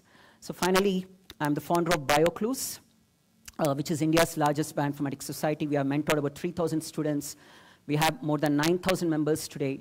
And we have several BioClues interest groups. We have Women in Biology Forum. We have over 75 publications. We feel very proud that our publication record is more than what any new DBT centers have publications, with a mean impact factor of 3.7.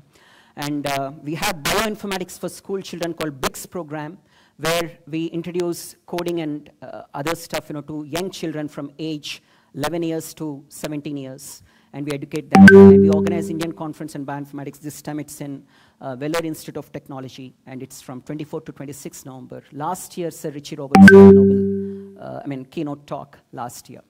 So these are the wonderful speakers that we have. So without wasting time, I would like to thank Senthil, Shantakumaran, and all the revered faculty over here, for the kind invitation, for the kind gesture, wonderful hospitality. I feel that I'm somewhere in Harvard University, especially when Sir Richie Roberts is here giving his particular talk. This work would not have been done with all my those 9 PhD fellows who are doing wonderful works. Many of them are graduating now. Every week, their defense is coming up. But thanks to my wonderful mentors, Keshav Singh and Gyaneshwar Chaube, with whom we coined those hijacking and transcription hypothesis. And Kavikishore sir and Giri Polavarapu are my wonderful mentors, and Jayaraman Valadi sir. And thanks to my funding agencies and other things. I hope you could understand a bit. I'm open for questions.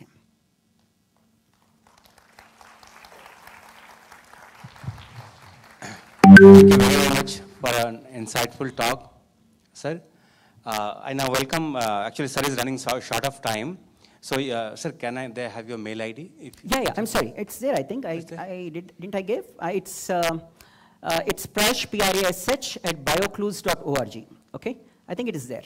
Is there? Okay. Fine. I think in every slide I thought I kept it. Somewhere I saw actually. Yeah.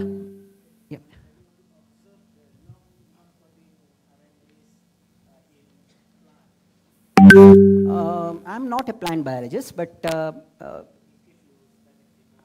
yeah, of course. We have done, through my collaborators, we have done extensive work, mined long non-coding RNAs. Yeah, that's what. In plants, there are some plant long non-coding RNAs, but the reason, again, plant system is a bit laid back. That's because, no one would probably look into, because plant genomes are duplicated. They're extensively larger and bigger. And because of, duplications, you don't expect, to confirm whether or not they're long non-coding RNAs. So, but long non-coding RNA is, yeah, please.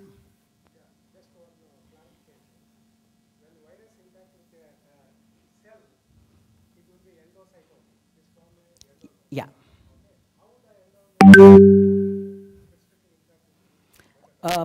In this, when SARS-CoV-2 infection happens, sir, it so happens that SARS-CoV-2 as a wonderful mechanism. It is a virus. It's just like a demon. It is just like a big one. So as soon as it enters the cell, you have got ACE2 and TMPRSS2 coming up over there.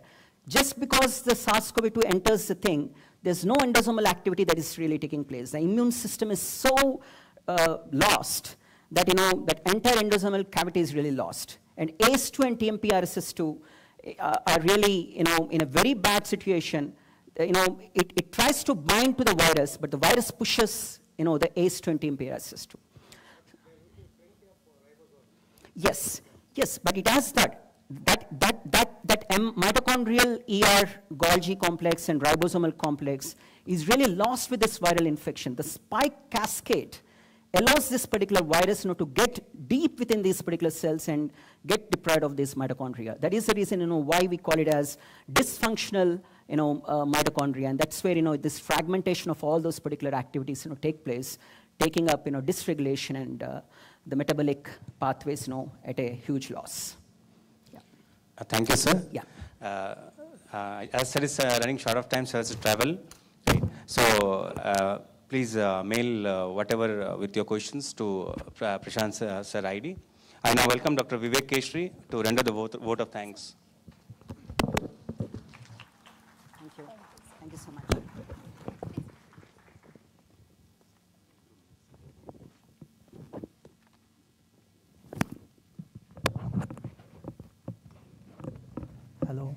Hello everyone, good afternoon.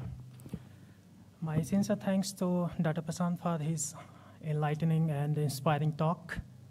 We are all leaving this room with a greater understanding and motivation as a result of Dr. Prashant's remarks, which will live on in our memory for a long time.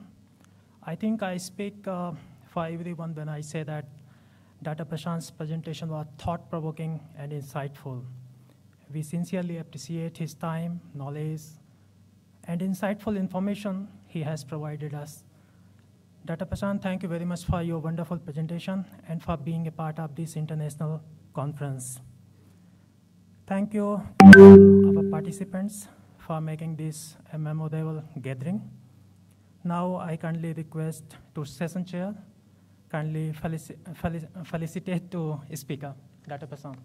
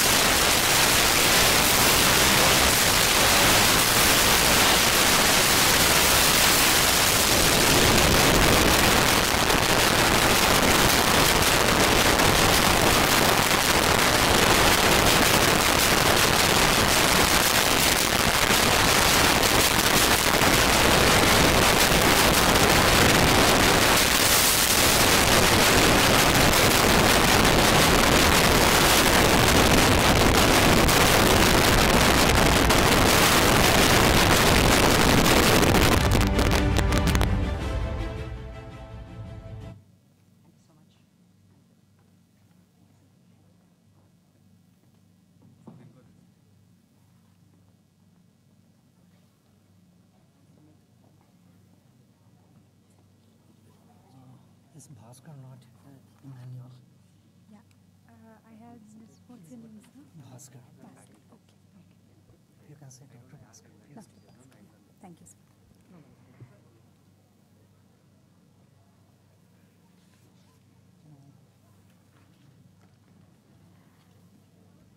Once again, I'd like to thank all our sponsors for helping us in conducting this international conference. The sponsors list are Elixir Technologies, RS Chemistry, Bioclose Organization, Sativa, SLR, Big Lip, IoT, and Instrumenting. Now we have a sponsor's presentation, which will be presented by Dr. Bhaskar, representing Sativa Company. Can I have something? How can connect? Yeah.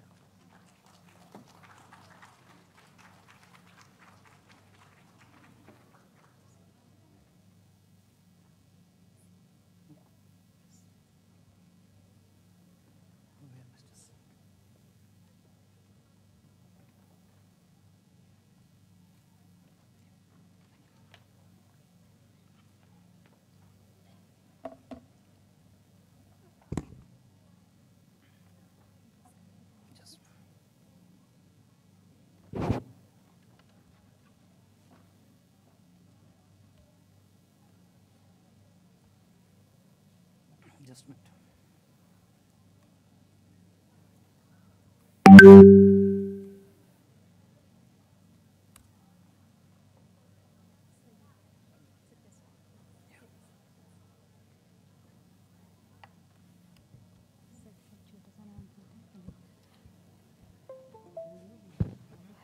I request Professor Renuka Modi, Department of Biotechnology, School of Applied Sciences, to come and welcome Sir with a bouquet. Can I have a mic and excuse me.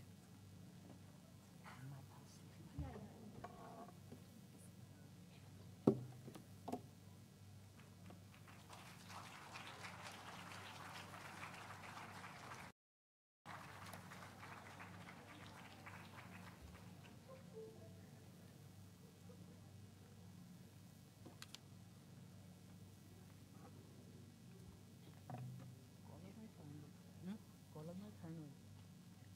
What? Color you can translate to color. That's better.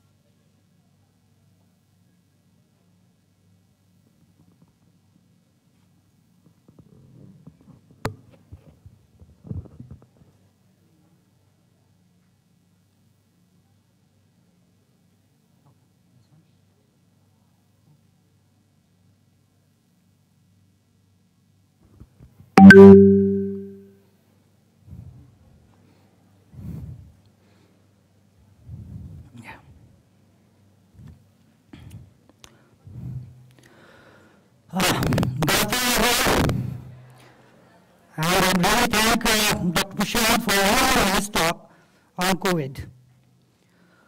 So I'll just walk you through what is interaction, because we heard about COVID and you heard about ACE2. You heard about ACE2? So I'll just walk you through how, I saw on one slide, right now I'm going to talk about level-free interaction, but also saw how this level-free interaction helps us to know how this COVID virus infects our cell using ACE2 and how it is different from this coronaviruses. So just before that, I'm just going through some slides. So I'm Bhaskar, as ma'am told. I completed my PhD from CDI, and after a couple of postdocs, I transitioned to industry. Currently, I am supporting Cytiva as an application specialist for their protein research portfolio.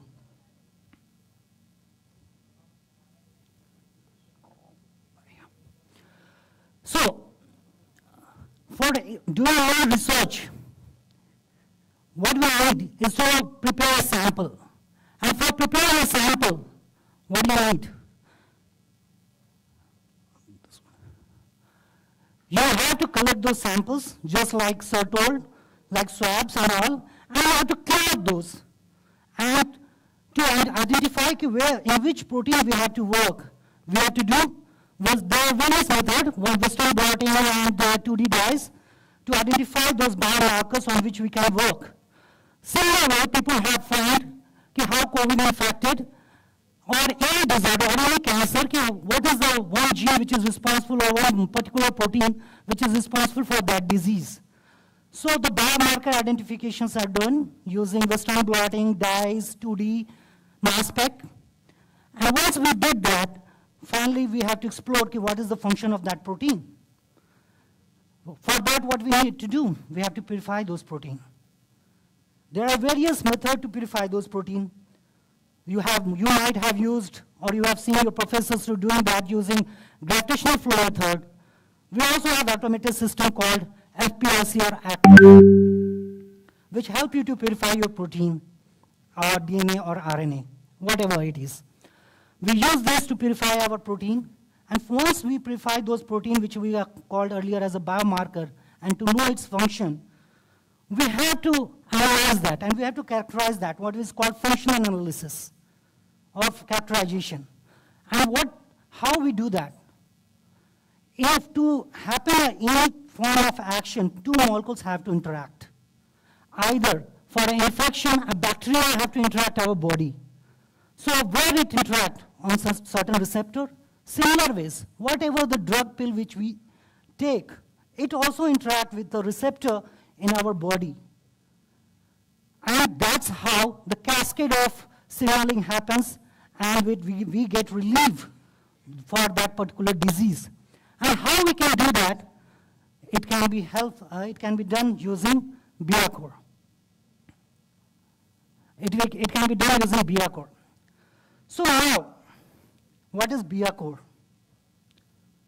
BIACOR is a SPR-based system, or you can say it is based on a SPR, surface plasmon resonance, to study molecular interactions. Here you don't require to label. Generally, to how you study this interaction, you might have heard about ELISA, the stem blotting. There you again label your molecule. But here, in this system, you don't require these labelings. You directly put those molecules and see how those molecules are interacting. And especially, when two molecules interact, it all depends upon what sort of effect or what sort of cascading effect they have. It all depends upon how strongly they are interacting. Just now, when man has introduced me, hardly any of you knows me. So you just clap and okay, some person called Bhaskar is coming to give lecture from Saitiva. But after I talk, at least you know I have a background from biology science. So next time when you see me, at least you pass a smile or say hello. So that is what all about interaction. In our biological system also, the same type of molecules interact similarly. If molecules have to interact, if they don't have any bonding or interaction, they don't have any effect. They can't be any friend or foes. So, to know that how they are interacting, we have to study those. And how we can study how the way they are interacting. Just like when you interact with your age-old friends, how you interact? You interact like, oh, someone you get it like anything and throughout the world, and you interact and you just shake a hand and you keep talking and holding their hand. But with a new person like me, you just say hi. So that is just hi. So that is what all interaction is all about. So to understand the interaction, we have to understand its kinetics. How two molecules or how two people are interacting and how they are dissociating. Molecules also inside our body, either it is a protein or a drug molecule, they also go and interact. And all those things we study using BIACOR without labeling that. So without affecting the molecule, labeling is we are putting a label, just like putting someone have a cap, we know that person have a cap. This is like a labeling. That's why we are not labeling anyone. They are interacting as they are, and we study those kinetics, how they are associating and how they are dissociating.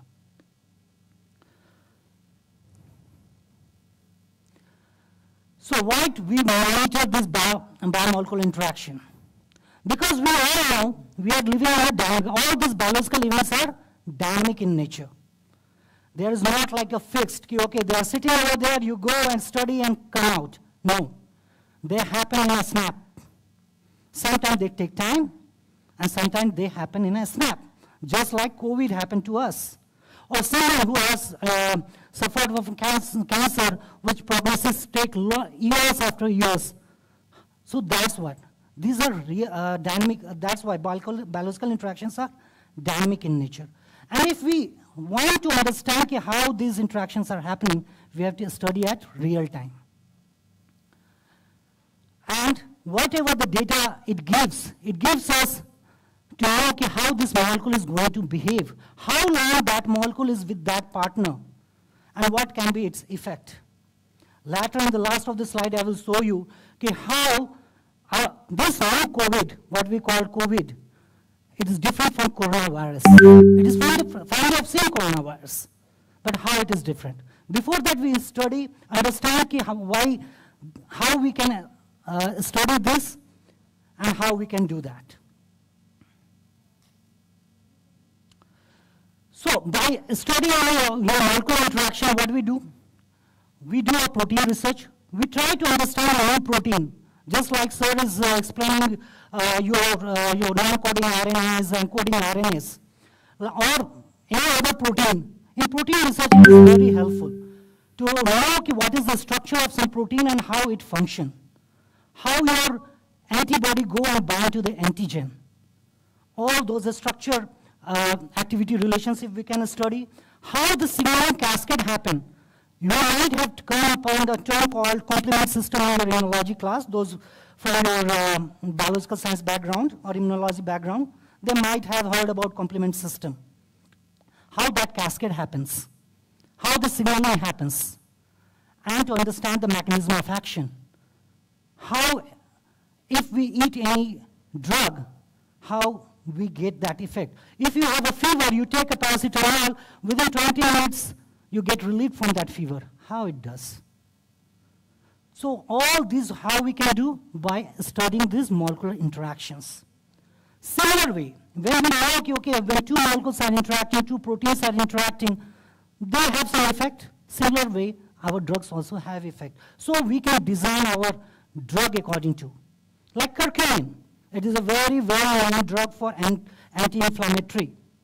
And people have used it for various diseases. At our home also, our grandfathers, grandmothers used to give us that, that what we call turmeric with milk, all those things. That also contain a curcumin. Turmeric have that curcumin, that is a bioactive part, which have that effect. But apart from that, they also help us to design new molecules for the new drug targets, and to understand how pharmacokinetics, means how that molecule go bind and sit for how many minutes or hours. Just I told you, give an example of fever. When you have a fever, you eat paracetamol, within 20 minutes or half an hour, you get relieved. But within next 6 to 8 hours, you again have a fever. So again, you have to pop in a paracetamol tablet. So that, how we can do? By studying those pharmacokinetics. And generally, BIACOR also, these interaction studies are also used using BIACOR or SPR in biopharma for the drug release testing, for the QC. The drug which we are getting in our hand have the quality or not. Every lot has the same quality or not. How those big biopharma people, companies decide? They use these interaction studies for the development and quality control, for the release testing, what we called. Whatever the lot coming in the market, every lot is getting tested for their quality, so that we can decide if my drug is safe or not. Now, as we know, why this interaction study, and yes, BIACOR or SPR system can be used to study this interactions, biological interaction, that we understand. But how these binding events, how we can know how they are binding. So there are different terms. One term is called affinity, affinity with someone. Affinity denotes how strongly two molecules are binding. You might have heard about biotin and streptavidin. One of the strongest biological molecules known to have an interaction of 10 to the raise minus 15 molar. So now you can go, it is in sub-femtomole.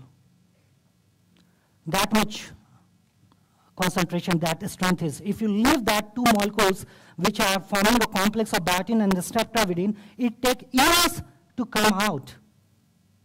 So that just denotes how strongly that two molecules are binding. But what kinetics tell us?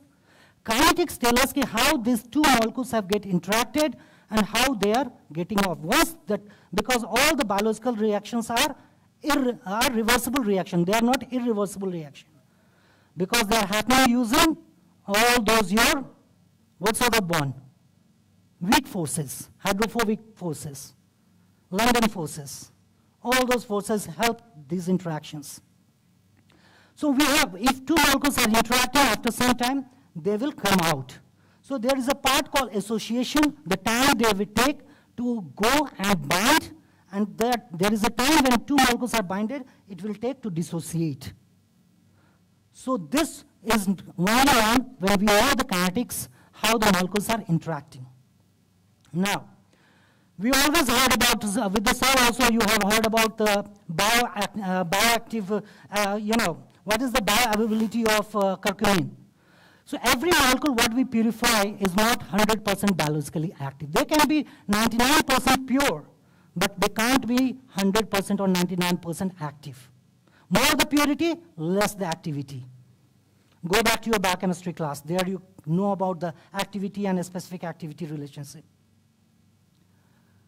So BIACOR help you to determine how much biologically active molecules are. If you have 1 mg of protein, is all that 1 mg proteins are active or not? And third thing, how specific the molecules are. If the molecules are, if an antibody is really specific for is that antigen or not, that we determine. And third is biosimilars. You might have heard on the news about Biocon. Recently it came out that Dr. Kiran Majumdar Sahab, they want to make Biocon as a pioneer in biosimilars. What is biosimilar? They are the biological drug which are already invented. They are making a copy of that so that the larger population can get that benefit, and that is what called biosimilars. So how two molecules are similar in their activity, that can be done using this SPR, BIACOR study. Now, what are the molecules which can be used to understand the interaction? It can be compound, protein, DNA, RNA, antibody, virus, or even cells. All these things can be studied. Starting from 50 Dalton to up to cells which is of 50 megadalton, if it comes in the terms of weight. Okay, how heavy these molecules are. Now, in biological interaction, because they are happening in real time, so there are two events happening. One is called association, when on a receptor, one molecule come and bind, and when they are binded, when they are coming out, it is called dissociation. And overall, SPR or BIACOR help to measure this association and dissociation.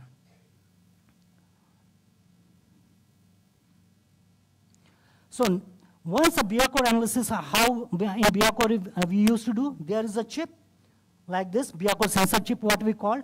Over there is a, on the chip we immobilize our ligand. On the ligand, we pass our analyte. Analyte can be anything, DNA, RNA, cell, anything, which go and bind. So when it binds, we get this association. And once the binding, we stop giving this analyte, then whatever the molecules which has made the complex, it start dissociating. So this we measure. So association and dissociation are measured at real time with the function of time. And this is what SPR help us to measure, or BIACOR help us to measure. And further, we do the evaluation. And one chip can be used for several cycles to do for the several different compounds or different molecules which you want to study. Either it is virus, cell, bacteria. In BIACOR, there are three components are mainly, which make this BIACOR. One is SPR detection unit. Second is your IFC, or what we call chip. The chip where one is called chip and sensor chip, and third is called IFC. IFC is the part which gives the fluidics to this system. Fluidics to supply the amount of molecule which we want, or concentration which we want at what number of time. Maybe 60 seconds, 100 seconds, or even up to 200 or 300 seconds. That we can decide. So IFC help us in that. So these three components make this machine called BIACOR or SPR. And by using this machine, we help, analyze how molecules are interacting. What is this chip made of? This chip may have a glass slide. Over there is a thin layer of gold surface. And on that surface, there is a dextran matrix. On this dextran matrix, we immobilize our ligand. Ligand can be your receptor. Ligand can be of any DNA partner or any RNA partner or any protein which can be immobilized on the surface. And over this, we pass our analyte. So this dextran is carboxylated. We use the chemistry because dextran has carboxyl group. We put a positive group on our molecule, and we use this function to immobilize our ligand on the surface, and we do the interaction studies. Now, what is the benefit of, because I told about microfluidics. What is the benefit of microfluidics? Microfluidics, first thing, low sample consumption. Because we have to sustain, and already we know in research how much money and resources are required. And if we require a very large number of, or a very huge amount of protein or your reagents, then this will be again increase your cost. So it helps to low sample, even with the low sample volume, you can able to do your experiment. And most of the time in research, our samples are very precious. They are costly and precious. Every time we're not able to purify that. So that's also low sample volume is very important. And this IFC help us because they have a small dead volumes. So maximum volume we utilize. This IFC and the instrument help us to do that. Multiple surface on the chip. And here, just like in a spectroscopy, you use a referencing, you use a blank. Here we use two blanks. One inline reference subtraction, a chip where there is no ligand, what we call flow cell, where there is no ligand, and a flow cell with a ligand. So one blank is that, and one blank we put purposely, just like you put in your spectrophotometer. So two referencing we are doing, and minimal dispersion and temperature equilibration. This is how we do, and this is what this is how IFC help us, and how we do. All this interaction is measured using SPR. What is SPR? When a monochromator light hit a gold surface, a lustrous gold surface, which is have a plasma or sea of electrons, and when the light is reflecting back, if you know the wave characters of light and wave characters of electromagnetic wave character of electrons, few part of that photons start resonating with the photons of the electrons, and they get lost in the reflected light. And this lead to the shift in the change in the reflective angle, and this is called SPR angle. And this is greatly influenced whatever the others, whatever the molecules are there on the surface. So it is directly proportional to the refractive index. So whatever the light, there is a change in the refractive index of the light, there is a change in this angle, and this is how we measure how if a molecule is going there and interacting, there is again a change in the refractive index, so there is a change in the SPR angle, and the instrument helps to detect that, and that is how we get how the molecule is interacting, and when it comes out, again this angle shifted to its original baseline. This is how we know how the molecule is interacting and dissociating. So this is what happened when when there is no any molecule. This is where you get your intensity, and when the molecule is attached, this is how your shift in the angle is happen, and this gives us a resonance signal. So 1 RU shift is equivalent to 0.001 degree shift in the angle, and this is 1 to 1 pg per mm square. And this is what the last slide I want to show you. Just now what you talked about. This is the normal coronavirus, what we call SARS coronavirus. This is how, if you see the KD value, the affinity, it is 325 nanometer, however, nanomolar. However, in coronal coronavirus, it is 14 nanomole. So this is how you able to. This was published in Science by Dr. Daniel Rapp, and they showed how ACE2 bind with the coronavirus, and they have used the BIACOR instrument to understand the mechanism of interaction between ACE2 and coronavirus spike proteins. So this is all about, we have different models of BIACOR X100, BIACOR 1 series and 8 series, and we also have a evaluation software. And we have different consumables according to your research need to understand this interaction.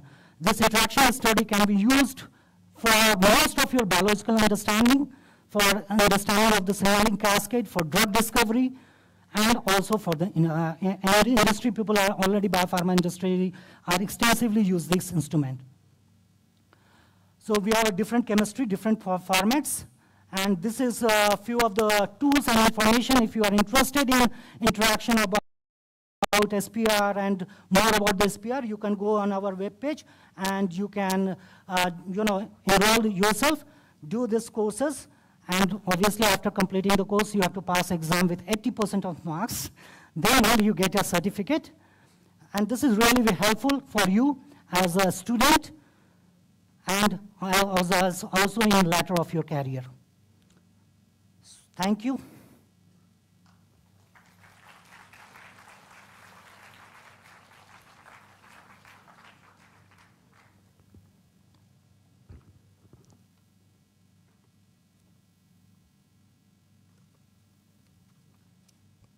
Thank you, sir. I hope that will help us in our research works. I now request Professor Renuka Madhu to appreciate sir with a memento.